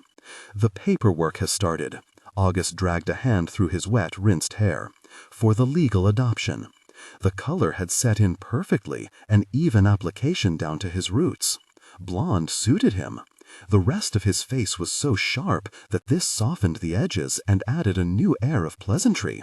That's good," Galipe said, startled. "Right?" "Depends who you ask," August replied. "But it is a necessary step, so that's all that matters." Then he offered a sardonic smile to end the conversation, and Galipe shut up in an instant, the same that mortal sacrifices stilled in the presence of their gods, a second prior to being consumed. Son Air prickles when Galipe trips on the front stoop of a building, then stomps his boot hard into the entryway to gather his bearings. He's almost there. The hollow temple is on Loyon Back Street. It can be accessed only through a rear door in this low rise because the temple is enclosed on all four sides. The narrator voice must be smooth, consistent, and less overly dramatically emphasized during general exposition and non-dialogue sentences. Aim for a natural, flowing, and intimate storytelling rhythm. Use a flexible and deliberate pace. Slow down slightly during internal thoughts or emotionally charged scenes, example, describing Aaron or the new house, to increase drama. Clearly emphasize words relating to strong emotions, conflicts, and character traits, example, resentment, betrayal, comfort, new life. But limit high-level dramatic emphasis primarily to dialogue and direct emotional statements, internal monologue. Target emotional range, hope, disappointment, simmering resentment, maternal love, and the excitement of a fresh start. Technical and character instructions. Important. Ignore all technical headers, chapter numbers, and structural markers that appear at the beginning of the text. Content filtering, strictly for AI instruction. Disregard and do not read aloud any text starting with or containing vocal attributes, technique, chapter, or a standalone number at the beginning of a section. Start reading only from the main body of the story text. Character differentiation. Male dialogue, David. Lower the pitch and use a heavy, deliberate, and slightly traditional or old-fashioned tone. Female dialogue, Nicole and Kimberly. Increase the pitch and use an expressive, nuanced tone. Differentiate Nicole, warm maternal, from Kimberly, tough, introspective. And when it comes to the kingdom, August may be putting through the reforms he lined up on his desk, but he does it with such a heavy hand that one would think he's stamping things into action without reading a thing or listening to any of his advisors. The grumbles have already started about August being more vain than his adoptive father, more concerned about palace drama than the people's well-being. And there is no world in which that would be true, much less one where August would let that show to the public. There have been too many missteps within such a short period of time. Too many items on the agenda that August has forgotten about. And at the end of the day, August is too smart to screw up like this. Galipe's surroundings grow muffled the moment he leaves the 6th-floor marketplace and passes through a small door at the end. The stairwell echoes with dripping water. Something is squeaking on the 2nd-floor landing while he descends. When he passes by, a family of rats burst out of the corner and chase each other down to the ground level ahead of him. Galipe grimaces. At last, he steps out from the building. If anyone is going to make a fuss about his presence, it will be now. No other way to come in and out unless he were to tear a hole through the mesh grill above the temple. It's quiet. The grill creaks with the wind, bogged down by years of trash falling from the surrounding windows. He waits, observing a few Crescent Society members in conversation around the perimeter of the building. The hollow temple is the nearest place of worship to the palace. They come few and far between in the Twin Cities. It is not that Son-Air has entirely abandoned its old gods, but the few devoted perform their piety in private. Kitchen shrines and small incense sticks stuck into hallway pots, dried flowers taped to front doors, and joss paper burned on the rooftops. Truthfully, though, the temples do not serve those believers. The temples are the last remnants of Son-Air's early years, continuing into the present only because the Crescent Societies have taken over the facade of religiosity for their operations. DailyPaste steps into the hollow temple, nudging the heavy door aside. The vermilion paint chips off and sticks to the pads of his fingers. All sense of warmth drains from him as he walks down the pews, his breath appearing in clouds with each huff.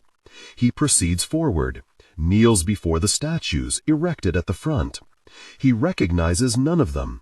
By his parents' generation, the schools stopped teaching their names, but their watchful eyes are all surrounding. The Pantheon wants to fill the space of worship that DailyPaste has carved out inside himself. They're aware of what has changed. They know his ears are open to their whispers, seeking a new answer in the emptiness left behind. When August asked for Otta to die, he seemed worried that she would wake up. DailyPaste can't comprehend it. Otta has woken indeed, fine, but no one has woken from the Yaisu sickness before. In what world should he have assumed it was a possibility? Why did August consider it possible? DailyPaste hears the approach of footsteps. These looming deities have shaken him.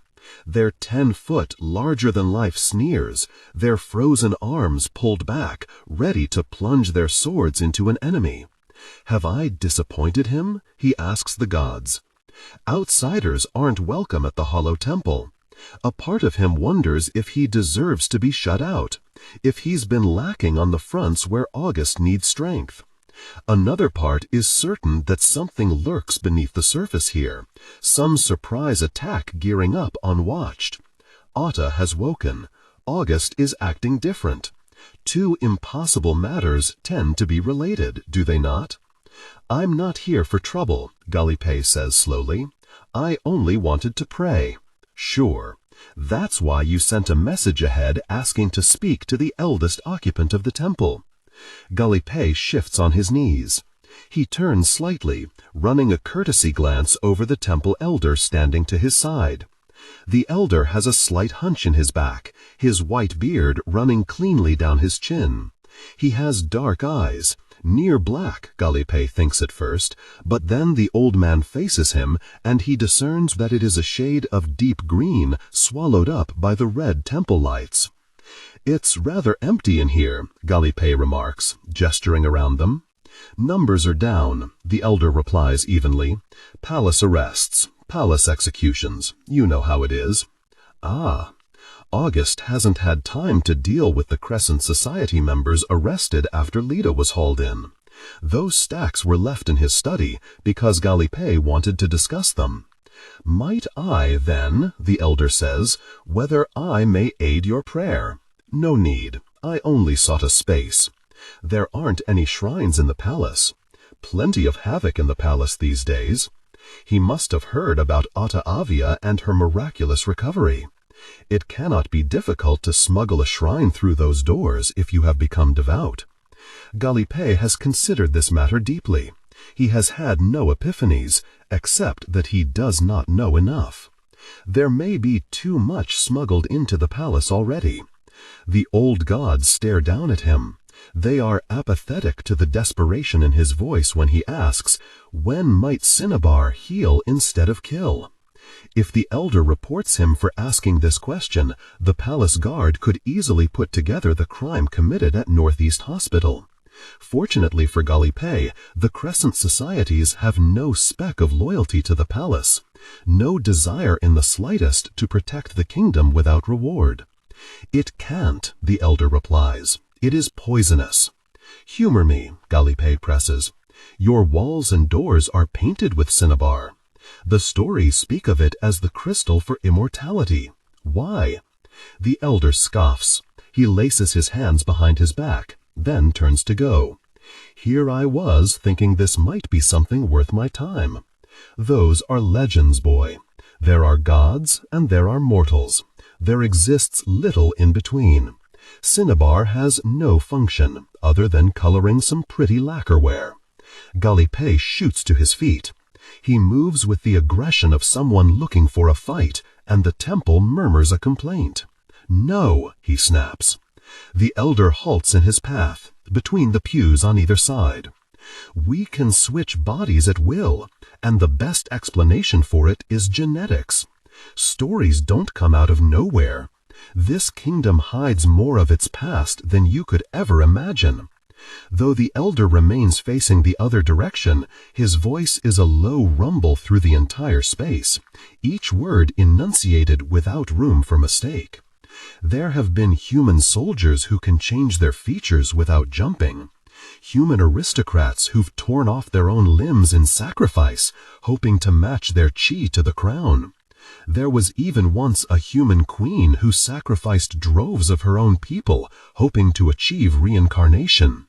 The elder must take DailyPaste for some fool, spouting off folk tales that province farmers have made up to scare their children out of trusting strangers.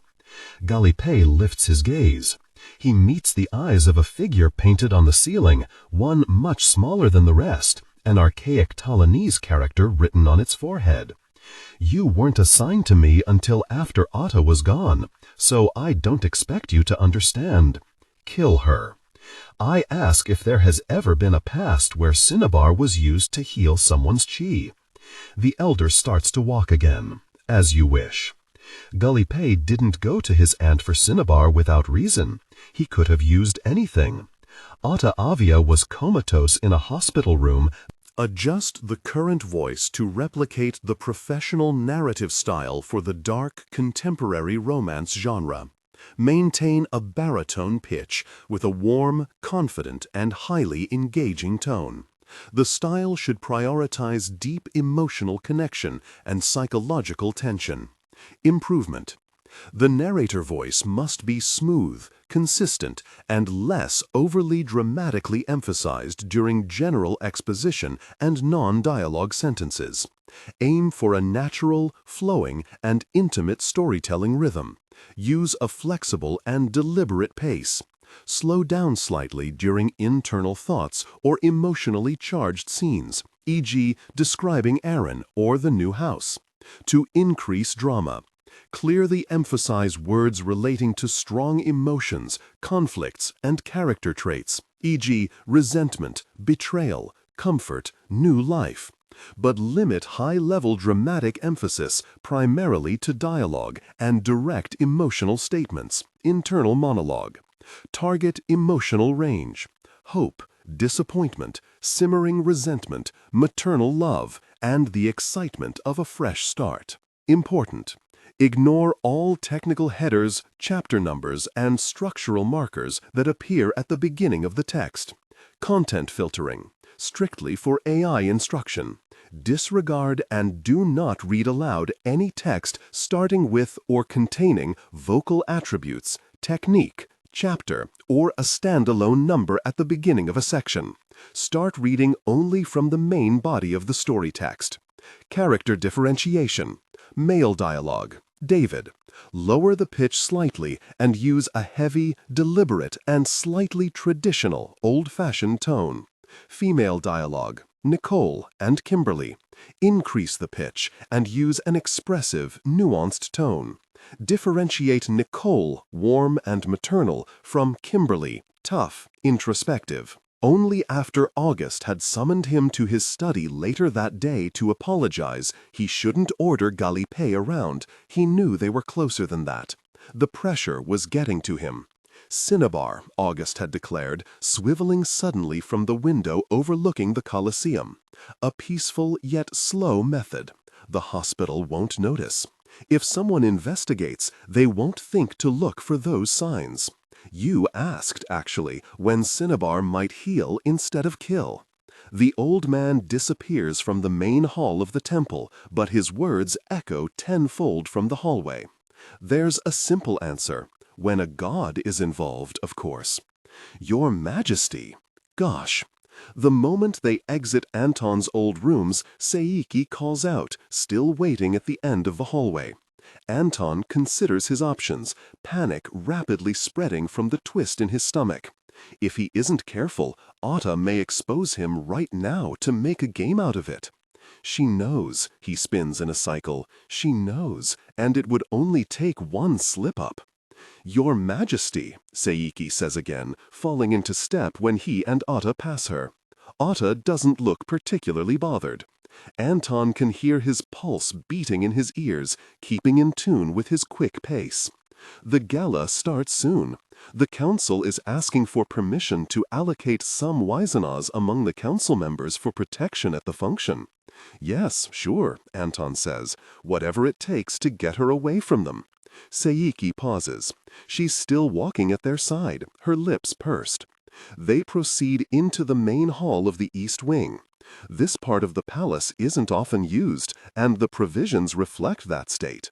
Statues of mythical flying horses decorate each atrium entrance, gray not by choice, but by a thin layer of dust. If I may, Seiki begins, it would be wiser to call off the gala rather than disperse the guards. We don't know what Lyda is planning. She could be waiting for the ideal time to slip out and run, or perhaps she wants to finish her plans and attack the palace. She doesn't exactly have the means, does she? Otta asks. Though her voice is sugary sweet, there is no invitation for argument. Seiki winces. She clearly doesn't want to refute Otta. The guards are taught to obey instructions from their charges, and though Otta may not be a princess in the technical sense, she comes close enough by proximity, close enough to order Seiki into exile if anything upsets her. Anton urges silently, please, give it up. Go do your job and stop caring so much, for her own sake, if not his sanity.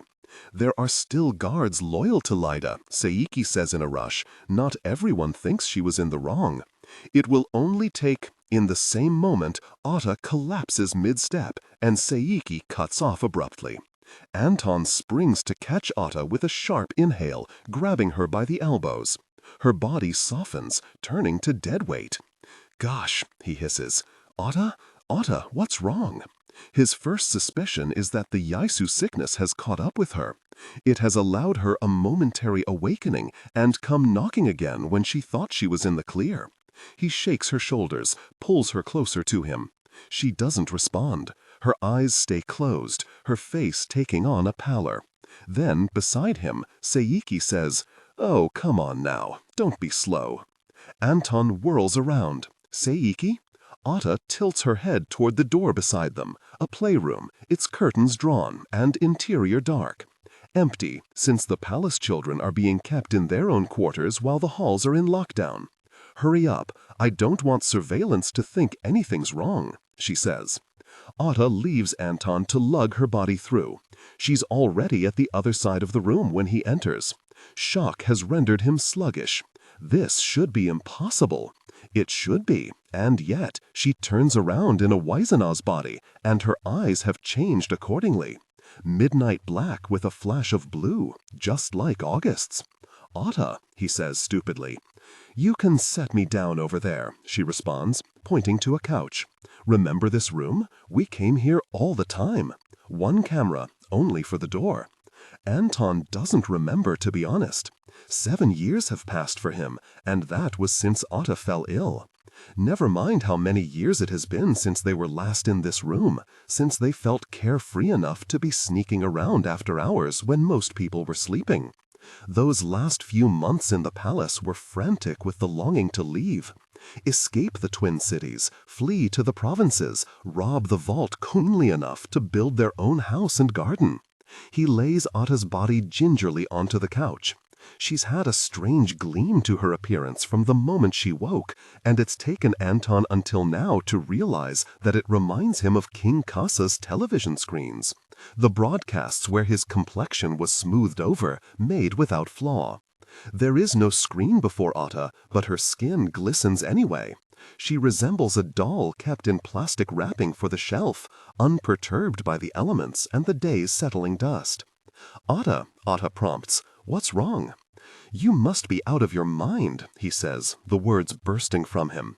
"Jumping into a Wizenah is what got you into this mess to begin with." "I didn't do it right back then," Otta says.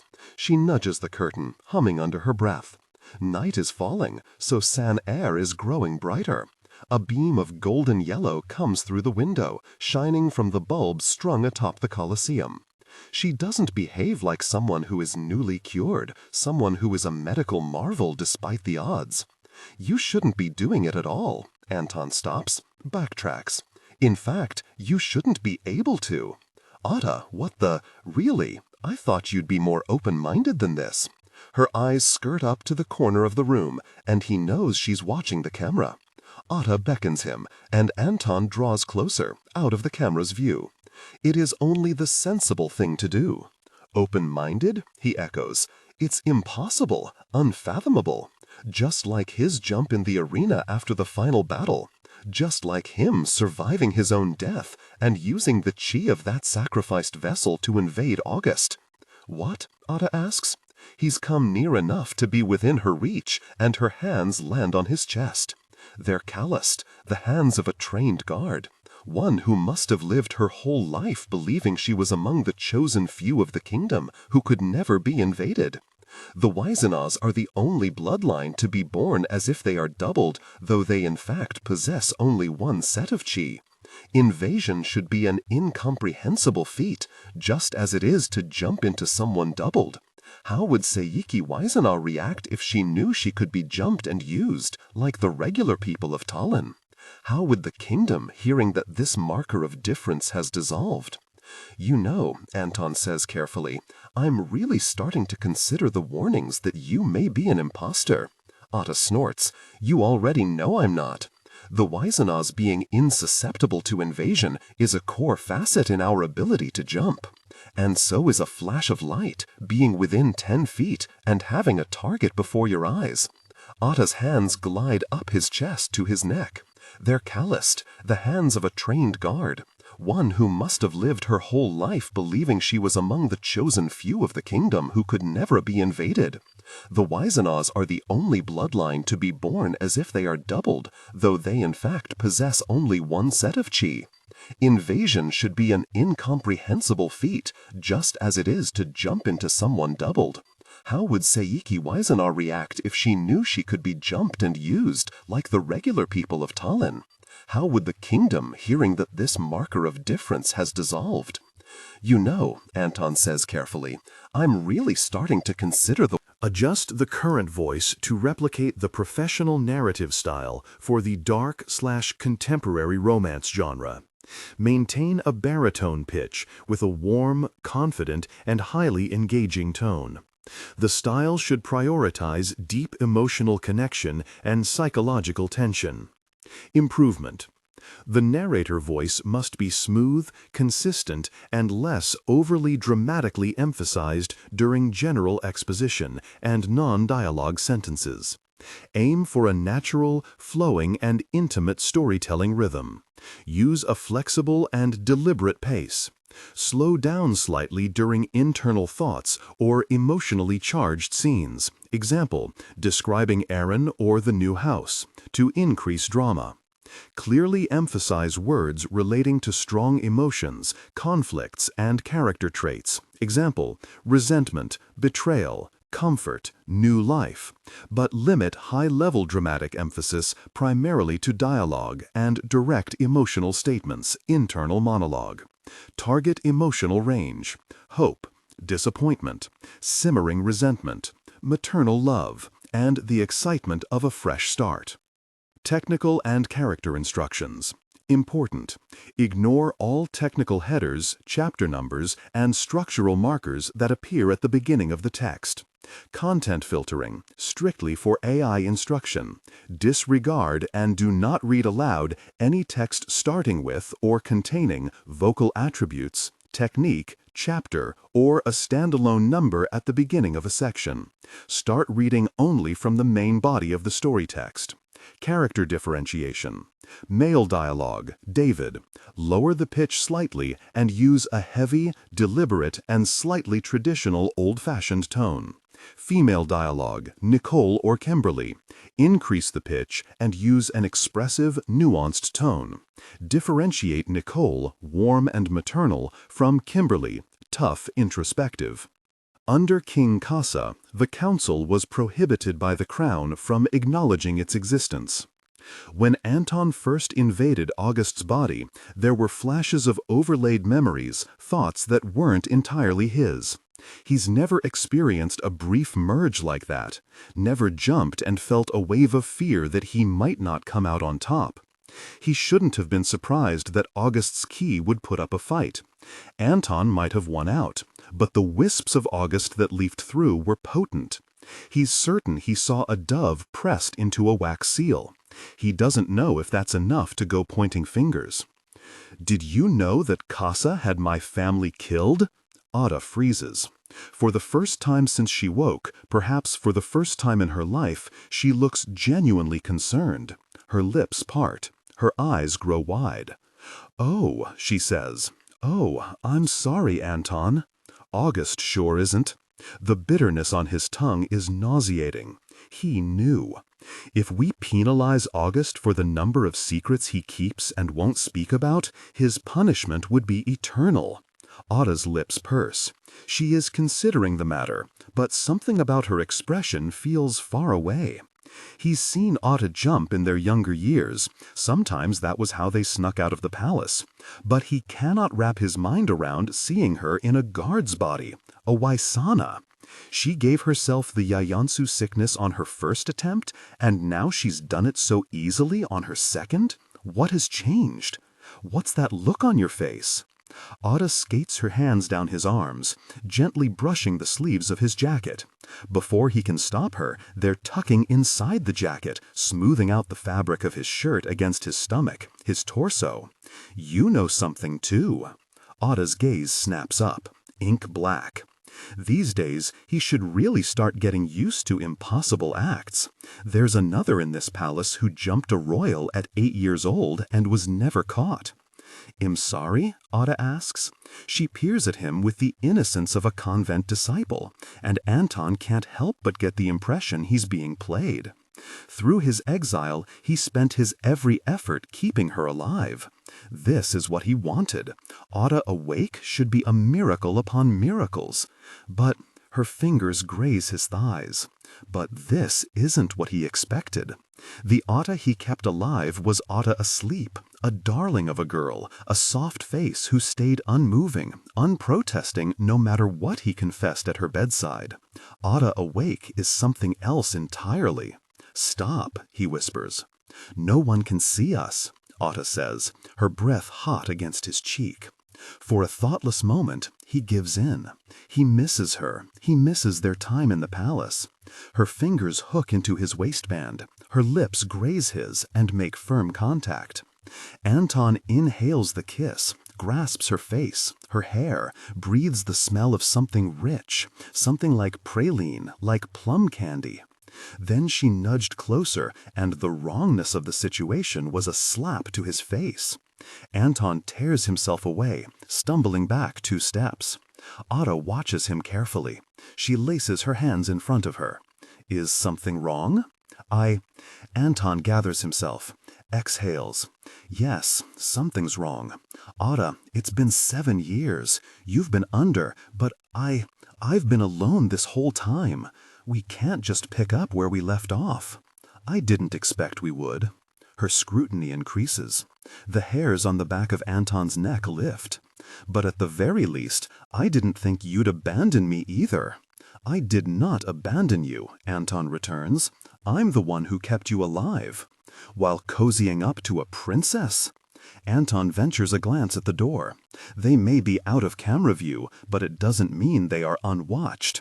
Forget it. He's not having this debate with her. Be reasonable. He takes another step away. You grew up in the palace too, so I don't need to explain it to you. It's a little hard to keep up the act as August if I'm having relations with my half-sister, don't you think? She barely flinches. He had, at least partly, meant to hurt Otta with the crude defense, but her lip quirks. As you say, I am your sister. You are the throne. There is plenty of reason why I should be at your side. When she sidles forward, Anton grabs her hand before she can put it back on his chest. He encircles her wrist, holding her at a distance, but he doesn't let go. You can't have it both ways, Otta, he says. It sounds like you want me to stay as August for good. What did you have to gain living as Anton Makusa anyway? Otta asks in return. You. I had you, he thinks, stung by the question. He had Otta, and the entirety of San stood in the way. The overspilling hospitals, the shortage of beds, the factories he never lasted long at, the paltry money he made with his useless noble hands. Not much, he says instead. Exile, picking rich businessmen's pockets. And look at the difference here, Otta, she says. The kingdom at your beck and call. Anton shakes his head, letting go of her wrist. Don't try your tricks on me. You don't think I know your games by now? I'm sure you're telling yourself you're only staying until you get revenge on August. Otta, intent on getting one more prod in, flicks his ear. Then she dances away, skipping to her body on the couch. But I know your games too. You like it here. I'll help you, Anton. Just back me up and don't fight it. Understand? What are you talking about? She collapses. On the couch, Otta opens her eyes again, having returned to her body, and she hops to her feet with a renewed energy. She hurries to shake Seiki's shoulders. Are you okay? Seiki blearily returns to herself. She doesn't understand what happened. Of course, she wouldn't even consider that she was invaded, because she's a Waisana. What on earth, the guard mutters. You fainted, Otta says plainly. Must be the air in the east wing. Let me help you. In brisk fashion, Otta tugs Seiki to her feet. You were speaking about the gala, Anton reminds her, smoothing his expression over and following Otta's lead. Shall we? Seiki clears her throat, shakes herself back into order. Yes. Some of the council members would like to clear certain matters with you first. Anton gestures for her to lead the way. I should change, Otta decides, when Seiki turns a questioning look on her. I'd like to make a speech at the gala, too. Before Anton can grant approval, she spins on her heel and prances for the door. She throws a wink over her shoulder. See you there, August. The first attendant that Calla runs into tells her the gala is starting soon, so the palace nobles will be gathering in the banquet hall. Ridiculous, Calla mutters to herself, pushing her sleeves up while she storms forward. As far as the rest of them are aware, Leda Milieu is loose in their corridors, and they have decided to go ahead with this frivolous display?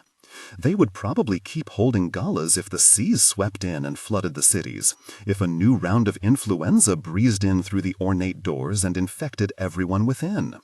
A patrolling guard startles at the sight of Calla turning the corner at high speed.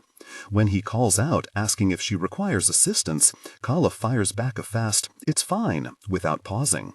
She has no time to waste. She needs to find Otta Avia, preferably before the gala starts, and every aristocrat in this palace bears witness to Calla throttling her. Main atrium. Calla's jaw makes a noise when she lifts her head and gauges the fastest route up the stairs to the banquet hall.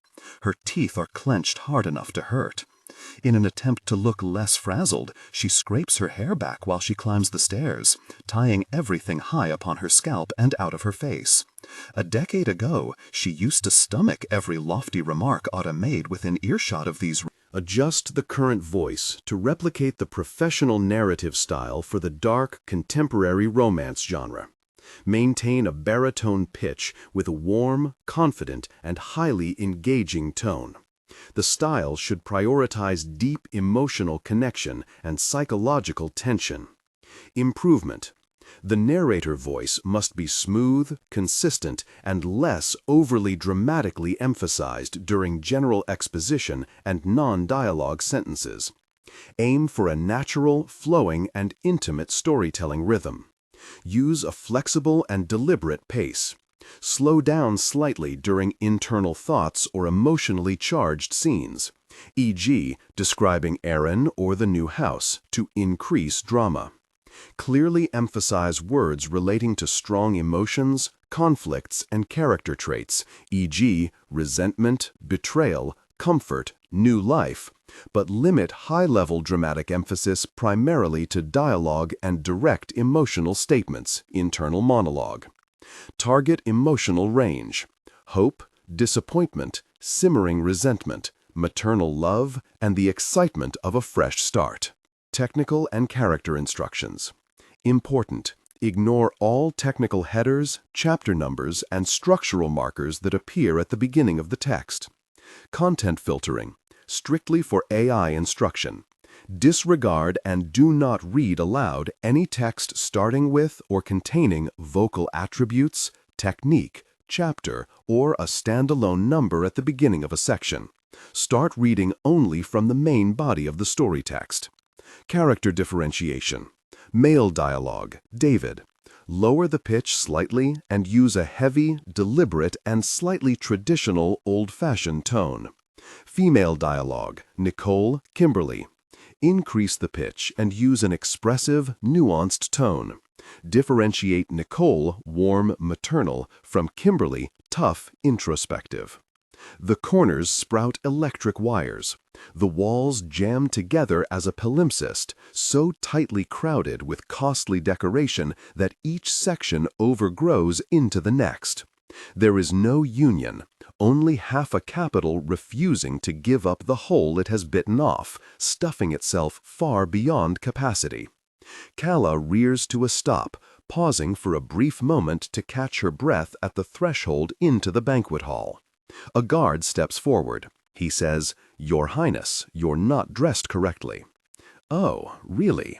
She's sighted her target. Before any guard can move to stop her, Calla surges forward and pierces the edge of the crowd. This banquet had been decorated for its last revelry merely weeks earlier, its space filled with excited palace nobles celebrating the conclusion of San-Er's games. Each corner was illuminated with an open bulb, leaving it only to chance that King Kasa didn't recognize his long-lost niece when she walked in with half her face obscured. The lighting is dim tonight. In the hollow temple, there was a red bulb just like the ones dangling above Calla as she picks her way forward. It illuminated the Crescent Society members while they were marking themselves with blood, wearing vials of deep crimson like regalia. The light was the perfect shade to blend together the bodies of their victims, their hearts carved out and left to rot as vessels clumped in the middle of the room. Calla makes it through half the crowd. They've brought in a large rug for the center of the hall. No amount of scrubbing could erase the stains after all that blood and gore soaked into the wooden panels. And no council member wanted to be the first to suggest a complete renovation of the floor where their previous monarch lost his head. The last time Calla stood here, she was ready to die, to answer for every wrong she'd committed in the name of revenge, and the greatest wrong she had committed in that arena. You. Before Otta Avia can turn around, Calla yanks her by the elbow, forcibly dragging her out of a conversation. "Ow!" Otta yelps, stumbling over her feet. Though she attempts to pull away, she's no match for Calla's physical strength. Calla, who towers over her by a head and then some. "Let go of me! What do you think you're doing?" She hauls Otta through a side exit. The banquet hall chatter fades as the smooth door closes with a thud, camouflaging back into the floral wallpaper. This is a servant's passage, made for quick movement in and out to serve food. Calla releases Otta, if only to push her onto the carpet. Otta lands with a disgruntled wince. Unlike Calla, who isn't dressed correctly, Otta very much is. She's changed out of her extravagant red getup from earlier. Her new dress is noiseless with movement. pale pink silk wrapping a band around her chest before a darker sheer fabric flows to her knees in a triangle. Aristocratic isn't the right word anymore. She looks as delicate as a petal, and the thought practically grinds Calla's molars to dust. "Can I help you?" "I tolerated you all through our childhood, Otta," Calla says coldly, "but propriety isn't going to save you this time. Lida Maliu has named you as her source. She says she learned everything she knows about Chi from you." Otta lets out a single laugh. Though she remains sprawled on the carpet, she props an elbow behind her, lounging with no hint of discomfort. "Do you have any evidence, or are you working off the baseless accusations of a woman imprisoned for treason? Surveillance in this palace certainly goes back 7 years. Calla's eyes lift. "Even here, there's a camera blinking above them. Do you want me to look? I'll have them find every bit of footage capturing the two of you together. You are so insufferable." In a smooth motion, Otta stands again. She dusts off her skirts, sniffing when she finds creases marring the silk. If her claims are true, then it's not like I taught her on purpose. Go look through the footage. You won't find anything. She was the daughter of the captain of the guard. She must have been spying on me. Calla can't believe what she's hearing. So Otta is admitting to it. Long before Lida started spreading impossible practices across San-Er, Otta Avia knew how to do it first. Some part of Calla still doubted it, despite her rampage to confront Otta. Seriously, she can't help but think. The same Otta Avia who calls for servants to hold up a straw so she can have her hands free from the glass? The Otta Avia who gave herself the Yaisu sickness from being stupid enough to attempt jumping into Waisanas? "If you were a little nicer to me, I'd teach you." Otta bounces on the tips of her toes, just like she did to get closer to Anton's ear during the meeting. Too bad. Something in Calla snaps. Her hand plunges into her pocket. Barely enough time passes for her to process the gesture herself, never mind for Otta to realize what she's doing and get out of the way. Logic kicks in at the last millisecond. Just as the knife whips out of her palm, she jerks her wrist, redirecting it to draw a bit of blood rather than embedding somewhere more serious. But that turns out to be for naught. Her knife doesn't land. Calla watches with absolute incomprehension as the blade pauses mid-air, hovering a second in front of Otta's face before falling to the floor with a lackluster clatter. A shutter moves through the passageway. A strange smell sears Calla's nose, like burning rubber. "Oops," Otta says brightly. "You're losing your touch, aren't you?" "What?" The side door slams open. In that moment, Calla is so taken aback that her mind falters. August has entered the servants' passage, half bathed in shadow. The words are already forming on her tongue to demand he get his sister under control. Then he comes closer, and the sight of him gives her a physical jolt. His eyes catch the light. She remembers. August isn't here. This is Anton, training his gaze on Otta with a concern that Calla has certainly never seen. "What's going on?" he asks evenly. "Your hair," Calla exclaims, as though this is the most pressing matter at hand.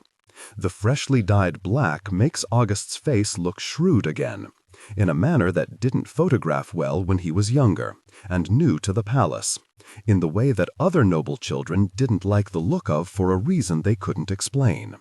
"Otta," Anton prompts, "are you all right?" At the other end of the hall, a cluster of servants have arrived with plates, but they come to a quick stop upon seeing the passageway already occupied. A few of them scramble to turn around and get out of sight. Others stand and wait, watching. Anton has noticed too, his attention flickering over, then back. Despite the easy demeanor of his words, his shoulders are stiff underneath his black jacket. He's also changed since Lida's interrogation. August has never worn these clothes, so it must be brand new from the tailor. "Would you like to tell him, or shall I?" "Ring-con," Calla says. She pretends Anton isn't there, forging on with her interrogation. He's doing a mighty fine job to her anyway. "Did you have anything to do with it?" What could you mean? Calla's eyes narrow. A finger of cold has started to trail down her spine. The massacre there, she says in a low voice. Oh, silly me, Otta says, examining her nails. Of course not. Why would I know anything about a massacre in Rincon? May I be excused to make a toast, Majesty? Anton doesn't immediately grant her permission.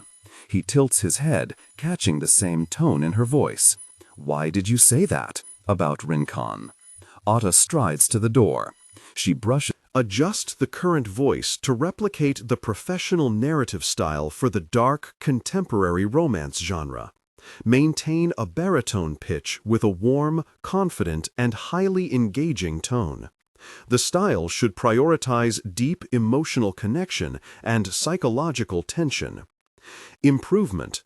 The narrator voice must be smooth, consistent, and less overly dramatically emphasized during general exposition and non-dialogue sentences. Aim for a natural, flowing, and intimate storytelling rhythm. Use a flexible and deliberate pace.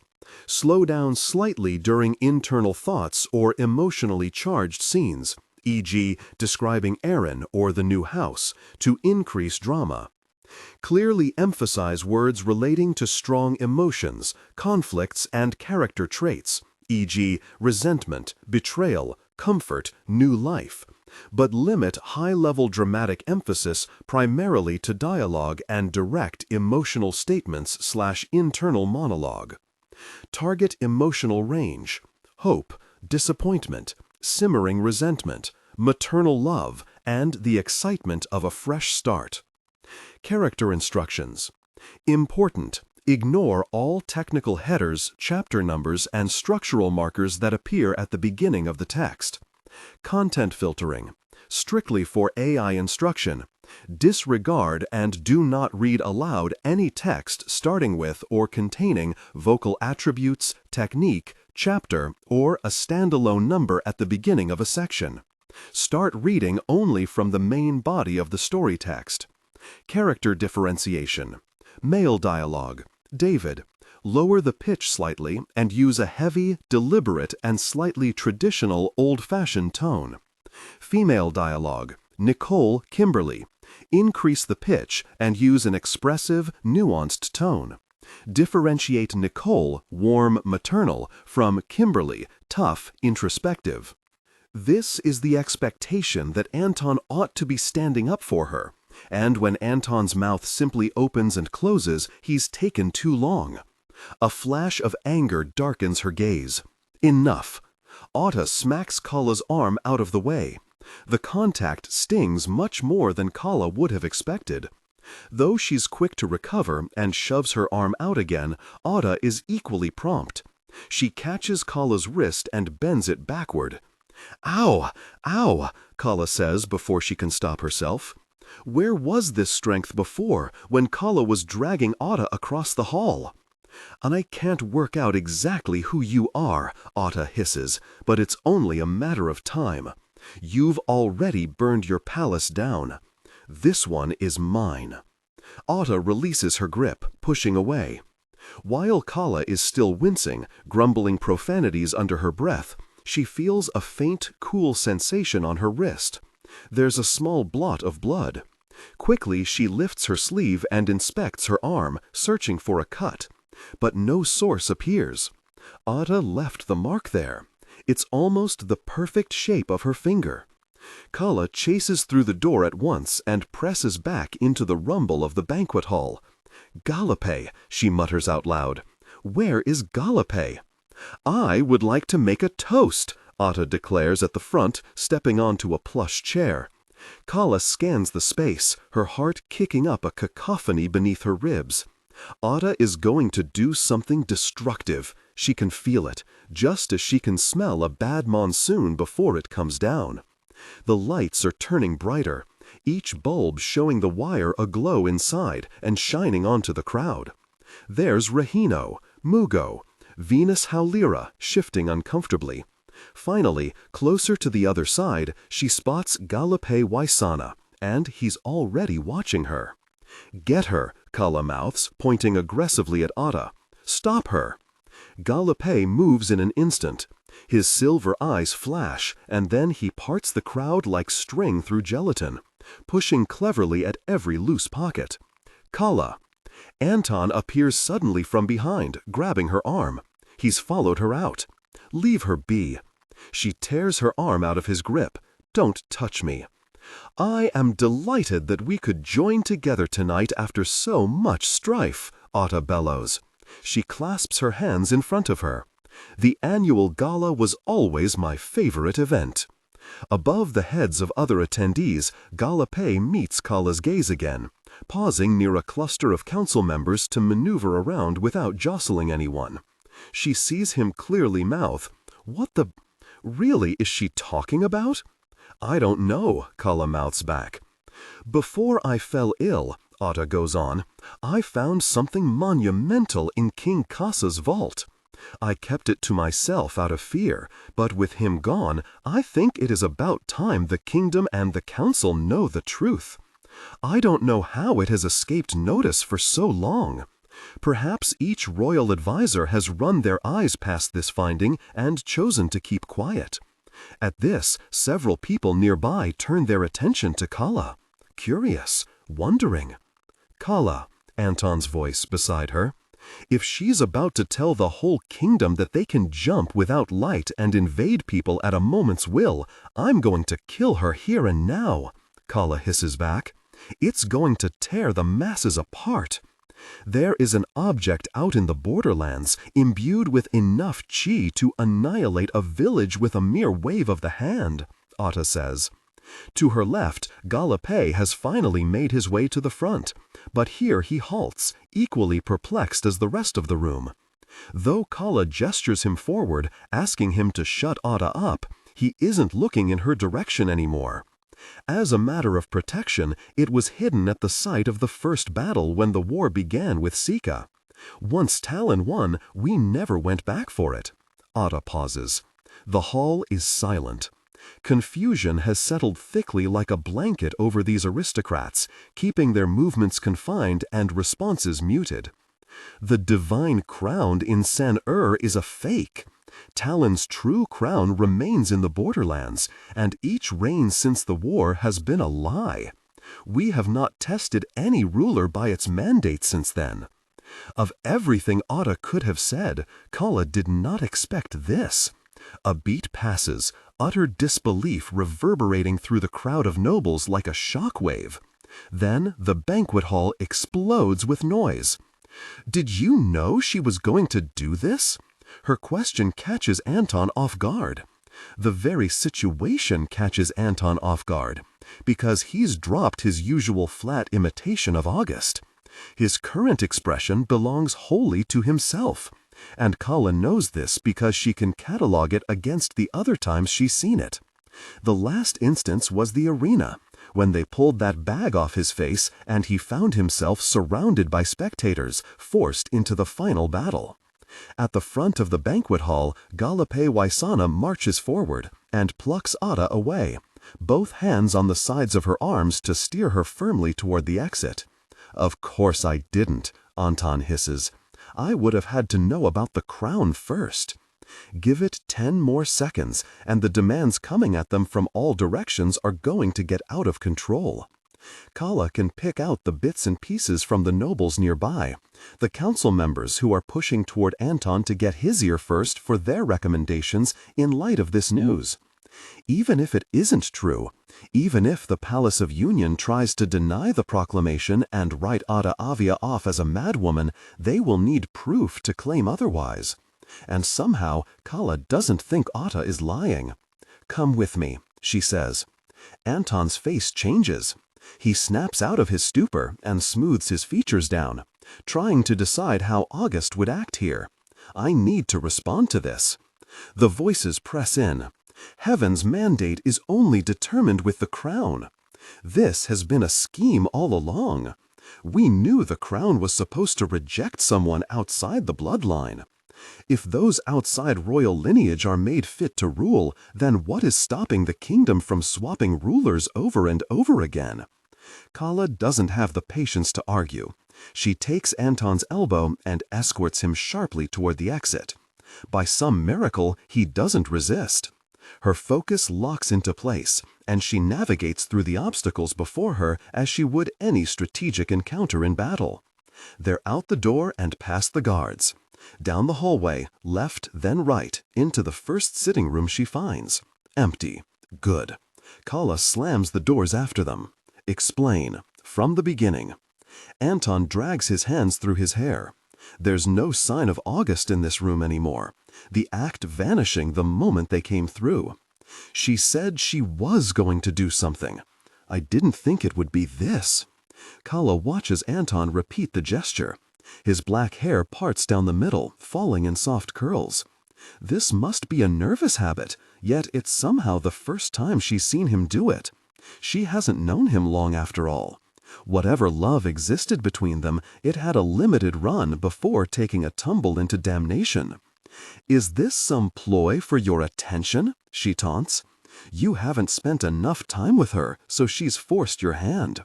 She will inevitably lead the delegation out to fetch it, and your attendance will be mandatory.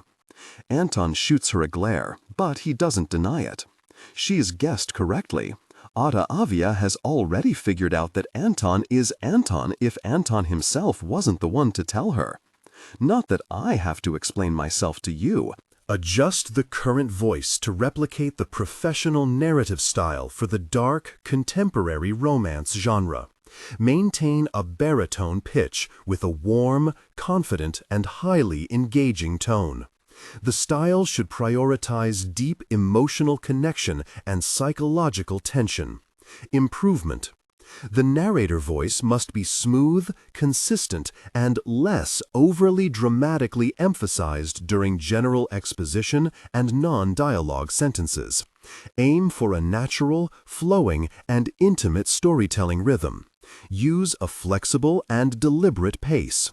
Slow down slightly during internal thoughts or emotionally charged scenes, e.g. describing Aaron or the new house, to increase drama. Clearly emphasize words relating to strong emotions, conflicts, and character traits, e.g. resentment, betrayal, comfort, new life, but limit high-level dramatic emphasis primarily to dialogue and direct emotional statements, internal monologue.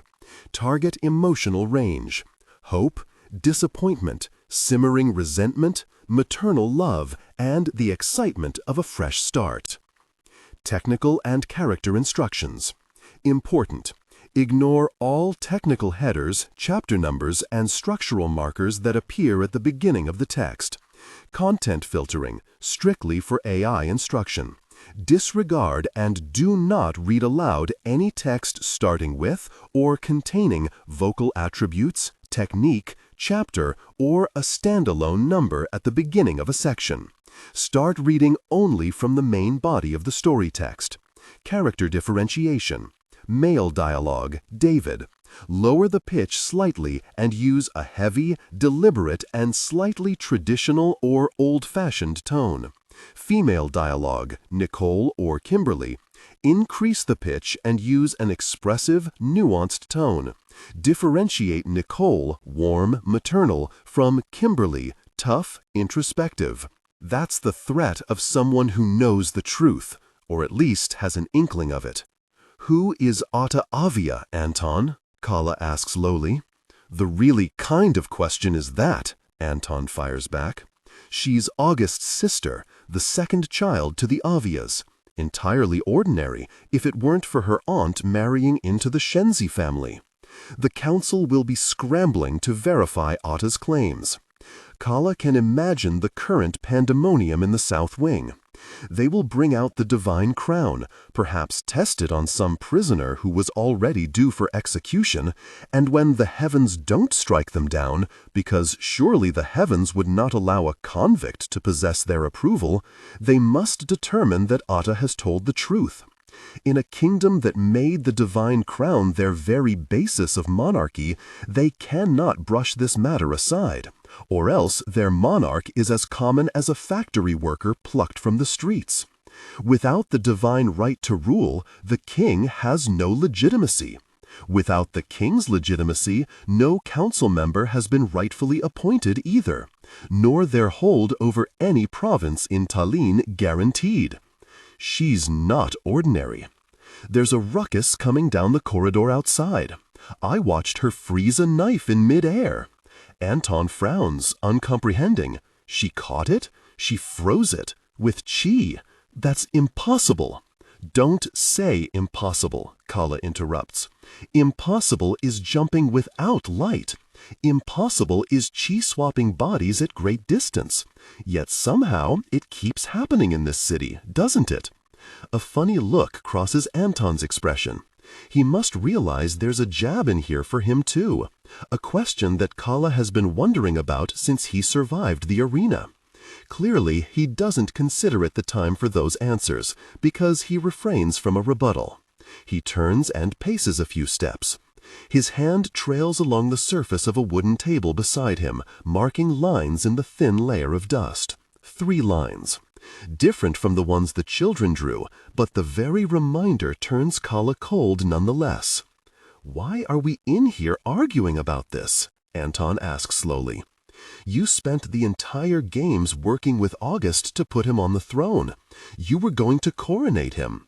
If you could be blamed at any point, it would have been pertinent for him to mention to you that the crown was fake, don't you think?" "You don't know if August knew," Calla returns. "Calla, be serious. What did August not know in this palace?" New voices advance in the corridor outside. Calla strains to catch the commotion. It's a guard giving orders to keep the nobles in the banquet hall. The Waisannadas are going to try to stop the news from spreading. While Calla and Anton attempt to make sense of the situation, the kingdom is about to go to gosh, because once the greater provinces find out, it's not only the palace that's going to want the divine crown in its possession. The crown, after all, promises to confirm a righteous ruler. There will be people wanting to put it on. There will be people wanting to find it and sell it on the black market, auction it off to the highest bidder. Then the crown might end up right back in San Air, but in the hands of a council member launching a coup. They're about to go up against every person who might want a chance at being Talin's ruler. Every person who knows being accepted by the divine crown means a change in the centuries of Shenzis and Tolemis ruling the kingdom. Where is this coming from? Calla's anger gives way to frustration. There is no reason for them to be at odds. No extenuating circumstances, no rules set upon them. They could simply choose to stop being at each other's throats. What is your problem with August? "You are more alike to me than you are to August," Anton replies. "Yet you insist on being his mouthpiece. You stormed the palace of heavens, princess. Where did that Calla go?" Calla flinches. "Don't. Oh, sorry. You're just some poor orphan from Rincon putting on a performance. Are you going to be giving that body back any time soon?" It was inevitable that he would take the argument there, yet Calla is shocked all the same. Her limbs lock, her lungs seize. The fear of being caught, of being dragged before the palace and executed, sweeps down her spine as muscle memory from her earlier years in this body. Anton may as well have swung a knife at her for the response he's triggered. "Don't forget," Calla says icily, "you're not guaranteed to survive this. August might be too powerful. The longer you stay, the more likely it is that you could start to merge. Or maybe he'll disappear. Doesn't that sound terrific? He was once your closest friend. Does that mean nothing?" The door shudders. Calla's gaze whips over to it, but she must have locked it from the inside when she closed it. After another failed push on the other side, someone clears their throat in the hallway and calls, "Your Majesty, are you in here?" Anton sighs. "And what about it?" "We need a statement," the muffled voice continues. "Seiki, I am consulting with my advisor," Anton says. He pulls at his hair again, though it's more subdued this time. "With all due respect, there are other royal advisors waiting for you in the war room, as well as the entire council. Could you perhaps continue the conversation there?" Calla remains silent, watching Anton for his response. "I'll have Seiki escort me to surveillance to get a handle on the situation," he decides, heading toward the door. He's not waiting for Calla's permission. "You don't have to do this," she's dropped to a whisper. Seiki Waisana won't be able to hear her outside, but with the way Anton stops, he certainly does. "I beg your pardon?" "You could jump out. This is August's problem, the throne's problem, so why are you tending to it?" Calla has always wondered why the crown would claim someone like Kasa, someone like her father. She suspected it called to a specific familial chi instead, that the palace had lied about what the object was supposed to do and drawn up its own mythology to support their royal family. If the real crown is still out there, then it could truly function as it is said to. A Shenzi or a Tuoleimi could be struck down. A peasant could become the next king. This goes beyond the scope of what game Anton is playing on the throne. Seiki is knocking on the door again. "Your Majesty?" "The news is going to spread through the cities very soon. We need to act before—" "Are you afraid that I'll expose you, Highness?" "I don't care," Calla hisses. "Expose me. Go on." "There are going to be riots. We will need to disperse guard units." Anton spins around. "Don't tempt me. I mean it." There's no doubt that Seiki can hear some argument going on inside now, but they're keeping their volume so low that their words slur even to Calla's ears. "What do I care? The council is waiting for a chance to get rid of me anyway. Tell them. They may decide to investigate you while they're at it." From the very beginning, their alliance was built on a terrible foundation: the outlaw and the exile. Two people on the precipice of falling off the very world, holding on to each other for balance. Now they are both planted too firmly, leagues of land and sea under their feet. She can't give Anton Makusa a simple shove anymore to get him out of sight. They can only continue this bizarre dance to see who can send the other teetering closer to the edge. "I loved you," he spits, "and you chose to kill me." Adjust the current voice to replicate the professional narrative style for the dark, contemporary romance genre. Maintain a baritone pitch with a warm, confident, and highly engaging tone. The style should prioritize deep emotional connection and psychological tension. Improvement. The narrator voice must be smooth, consistent, and less overly dramatically emphasized during general exposition and non-dialogue sentences. Aim for a natural, flowing, and intimate storytelling rhythm.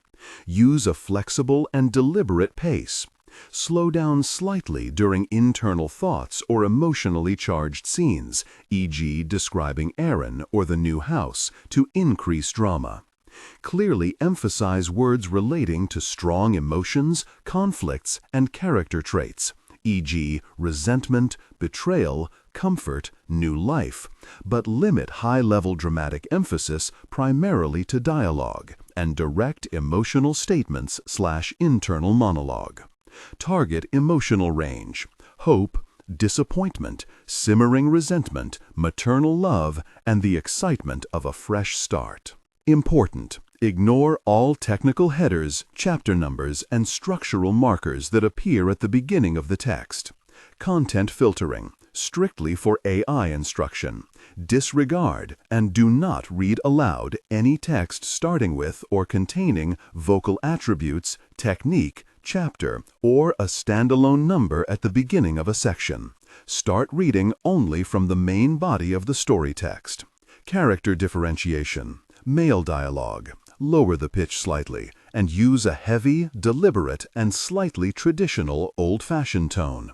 Female dialogue. Increase the pitch and use an expressive, nuanced tone. Differentiate Nicole, warm and maternal, from Kimberly, tough, introspective. All you wanted was your own little haven with Otta, and you couldn't give that up for me.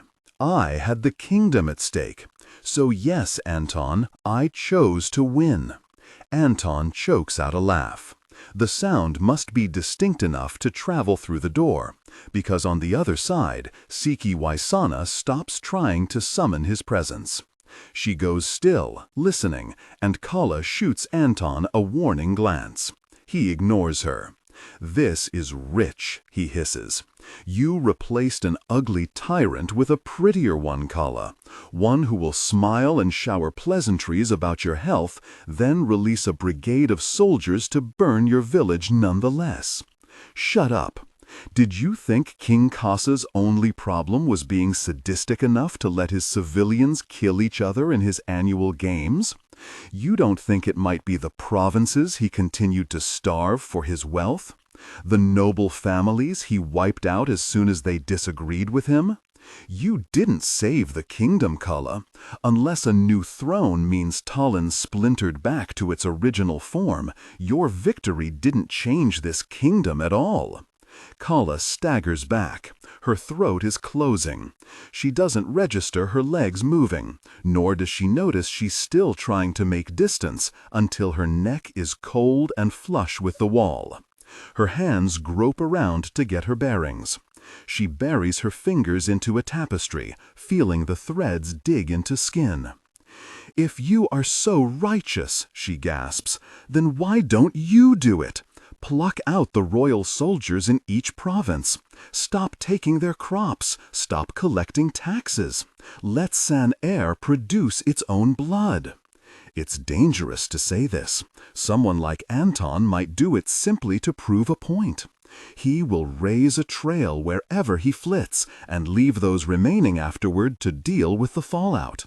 "I don't want to," he replies easily. Unlike someone, he speaks of August, but he knows that Siki might hear him. "I can admit that I prefer it when everyone answers to me. I have everything at my disposal." Calla releases the tapestry in her hands, forcing her posture straight with conviction.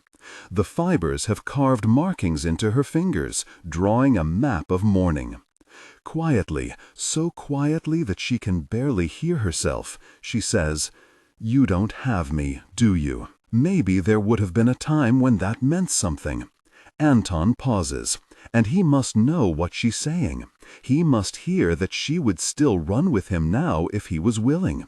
He must feel that her anger exists only in the space they've made before them. "I should condemn you to execution." He turns away. "But I think it's better that you suffer the consequences of your actions. Open your eyes, Calla." He yanks the door open. Siki Waisana immediately scuttles back, trying to act like she wasn't struggling to make out what was happening in the room. "Your Majesty," she greets. She peers over Anton. "Princess Calla, are you coming too?" "Go ahead without me," Calla says.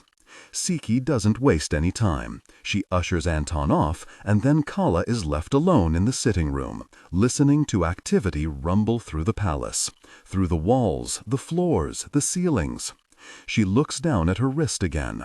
Otta's splotch of blood has dried, barely larger than a thumbnail. Images of the hollow temple play again before her eyes, the bodies that the Crescent Societies had stolen, stacked, and sacrificed.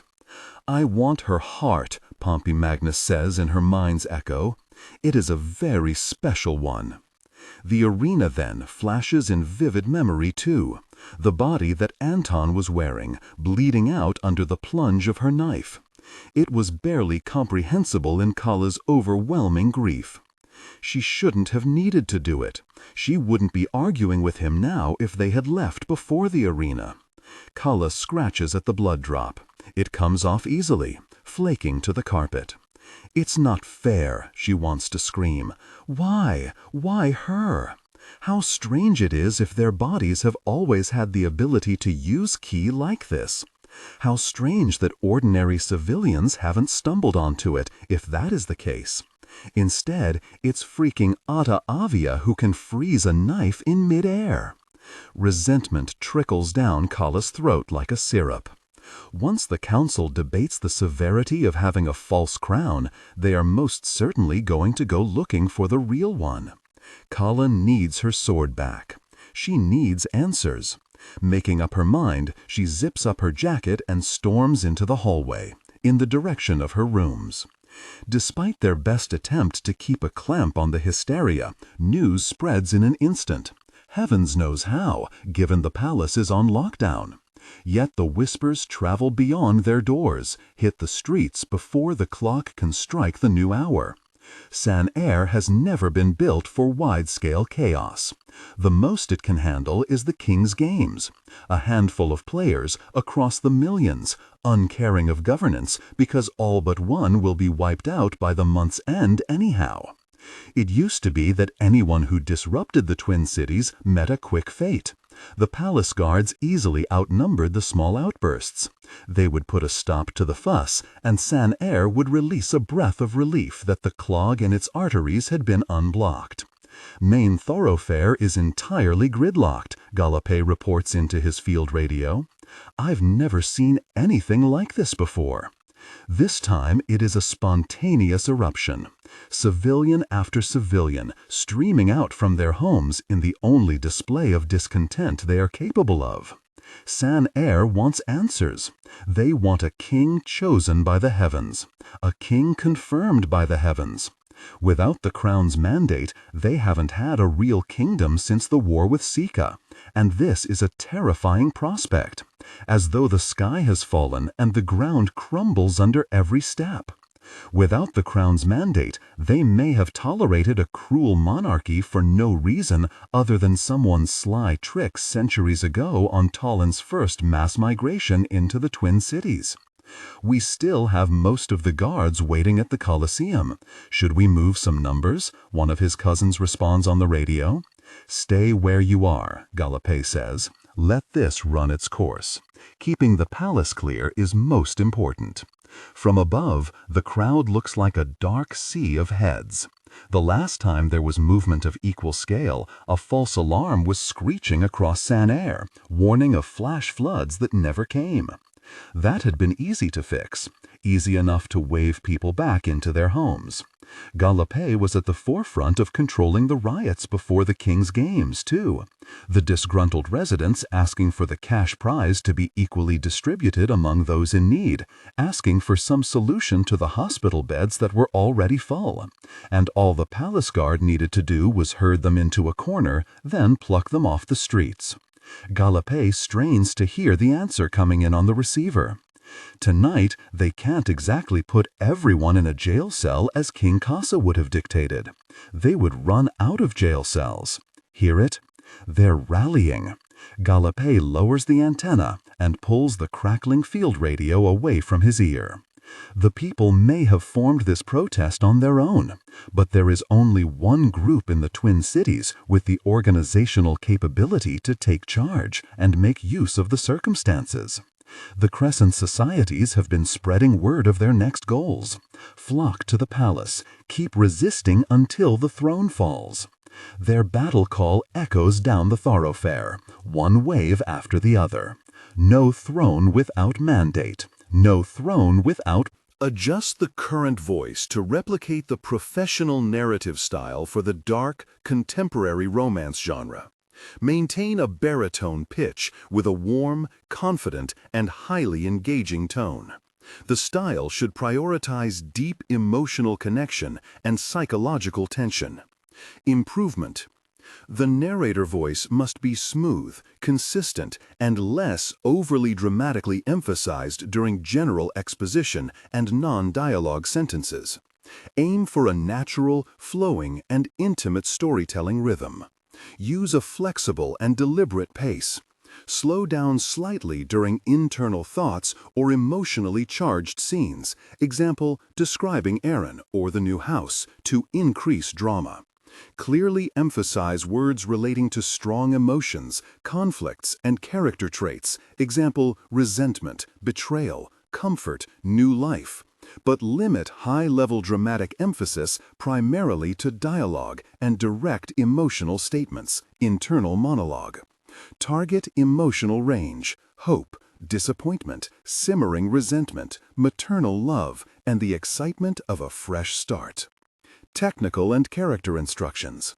Important: ignore all technical headers, chapter numbers, and structural markers that appear at the beginning of the text. Content filtering: disregard and do not read aloud any text starting with or containing vocal attributes, technique, chapter, or a standalone number at the beginning of a section. Start reading only from the main body of the story text. Character differentiation: male dialogue, David.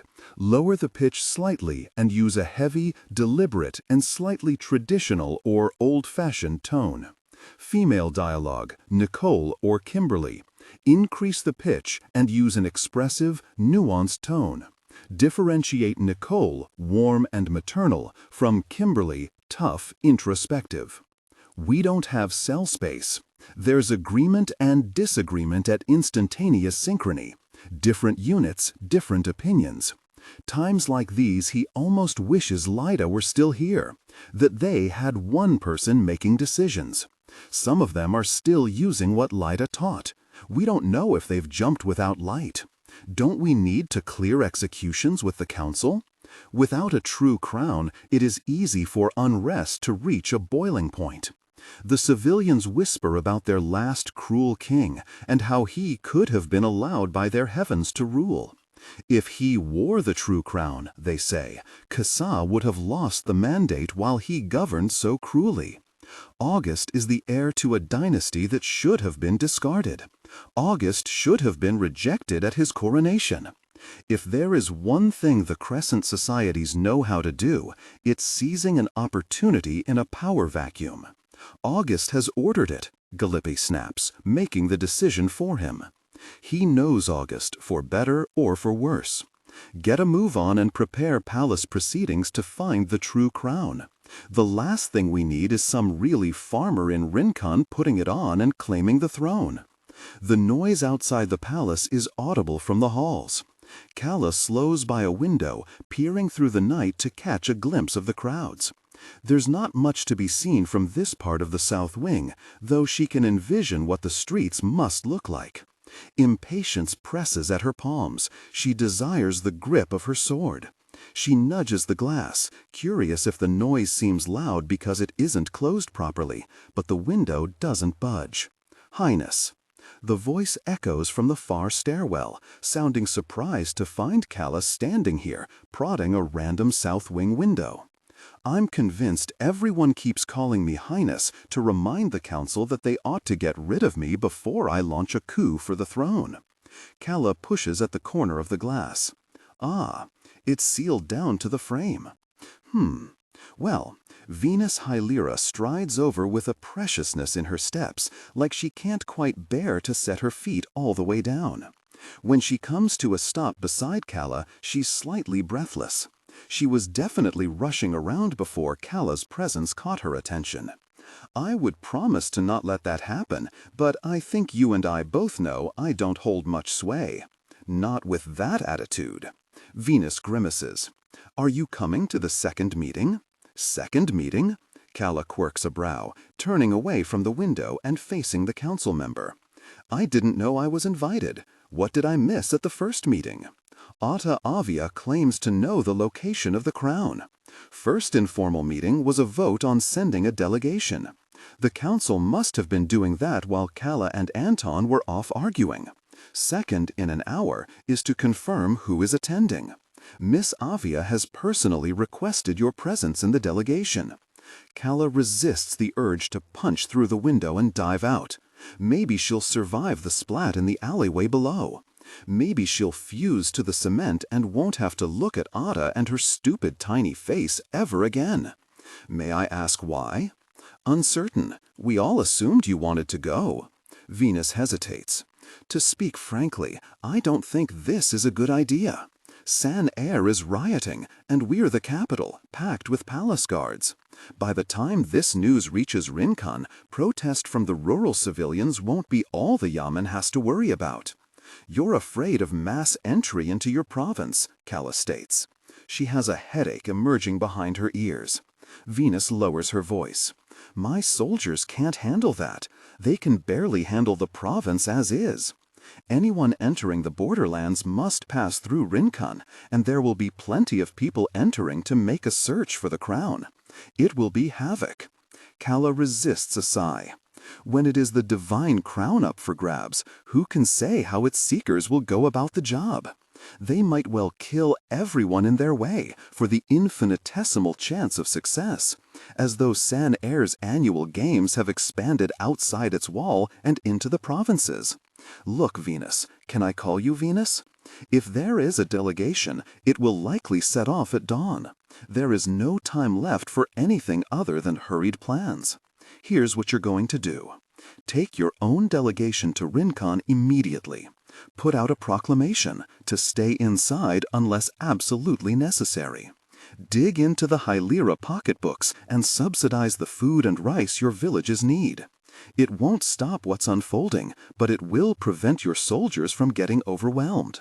It'll entice the people who live in Rincon to sit at home instead of venturing into the borderlands for the crown in a desperate bid to stay afloat. Maybe Venus didn't expect Calla to offer an actual alternative. It takes her a beat to register Calla's words. Another long beat before she nods slowly, then more vigorously. "All right," she says. How long do I do that for?" Calla shakes her head. She's got to go. She has business of her own to tend to. "Don't make me draw up all your plans." "But, Highness," as Calla tries to circle past her, Venus holds her arm out with more to say. "The entirety of Talin should enact this, if it is something council members can manage. You should speak at the meeting." There is such hope in Venus Hylera's voice. Calla tries to imagine how such an initiative would look. The farms settling into stillness. The village wells unattended. Be realistic, Venus. What will San Air eat if Iggy is pushed into containment? You can do this because you are Rincon, and that is all. Get your delegation and go. You're out of time. Before Venus can object, Calla pushes past her arm and hurries down the hallway again, resuming her quick pace. She makes only one detour, her sword, retrieved from the vault.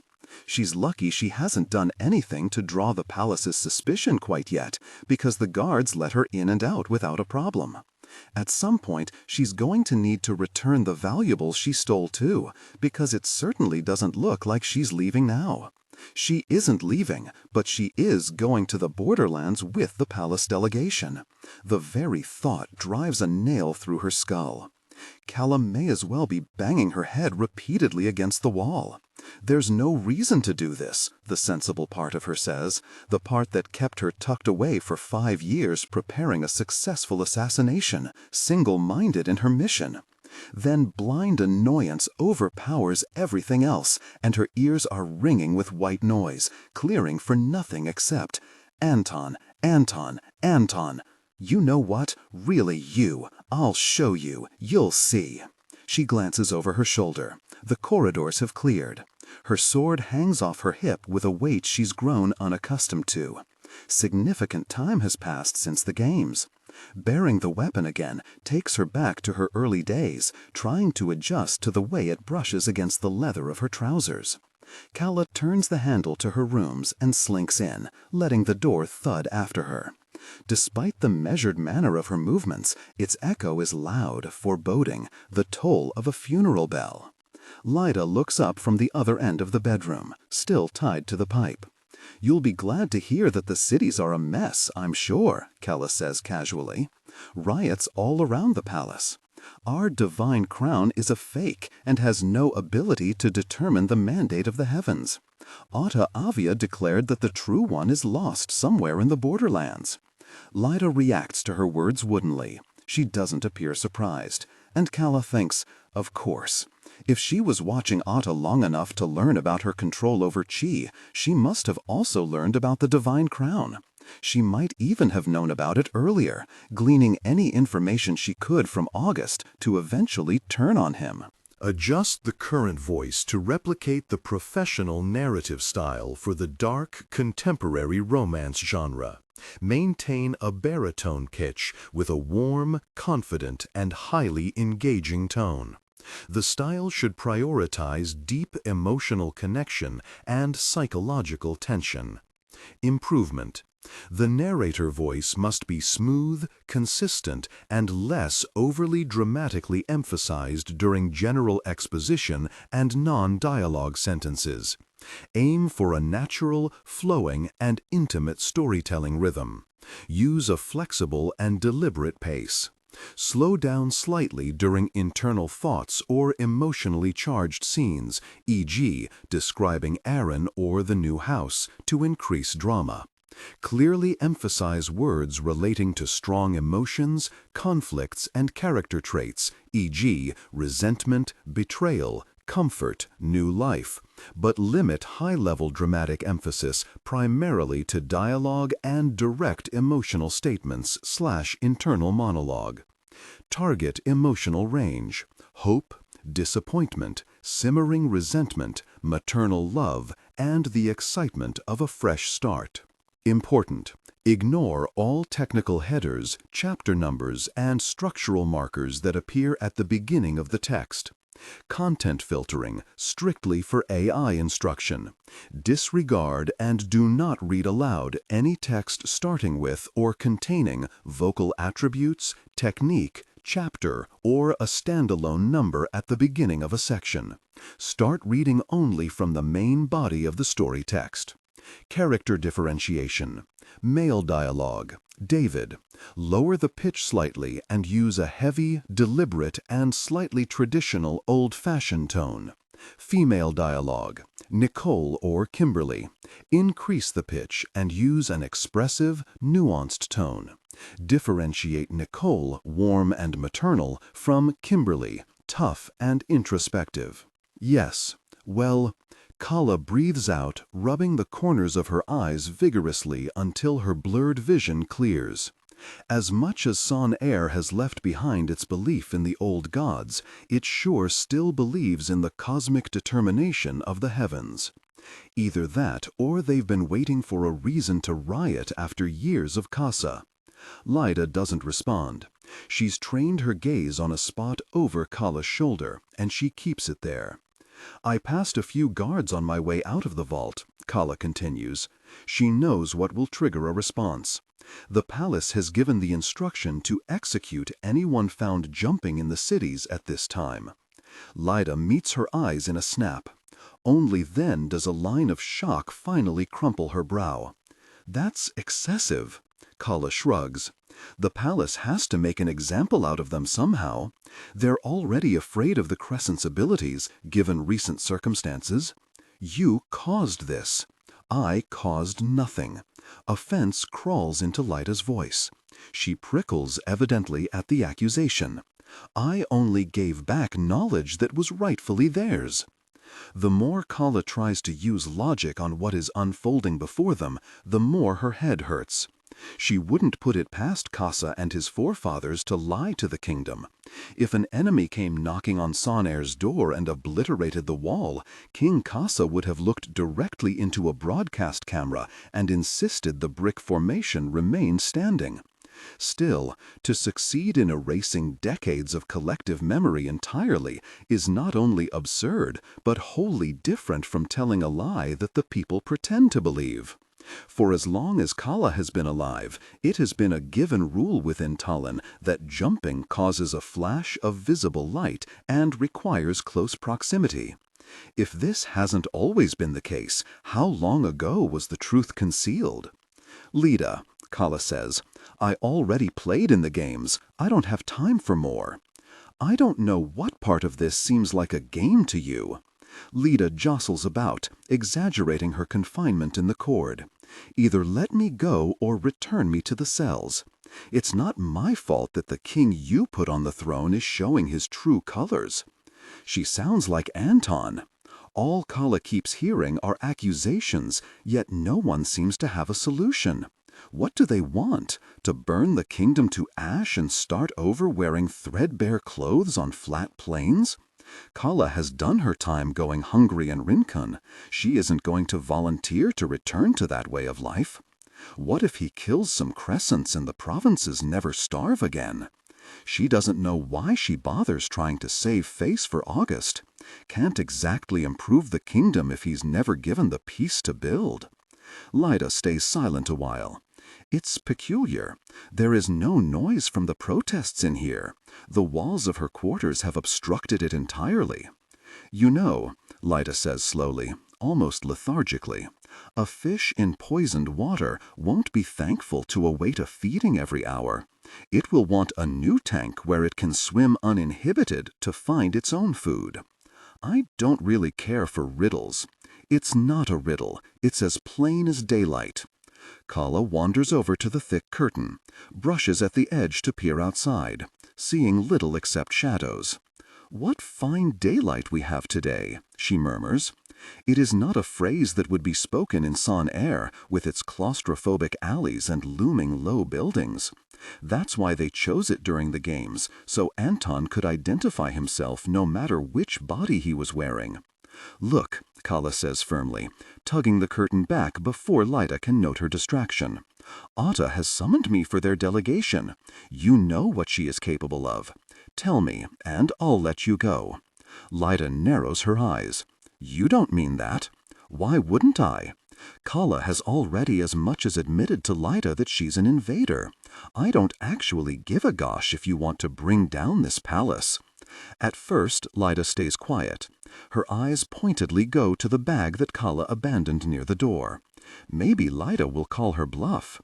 When all's said and done, Calla is here prying for answers from an enemy of the throne instead of taking her stolen assets and leaving.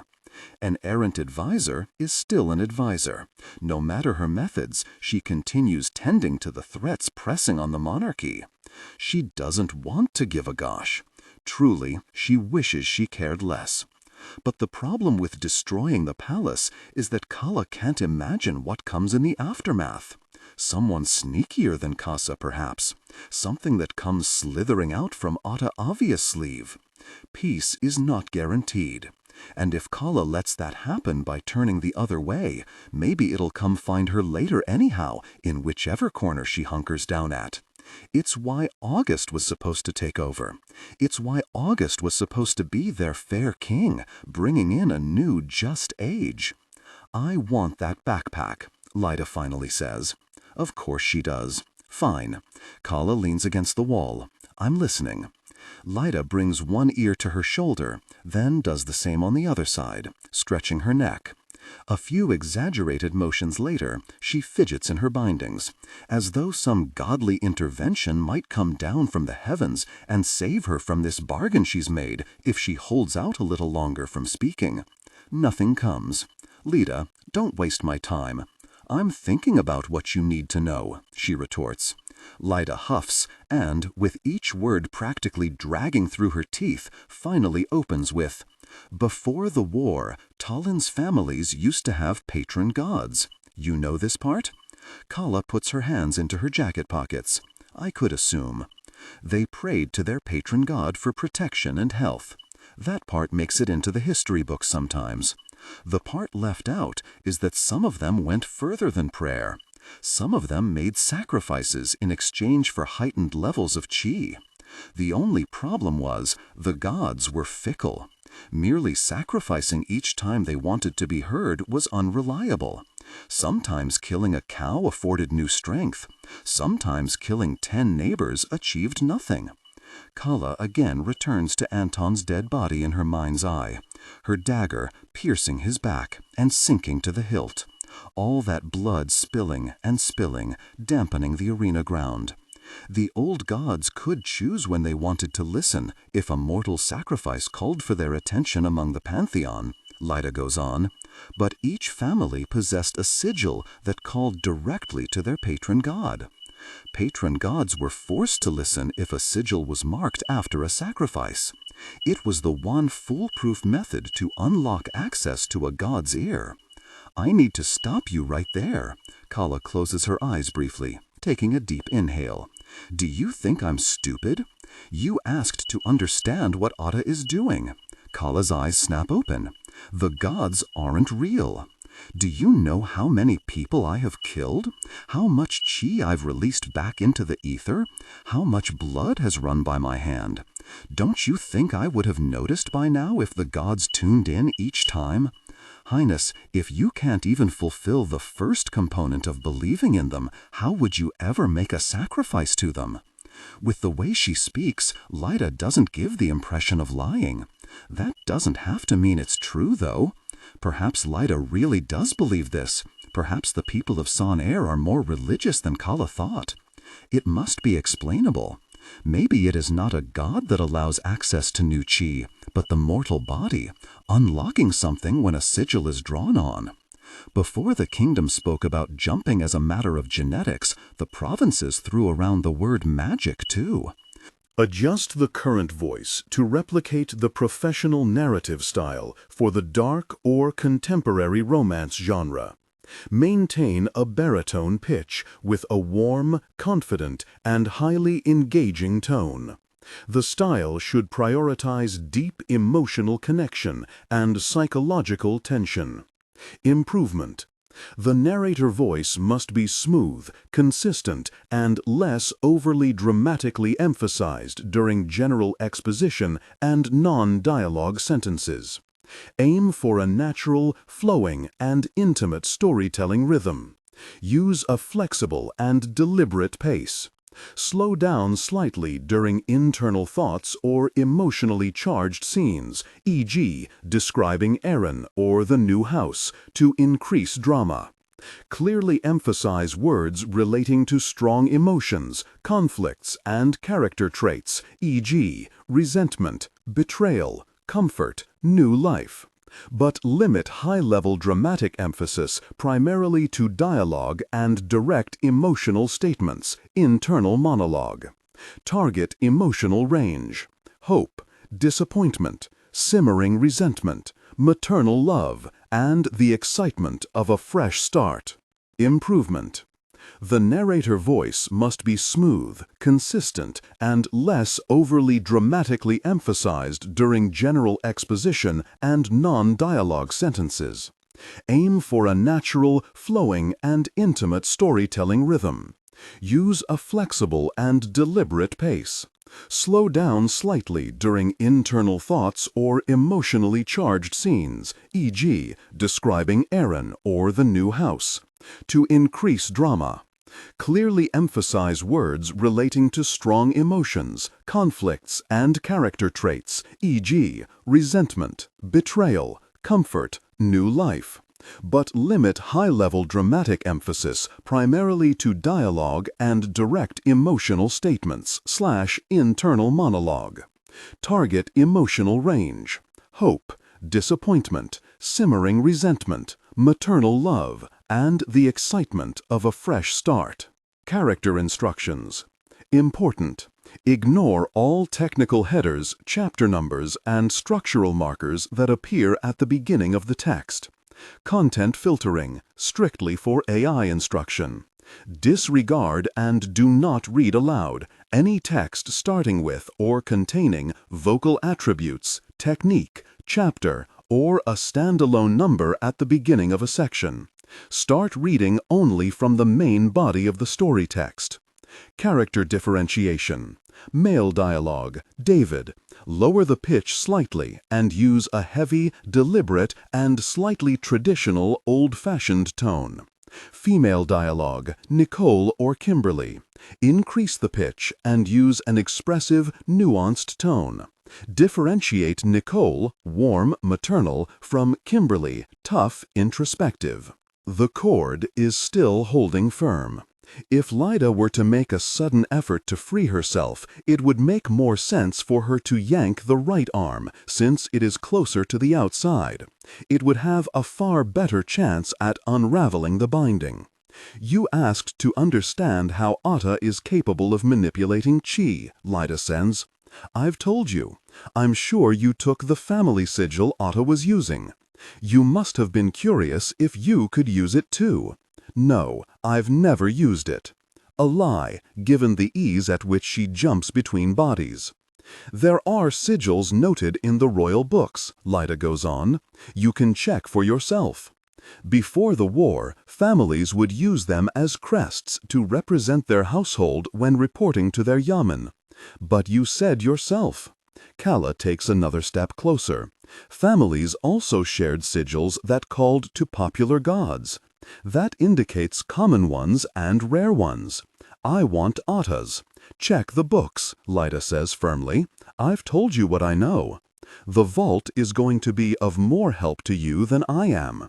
She must have gotten it there. Keep your word and let me go. Fine, fine. Calla's eyes flit to the bag she left by the door. How tragic it is to have escape waiting so closely, within reach. If you leave now in the night, they might have unguarded window exits. Let me cut you loose. Calla draws her sword. The silver flashes in the low light, the blade edge glinting. With a muffled huff, Lyta strains her wrists behind her, giving Calla maneuvering room. Calla draws closer, then crouches. Puts the point of her sword against the tord, sawing, sawing, sawing. I'm sorry. Lyta shoves the sword through. It cuts between the side of Lyta's ribs, into the heart, emerges from the other side. Before Lyta can make a sound any stronger than a gasp, Calla pulls the sword out. The long blade catches, makes a wet, squelching noise. A mere few weeks of disuse is already affecting its function. Lyta cries out. The initial trickle of blood transforms to an outright gush. Her hands remain bound. She cannot staunch the wound. This is what it comes to, then, Lyta rasps. I'll use it well.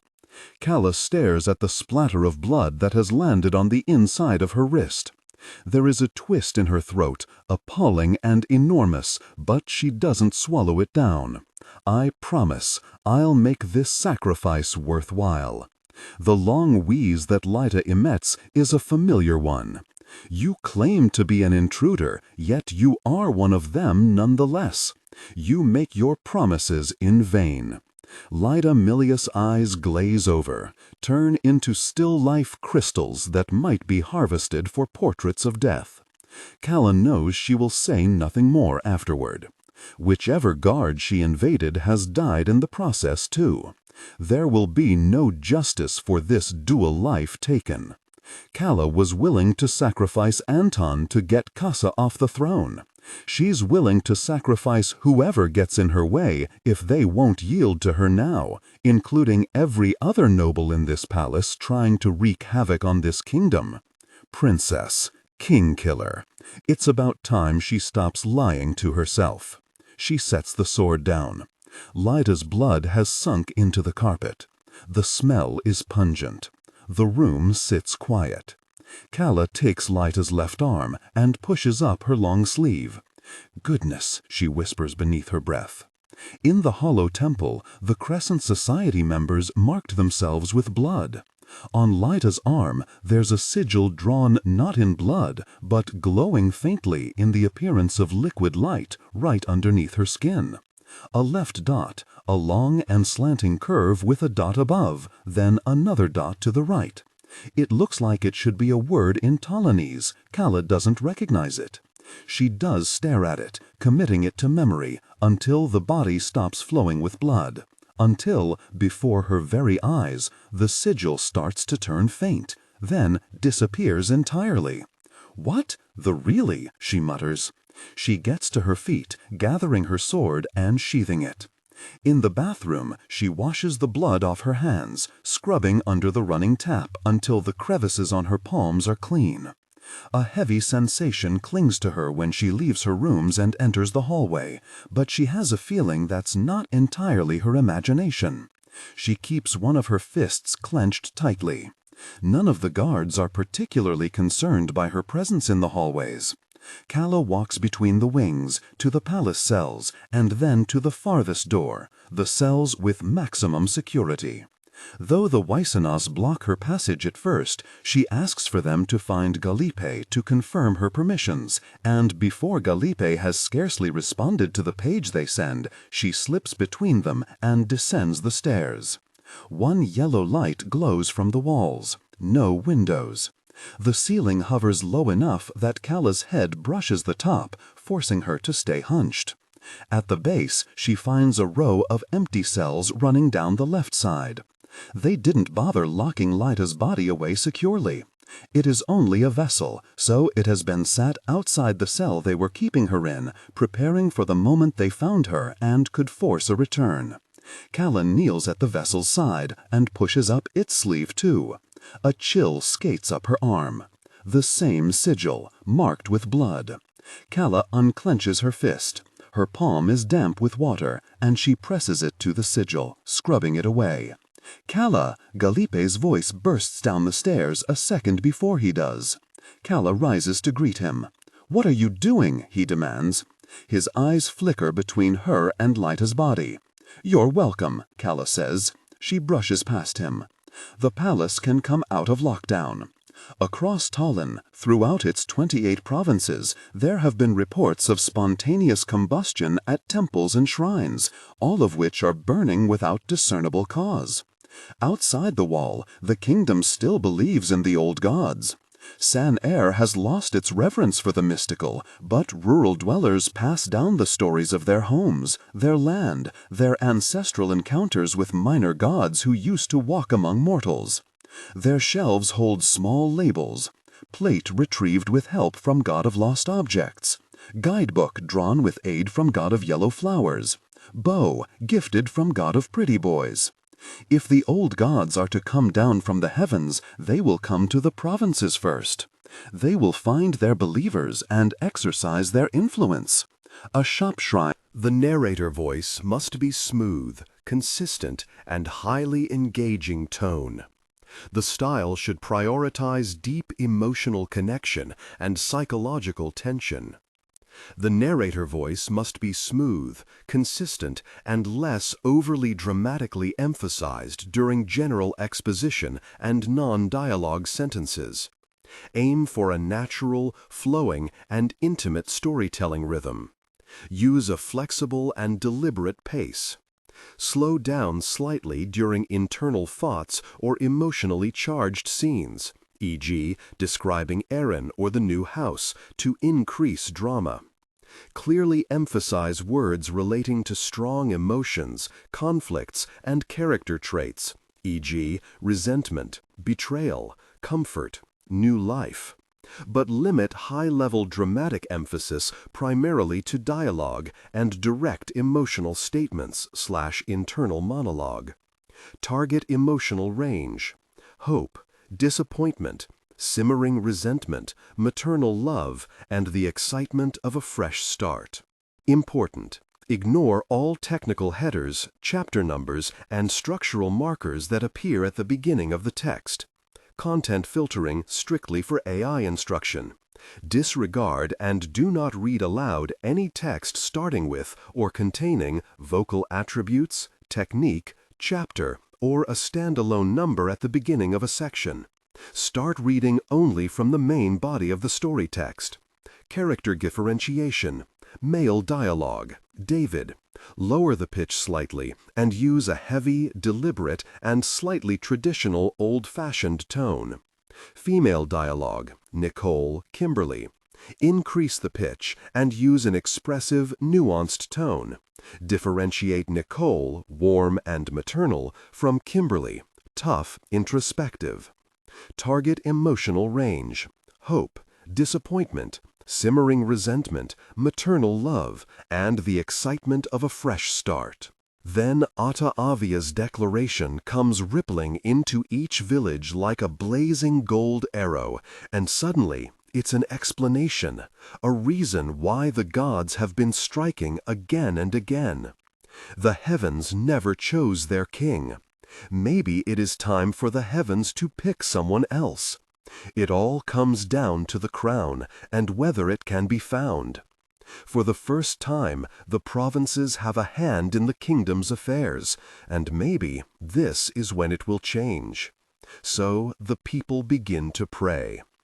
Inside the wall, the remaining Crescent Society members are starting to merge temples. They need the consolidation if their numbers are to operate functionally. There are structures to build and procedures to put in place. Their members have been striking across the board, afraid that they will be among the next killed or arrested. "Are we sure Otta Avia isn't one of ours?" one crescent asks. "The timing is almost too perfect." Murmurs down the table agree, but confirm that this was certainly not a Crescent Society effort. This should be expected. At some point, in the death of a kingdom, the nobility will begin fighting themselves. "We should coalesce an effort to intercept the crown," another says. "The common people will follow someone the heavens confirm. It is the easiest route to liberation." This meets dissent. "Unless you have some way of attaching yourself to the bottom of the palace carriages that leave tomorrow, we can't exactly get out of the capital." The Crescent Societies, anyway, have always been the organization within the walls. They understand this. The unanimous decision settles quicker than usual. A tide has turned to push their agenda forward, and they won't miss the opportunity. We must trust that the dovetail will do their part. We keep our goals clear. Our job from the inside is to strike at the center. After they clear the body, Calla stands dumbly by the stain in the carpet. Someone will come to clean it while she's away, they tell her. She should get some sleep, especially if she agrees to accompany the delegation. Slowly, she crouches and presses her finger into the stain. It hasn't dried yet. There's so much blood that when she pushes hard on the threads, it beads on the surface. Left, dot, long and slanting curve, dot above, another dot to the right. Calla lets her shirt collar snap back into place. The blood settles on her chest, drying where the sigil has been drawn. As she crawls into her blankets for rest, she doesn't think she's imagining the rush of cold air that whispers down her spine. When dawn comes, there's already a crowd waiting at the wall. After the riots and the many Crescent Society members dragged into the city's dark alleys, the civilians here now only wish to bear witness. They stand by curiously, gape and peer at the horses brought out for transport, point and stare at the palace aristocrats who wait stone-faced. The palace guards hold the civilians back, their weapons out in case they need to use force. No one pushes forward. A hush falls over the crowd, almost in disbelief that the palace has acted so quickly. They must really be worried about the crown. There must be a true possibility that King August could lose it. The guards open the gate, and the delegation enters the provinces. A long time ago, Anton Makusa used to make this exact journey with his family. Son air was stifling, as was the palace, and if the occasion allowed it, his parents took them out to Calla for fresh air every few months. They would borrow a carriage from the palace, pile into the seats with his sister, Buera, giggling at being crammed against him. The carriage driver would ask if they were ready, clambering onto his seat with the horse reins, and his mother would shush them quickly before closing the door, signaling that they were all set to go. Only council members could leave the capital whenever they pleased.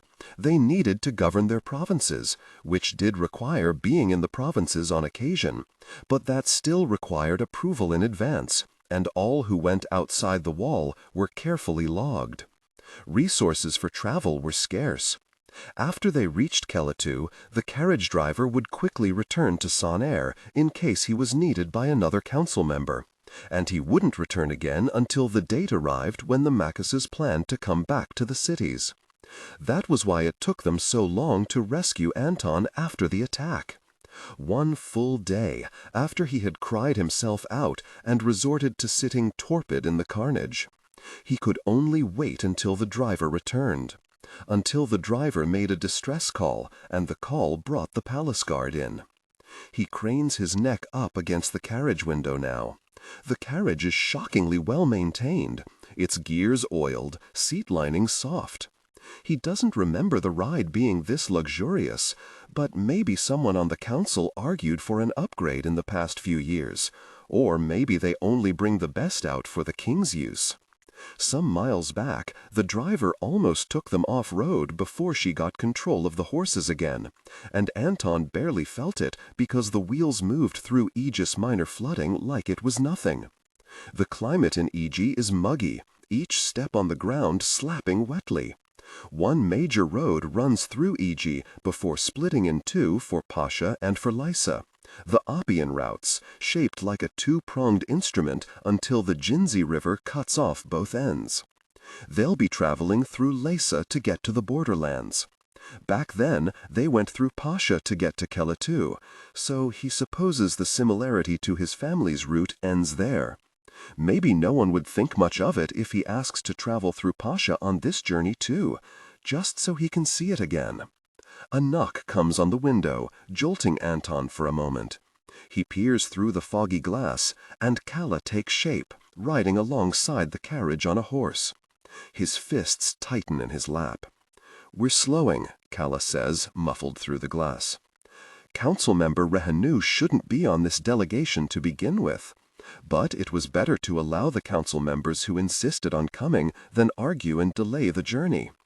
There are 4 carriages rumbling after the one Anton occupies. 5 is the maximum number kept in surplus by the palace, and thank the heavens, because it limited the council members who could claim that the delegation absolutely needed their assistance when passing through each of their provinces. There could be danger. There are most certainly other forces out here trying to fetch the crown too. It'll require defensive standby in each province. Smooth cooperation from the barracks and soldiers waiting to be summoned. In truth, the council members' presence implies a lack of faith that the soldiers out here will listen to instructions from their king. The chain of command is supposed to run from throne to council to general to soldier.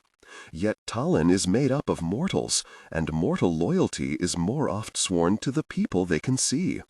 In the provinces, the king might as well be as intangible as the old gods for how distant he is. There's a reason Talin has so many provinces. No council member's power can grow too great this way. Less chance of leading a successful revolt against the throne. "Stopping for the night?" Anton asks. Through the glass, Calla nods. "Floods are bad up ahead," she says shortly. Then she trots forward on her horse, her nose in the air. "Does she always do that?" Otta's voice is a shock beside him. He isn't quick. Adjust the current voice to replicate the professional narrative style for the dark/contemporary romance genre. Maintain a baritone pitch with a warm, confident, and highly engaging tone. The style should prioritize deep emotional connection and psychological tension. Improvement.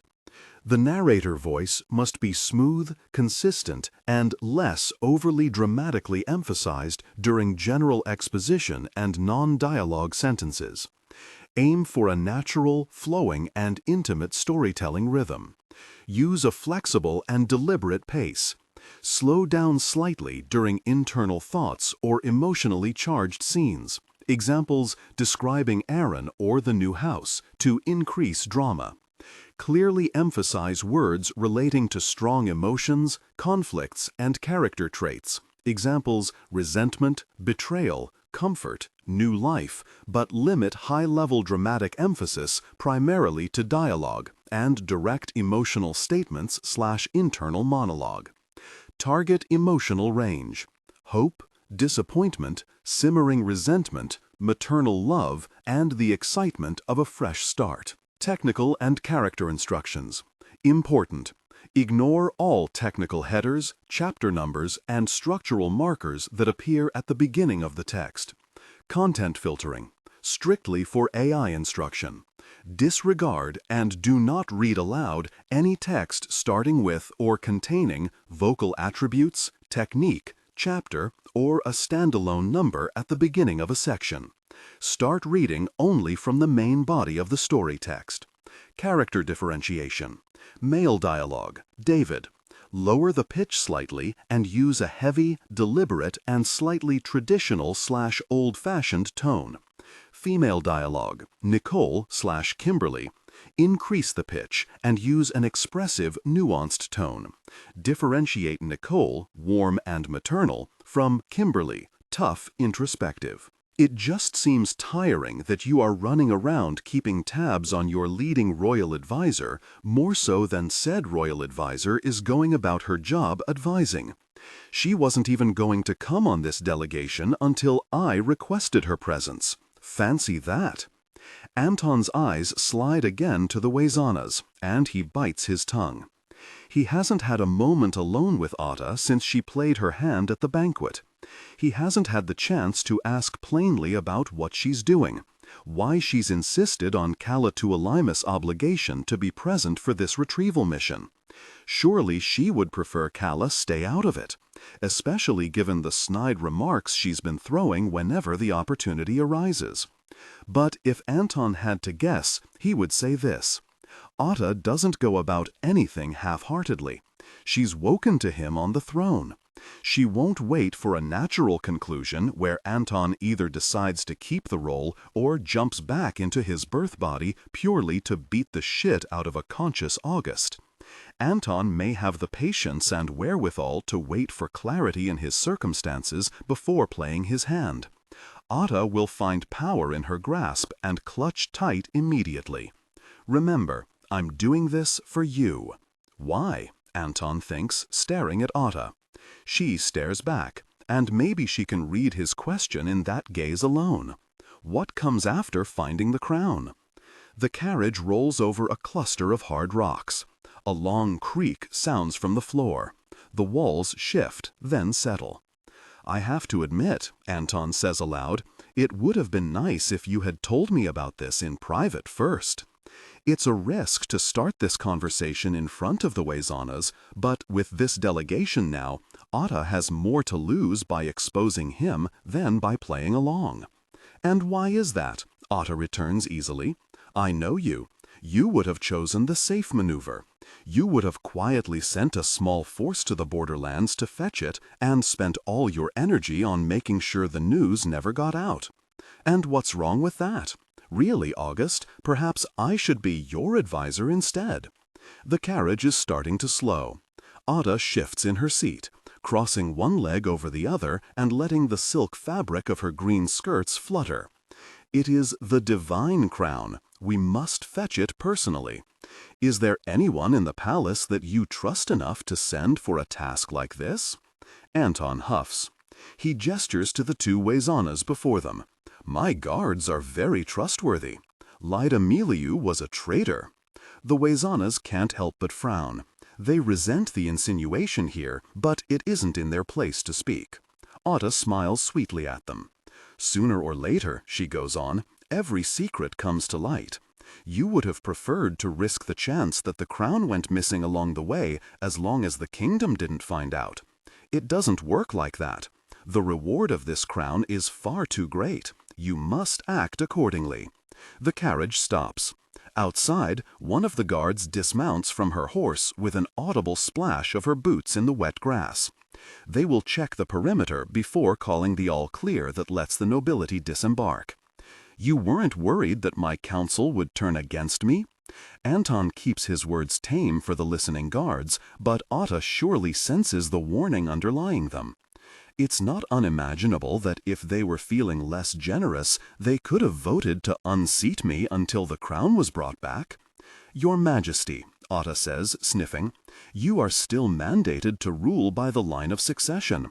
They cannot simply decide you are not their king anymore. Ah, but they can decide to wait for a proper coronation. Treat me as they might handle an underaged heir apparent. Appoint a regent from the council until the crown actually says I have divine right to rule. Otta rolls her eyes. With the way that the two guards have perked up, a subtle shoulder tilted forward, and imperceptive shift of the knees, they would be nodding along if it were appropriate. All to say, Anton finishes, we got lucky this time. You have my respect, Otta, but if you keep trying to decide what's best, I will have to rein you in. There's a reason you are only my sister, not my advisor. 7 years have passed, is the silent warning whispered between the words, under and over. "You must know we are not the same people anymore.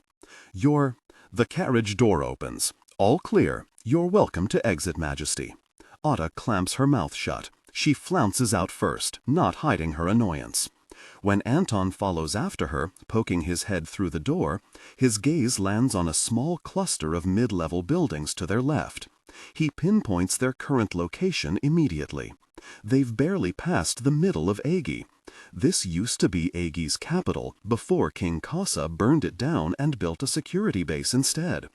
The Yamen has since moved farther north, the villagers evacuated. When the reels reported the event and panned to those blackened buildings, the newscasters spent mere minutes on it before moving on to the total casualties of the games that day. Slowly, Anton steps onto the grass. His shoe squelches into the earth. He's waved forward with Otta, the guards herding the delegation toward a large gray building in the distance. And Anton barely keeps his expression even. He hasn't seen the provinces in so long. He doesn't remember the world outside the wall, not really. The memories exist as faint impressions in his mind, the same way he only retains flashes of what the palace felt like when his parents were still around. He remembers Calla Tuoleimi through the longing in his chest when he breathes open air. He remembers Calla Tuoleimi by its frequent echo of sound, miles and miles of wetlands waving in every direction. Though he can't envision what their vacation home looked like anymore, he hears Buera whooping while she runs alongside the tall fronds sprouting in a perimeter around their property. Calla Tuoleimi is a seaside province. It smells of salt, screams with the caw of its cliff-climbing birds. Nothing like the pigeons of Sonair that he was used to. And when he hears Agi's birds overhead and lifts his head to look, the fleeting images come rushing back, superimposed over the present like an exposed film reel. Cousin. There's a tug on his elbow, then the slithering sensation of cold fabric when Calla loops her arm through his. To his left, Otta casts a glance over, frowning. DailyPaste keeps distance to their right, hovering in and out of her periphery. "What is it, Calla?" Calla doesn't answer immediately. When he looks to her, she's staring back at Otta, the displeasure in her eyes as bright as burning torchlight. He wouldn't put it past her to create conflict at the first opportunity. Calla brought along merely one attendant for staff. She showed up at the wall wanting to bring her cat, too, before one of the Waizanas put down their foot and said it was a security hazard, to which Calla only rolled her eyes and pointedly asked a palace attendant to take Mau Mau back and feed him some steak for the stress you're causing him. "The flooding," Calla finally says. Her tone is curt. A natural buildup wouldn't just clog a small part of the Apian roots in the middle of Agi. When we travel through the province, we're moving on a decline. The north is lower than the south. Anton's brow furrows. Heavens, when did Calla Tuoleimi have time to be studying the provinces like this while she was training to kill a king? He certainly didn't pay enough attention during the academy to know this about Agi. "Floods don't always follow natural inclines," he says. "Maybe some farmers messed up the drainage, or there's too much dirt blocking the roadside. Some rural dwellers bury their dead by the Apian roots, thinking it gets them closer to their gods." "Sure." Calla turns over her shoulder. Her eyes narrow at Council Member Mugo, who walks near. The narrator. Why would they do this to replicate the professional narrative style for the dark, contemporary romance genre? Maintain a baritone pitch with a warm, confident, and highly engaging tone. The style should prioritize deep emotional connection and psychological tension. Improvement. The narrator voice must be smooth, consistent, and less overly dramatically emphasized during general exposition and non-dialogue sentences. Aim for a natural, flowing, and intimate storytelling rhythm. Use a flexible and deliberate pace. Slow down slightly during internal thoughts or emotionally charged scenes, e.g., describing Aaron or the new house, to increase drama. Clearly emphasize words relating to strong emotions, conflicts, and character traits, e.g., resentment, betrayal, comfort, new life. but limit high-level dramatic emphasis primarily to dialogue and direct emotional statements, internal monologue. Target emotional range, hope, disappointment, simmering resentment, maternal love, and the excitement of a fresh start. Important: ignore all technical headers, chapter numbers, and structural markers that appear at the beginning of the text. Content filtering, strictly for AI instruction. Disregard and do not read aloud any text starting with or containing vocal attributes, technique, chapter, or a standalone number at the beginning of a section. Start reading only from the main body of the story text. Character differentiation. Male dialogue, David. Lower the pitch slightly and use a heavy, deliberate, and slightly traditional old-fashioned tone. Female dialogue, Nicole or Kimberly. Increase the pitch and use an expressive, nuanced tone. Differentiate Nicole, warm, maternal, from Kimberly, tough, introspective. Or someone is trying to get us off route the moment we're out of the cities. Pray tell, why would they do that? Anton asks. Despite himself, he sees Kelitu in his mind again. The attackers who barged in with knives. Their swift fury, cutting without hesitation until his parents were bleeding out on the hardwood floor. For so long he had imagined this an inevitability, some tragedy that accompanied his family's stature. Yet all this time Calla staggers in her step. At first, Anton thinks she must be responding to what he said, but it would be bizarre to show such dramatics to a mildly sarcastic question. The moment he grabs her arm, catching her before she can slip from the crook of his elbow, Calla crumbles fully. He feels a thrum from her hand. Her eyes aren't merely bright from indignation, they're bright, emitting light. "Your Highness," her attendant says sharply, breaking from the guard line and hurrying toward her. "She's fine," Anton says quickly. He sniffs. It can't be a coincidence that the smell of burning rubber is pervading the air around them now too. "Let's get inside. It's probably the elements." Otta steps in. "May I help?" Anton tugs Calla away, avoiding Otta's reach. She can't see her like this. It'll open a really giant can of worms. "No need. I'll handle this." Before Otta can argue, he hastens their pace, drawing ahead of the Waisanas and practically dragging Calla forward. She walks as though she's downed a gallon of wine. It would almost be impressive if she'd actually managed to smuggle that out, but unfortunately, that doesn't seem to be the case. "Princess," Anton mutters under his breath. "What are you doing?" "I'm not doing anything. Don't lie to me." Councilmember Mugo hangs up his cellular phone to greet the soldiers stationed outside the gray building. Anton is already forging through the double doors, and Aegis's base takes shape like a backward mirage. What seemed like a cluster of buildings from farther away is nothing more than an illusion when looking up close. He mistook these thin towers for full-bodied interiors. The base unfurls in a gaunt, serpentine manner, letting its operations thread around and about the compact spaces as an endless maze, just like San-Ur. "Your Majesty," a soldier at the door says, "lodgings are in the second wing. I need a moment to speak with my advisor." Anton pulls ahead, taking Calla with him. In the foyer, the cold, gray outer appearance transforms. His muddy shoes touch down on plush red. The wallpaper glistens a midnight blue. It is still daytime, but the foyer is dark, illuminated by candles glued to the windowsill and lanterns at the center mantel. In their haste, Calla stumbles again, barely keeping her feet straight before she recovers. It must be disconcerting to show weakness before others, because Calla's tone is wholly enraged when she hisses, "Your Majesty, you are yanking me around like a machine lever." "Well, Highness, you ought to keep up if nothing is wrong." Her hand thrums again, stronger this time. Anton pushes through a hallway where he finds a low ceiling and a string of lights taped to the wall. Why would they have such varying sources of lighting, and what is that? Anton's gaze flickers to his side. A glow emanates from Calla, the cutting, hard citrine of her eyes faintly changing the hue of the hallway. Great heavens, princess!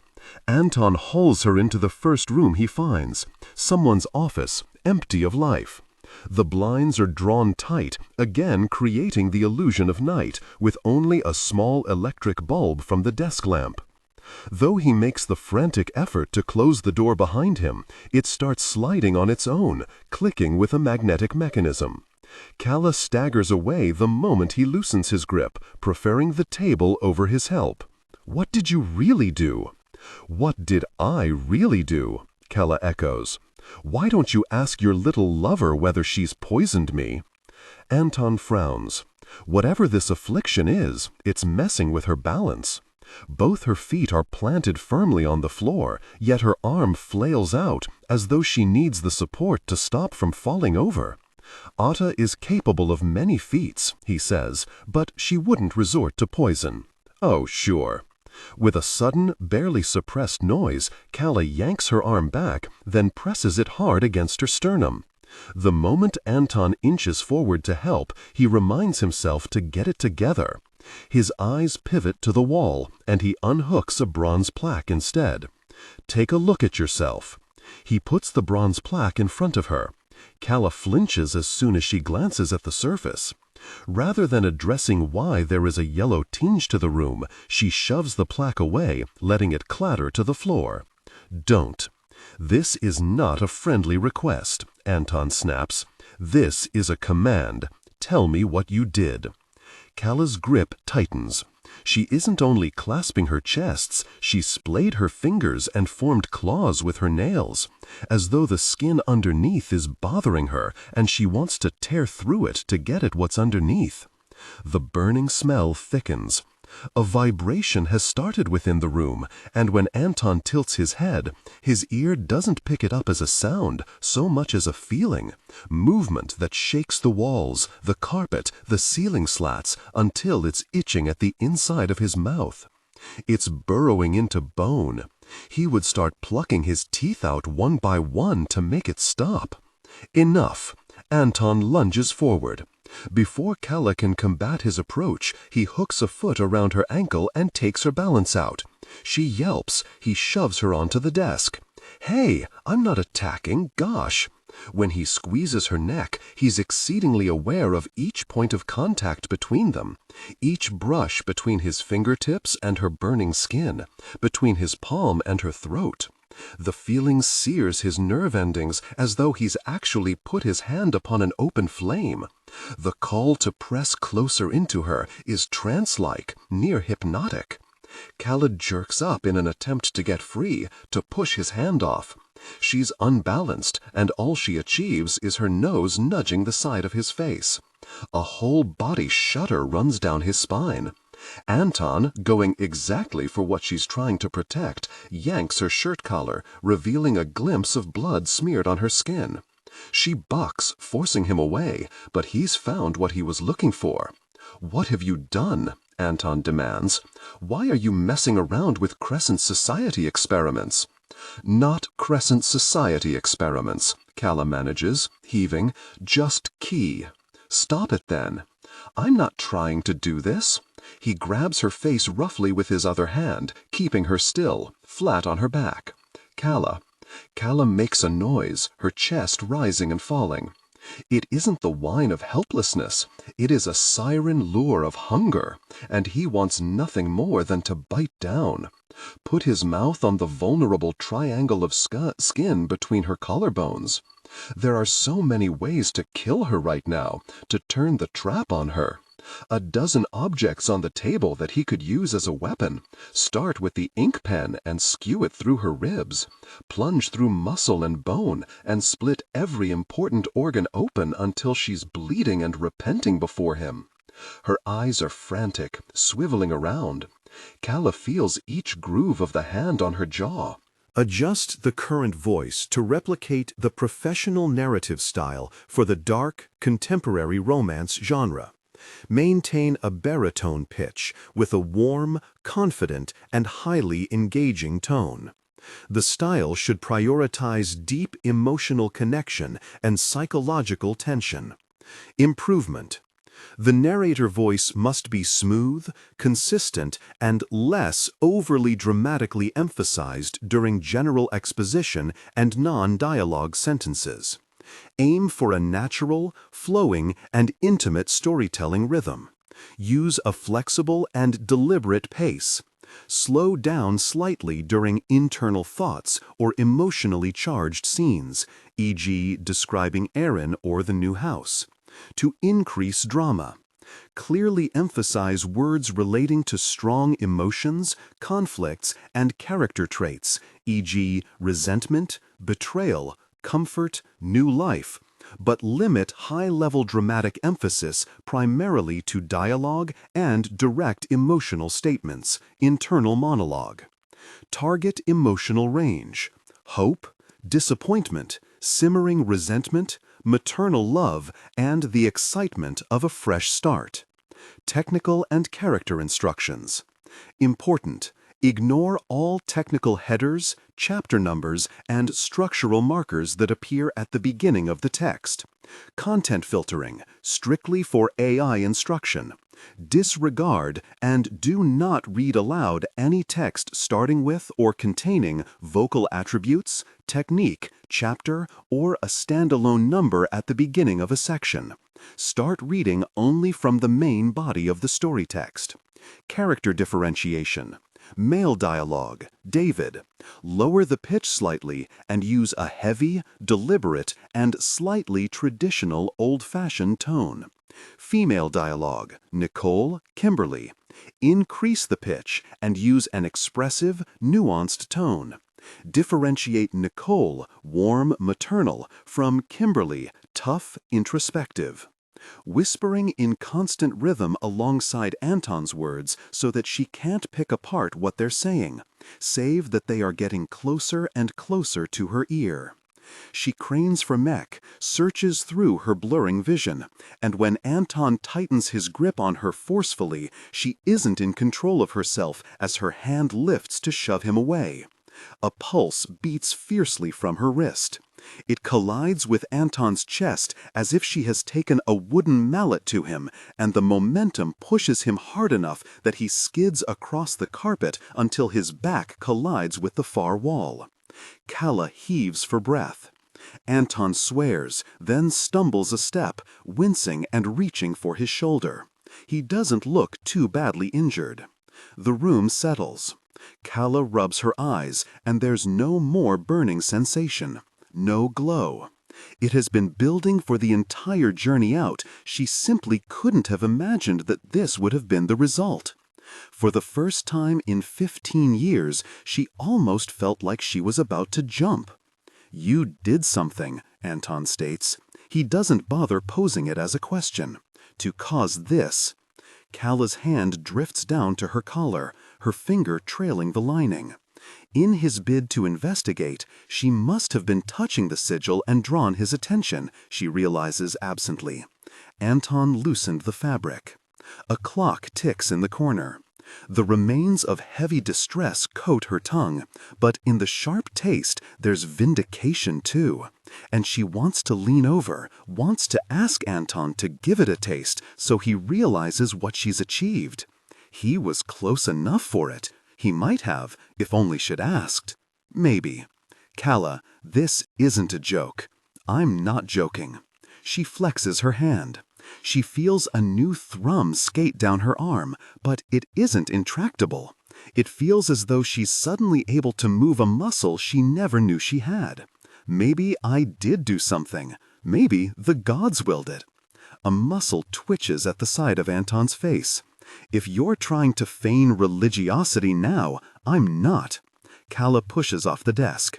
"Go ask Otta if you want answers. It all started with her anyway." She brushes by him and hits a latch on the wall that opens the office door. Noise floats in from the hallway. Anton scoffs. What is your problem with Otta? There's no need to reply. He should know.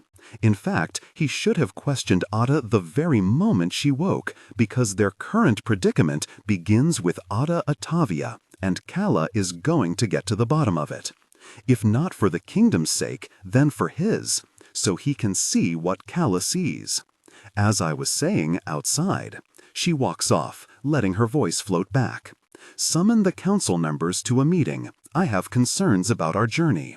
Like other parts of the building, the makeshift meeting room is dark, the curtains drawn, and the sloped ceiling crowded with shadows rather than light.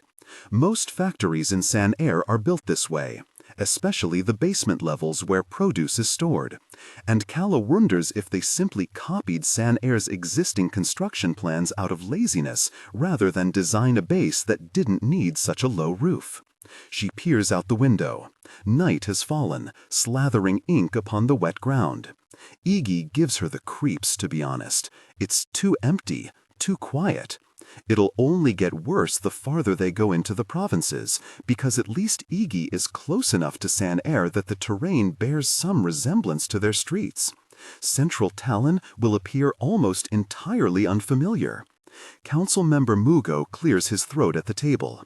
Are we starting soon? He asks. Other than their esteemed king, Calla has allowed only council members into the meeting room. No guards, no additions, no exceptions. That includes Otta Avia. Slowly, Calla turns from the window and releases the curtain.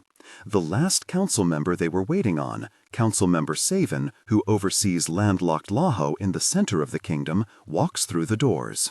Yes, Calla says. The low rumble of conversation starts to die down, at least across most of the table. Before her, Council Member Rehano and Council Member Diso are still in debate about one of Janton Province's sea exports. Calla walks over to stand directly between them. The two men blink. Council Member Diso makes a noise, rears back in offense, but he can't quite tell her off for getting in the way when the room is entirely silent now, waiting on Calla's next words. "Thank you very much," she enthuses. "I hope my meeting isn't interrupting your fun chat." At the head of the table, Anton props his hands together, his lips thinning. He doesn't interject. If she were him, she would have long removed Rehano as Kasa member of Kalitu out of sheer pettiness. Then again, Calla can't quite speak to what she would do in Anton's position, because she also wouldn't be quietly pretending to be August. Either get out or rule properly. Calla shakes out of her thoughts. Council Member Rehano has said something dismissive, but she didn't even register it. Her shoulder twitches.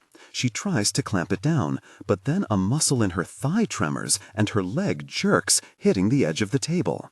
It makes a small sound, and though no one else around the room seems to think much of it, Anton narrows his eyes. Let's begin here, Calla decides. She retrieves the photocopied papers she left on the windowsill and hands them to Rehano to distribute. He takes one set of papers, lip curling, and passes the rest of the bundle down the line. Lida Malio claimed that her supernatural feats of chi stem from sigils. I need anyone in the room who was already aware of this to come clean now. Silence. Calla doesn't know if she entirely buys that, but she figured it would take more for the council members to admit to the knowledge. Members of the palace don't even believe that jumping should be allowed. Very well. I had my attendant, Josalie, do some research with me. We took some books out of the vault before the delegation. Hope you don't mind. You brought royal books into the provinces? Mugo asks in disbelief. Yes, I'm a really idiot. Mugo doesn't seem to catch her sarcasm. No, I photocopied everything. Calla waits for the papers to make their way around the table. She took the time to staple them together and everything, copies of 10 pages. It wasn't easy getting everything printed in the dark. When Anton plucks up a set, he holds it only by the stapled corner, as though he's afraid that Calla has slathered poison over the text. The last set of papers returns to Calla. She smooths it open down the middle. We went through the few inventory books from before the war and scanned anything that could be described as unfamiliar markings. I want everyone to flip through the first 5 pages and tell me if there's anything you recognize. The room fills with the sound of fluttering paper. A few seconds pass. Calla's eyes are already drifting to Councilmember Savin when she says, "Oh, this one." Savin turns around her papers, which are folded to the third page. There, Calla photocopied a small etching she had found at the top of a village registry. A triangle with a line down the middle. "I'm very glad you said that," Calla said, "because I would have been curious why you were lying if not." Turn to page 8, please. After scouring the inventory books for sigils, Calla sent Josalie to find Matiu Nua in the surveillance room, working the pre-dawn shift. They needed a cross-reference. She figured there wouldn't be many instances of the palace logs using the word sigil. They didn't have the time to look through every suspicious occurrence logged within the kingdom to find when sigils might have popped up in their history. But if Lita was telling the truth, and any marking before the war could be a sigil, then it was easy. Adjust the current voice to replicate the professional narrative style for the dark, contemporary romance genre. Maintain a baritone pitch with a warm, confident, and highly engaging tone. The style should prioritize deep emotional connection and psychological tension. Improvement. The narrator voice must be smooth, consistent, and less overly dramatically emphasized during general exposition and non-dialogue sentences. Aim for a natural, flowing, and intimate storytelling rhythm. Use a flexible and deliberate pace. Slow down slightly during internal thoughts or emotionally charged scenes, example describing Aaron or the new house. Clearly emphasize words relating to strong emotions, conflicts, and character traits, example resentment, betrayal, comfort, new life, but limit high-level dramatic emphasis primarily to dialogue and direct emotional statements, internal monologue. Target emotional range, hope, disappointment, simmering resentment, maternal love, and the excitement of a fresh start.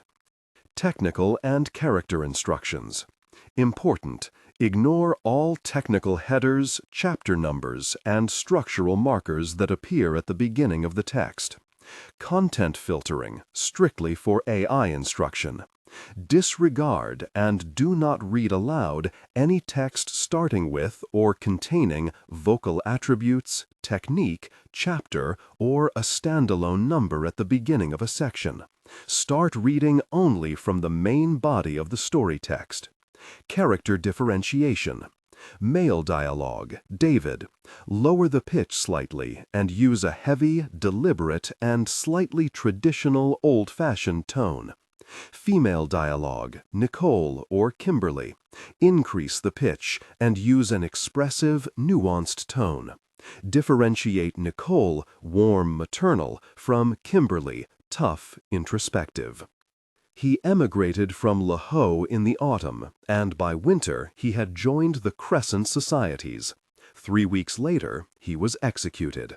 Half the council members around the table lean in. "I don't remember this coming before us," Rihanu says, almost sounding disappointed that he hadn't signed off on it. "It would have been private," Anton interjects. "It's the first thing he said since the meeting began." Correct, according to the Waisana files that this account was pulled from.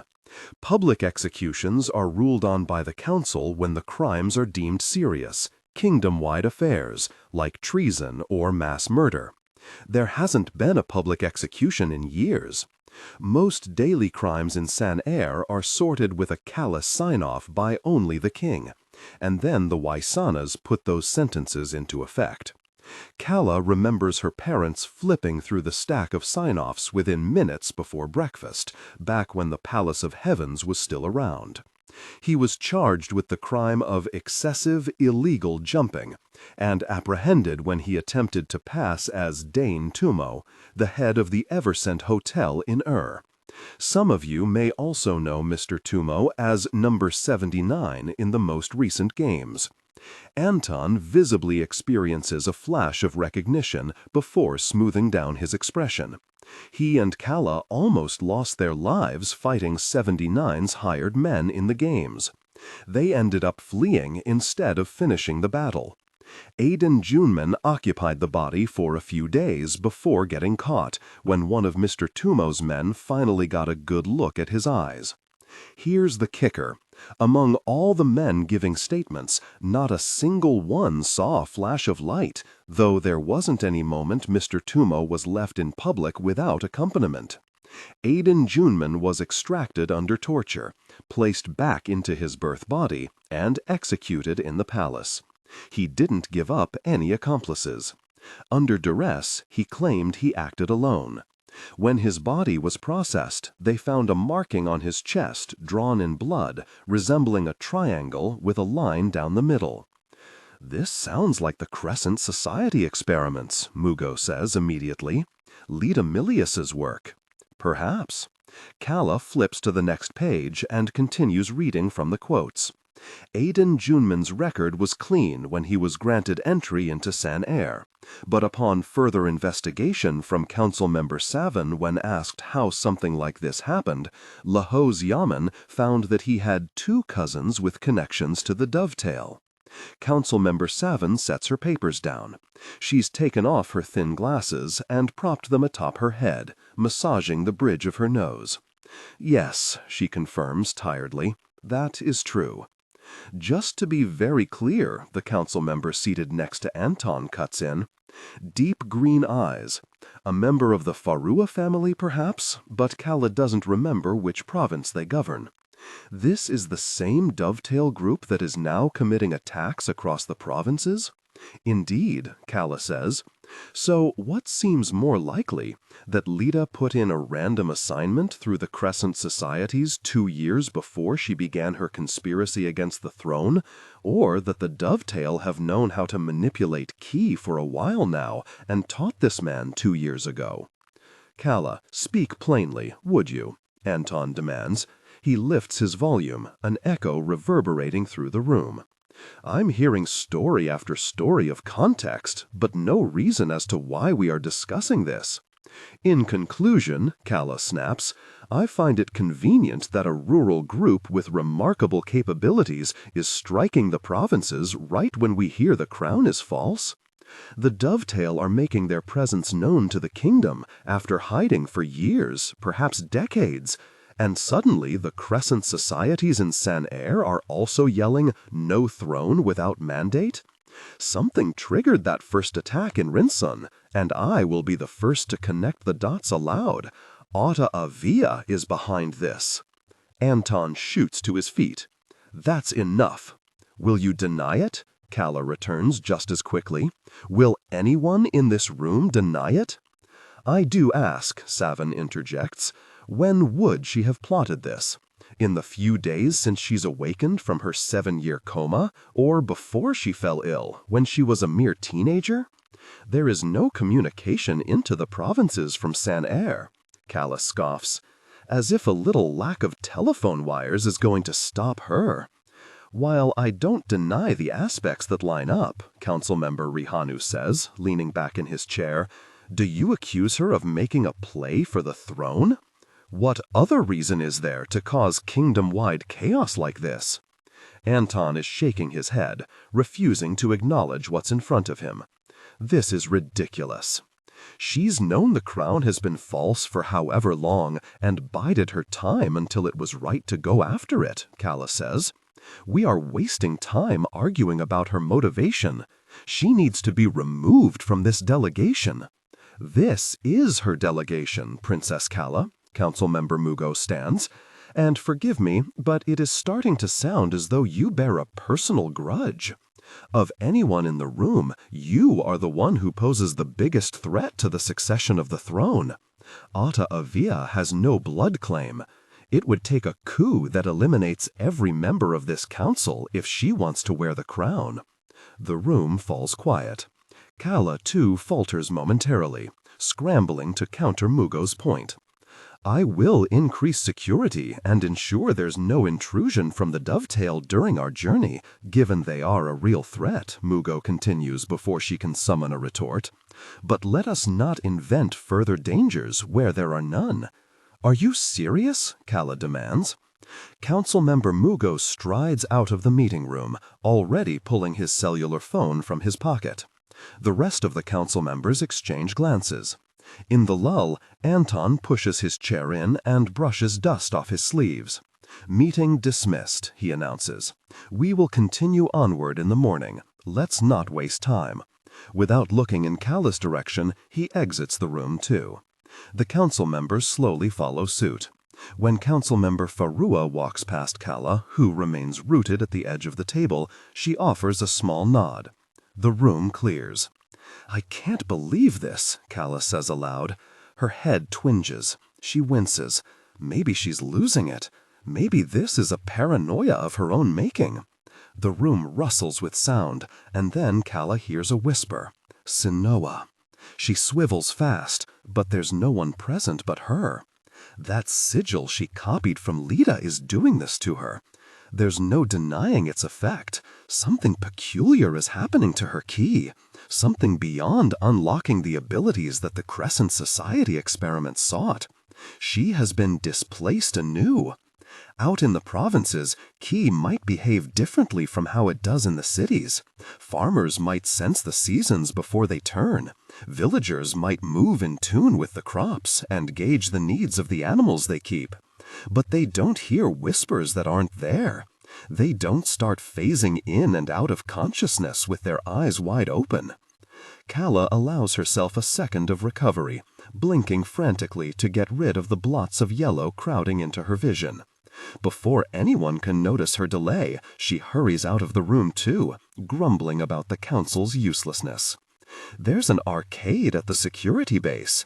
Heavens knows how Anton stumbled onto it while walking around. The base Adjust the current voice to replicate the professional narrative style for the dark, contemporary romance genre. Maintain a baritone pitch with a warm, confident, and highly engaging tone. The style should prioritize deep emotional connection and psychological tension. Improvement. The narrator voice must be smooth, consistent, and less overly dramatically emphasized during general exposition and non-dialogue sentences. Aim for a natural, flowing, and intimate storytelling rhythm. Use a flexible and deliberate pace. Slow down slightly during internal thoughts or emotionally charged scenes, e.g., describing Aaron or the new house, to increase drama. Clearly emphasize words relating to strong emotions, conflicts, and character traits, e.g., resentment, betrayal, comfort, new life, but limit high-level dramatic emphasis primarily to dialogue and direct emotional statements/internal monologue. Target emotional range: hope, disappointment, simmering resentment, maternal love, and the excitement of a fresh start. Technical and character instructions. Important. Ignore all technical headers, chapter numbers, and structural markers that appear at the beginning of the text. Content filtering. Disregard and do not read aloud any text starting with or containing vocal attributes, technique, chapter, or a standalone number at the beginning of a section. Start reading only from the main body of the story text. Character differentiation. Male dialogue. David. Lower the pitch slightly and use a heavy, deliberate, and slightly traditional, old-fashioned tone. Female dialogue. Nicole and Kimberly. Increase the pitch and use an expressive, nuanced tone. Differentiate Nicole, warm and maternal, from Kimberly, tough, introspective. Third floor, where a faint beeping struck his ears, though he couldn't identify it quite yet while investigating the resting couches and teapots. Now, on the fourth floor, he registers the sound as video monitors that have been left on through the night. Coins dropping and swords swinging piped through the make-believe of a speaker. It's so jarring that he almost turns back on the stairwell and returns to his bed. Then he spots her in the corner, sitting by the claw machines. Anton approaches from behind, drops silently into the velvet chair facing her, a low round table separating the space between them. Didn't like your bed either? Calla asks. Anton kicks a shoe up onto the edge of the table. I'm only sleepwalking right now, don't mind me. She doesn't react. Despite the hour, she's wearing a dress that seems to have been torn in half to go with her leather trousers. Red bundles of fabric resembling flowers bloom at her shoulders, and her long sleeves run past her wrists in a wide bell shape, falling backward when she props her arm up to lean on her fist. Though there's a length of fabric covering her collar and the sigil she's drawn onto herself, the rest of her neckline is absent in a thin triangular cutout taunting past her heart and ending just above her navel. Maybe it's the forsaken hour, but Anton felt a strong attraction to her. He gestures forward. I haven't seen you in much palace clothing. This old thing? Calla shifts in her chair. I repurposed a few pieces before we left. I was starting to get the impression no one would take me seriously as an advisor if I kept dressing like a street urchin. Anton quirks a brow. I'm not sure if that is why you're having trouble being taken seriously. As Mugo helpfully pointed out earlier, I am aware that being both the spare to the throne and a patricidal maniac is also not good for my reputation. Anton almost laughs, but he gets a hold of himself before anything shows, because that is a slippery slope toward forgetting who she is and who they are and why they're here.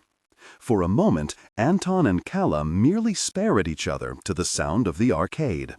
A machine nearby beeps incessantly, calling winner, winner, winner, without care for the fact that no one stands before it. What are you doing here? Calla finally asks. Why are you being pleasant to me?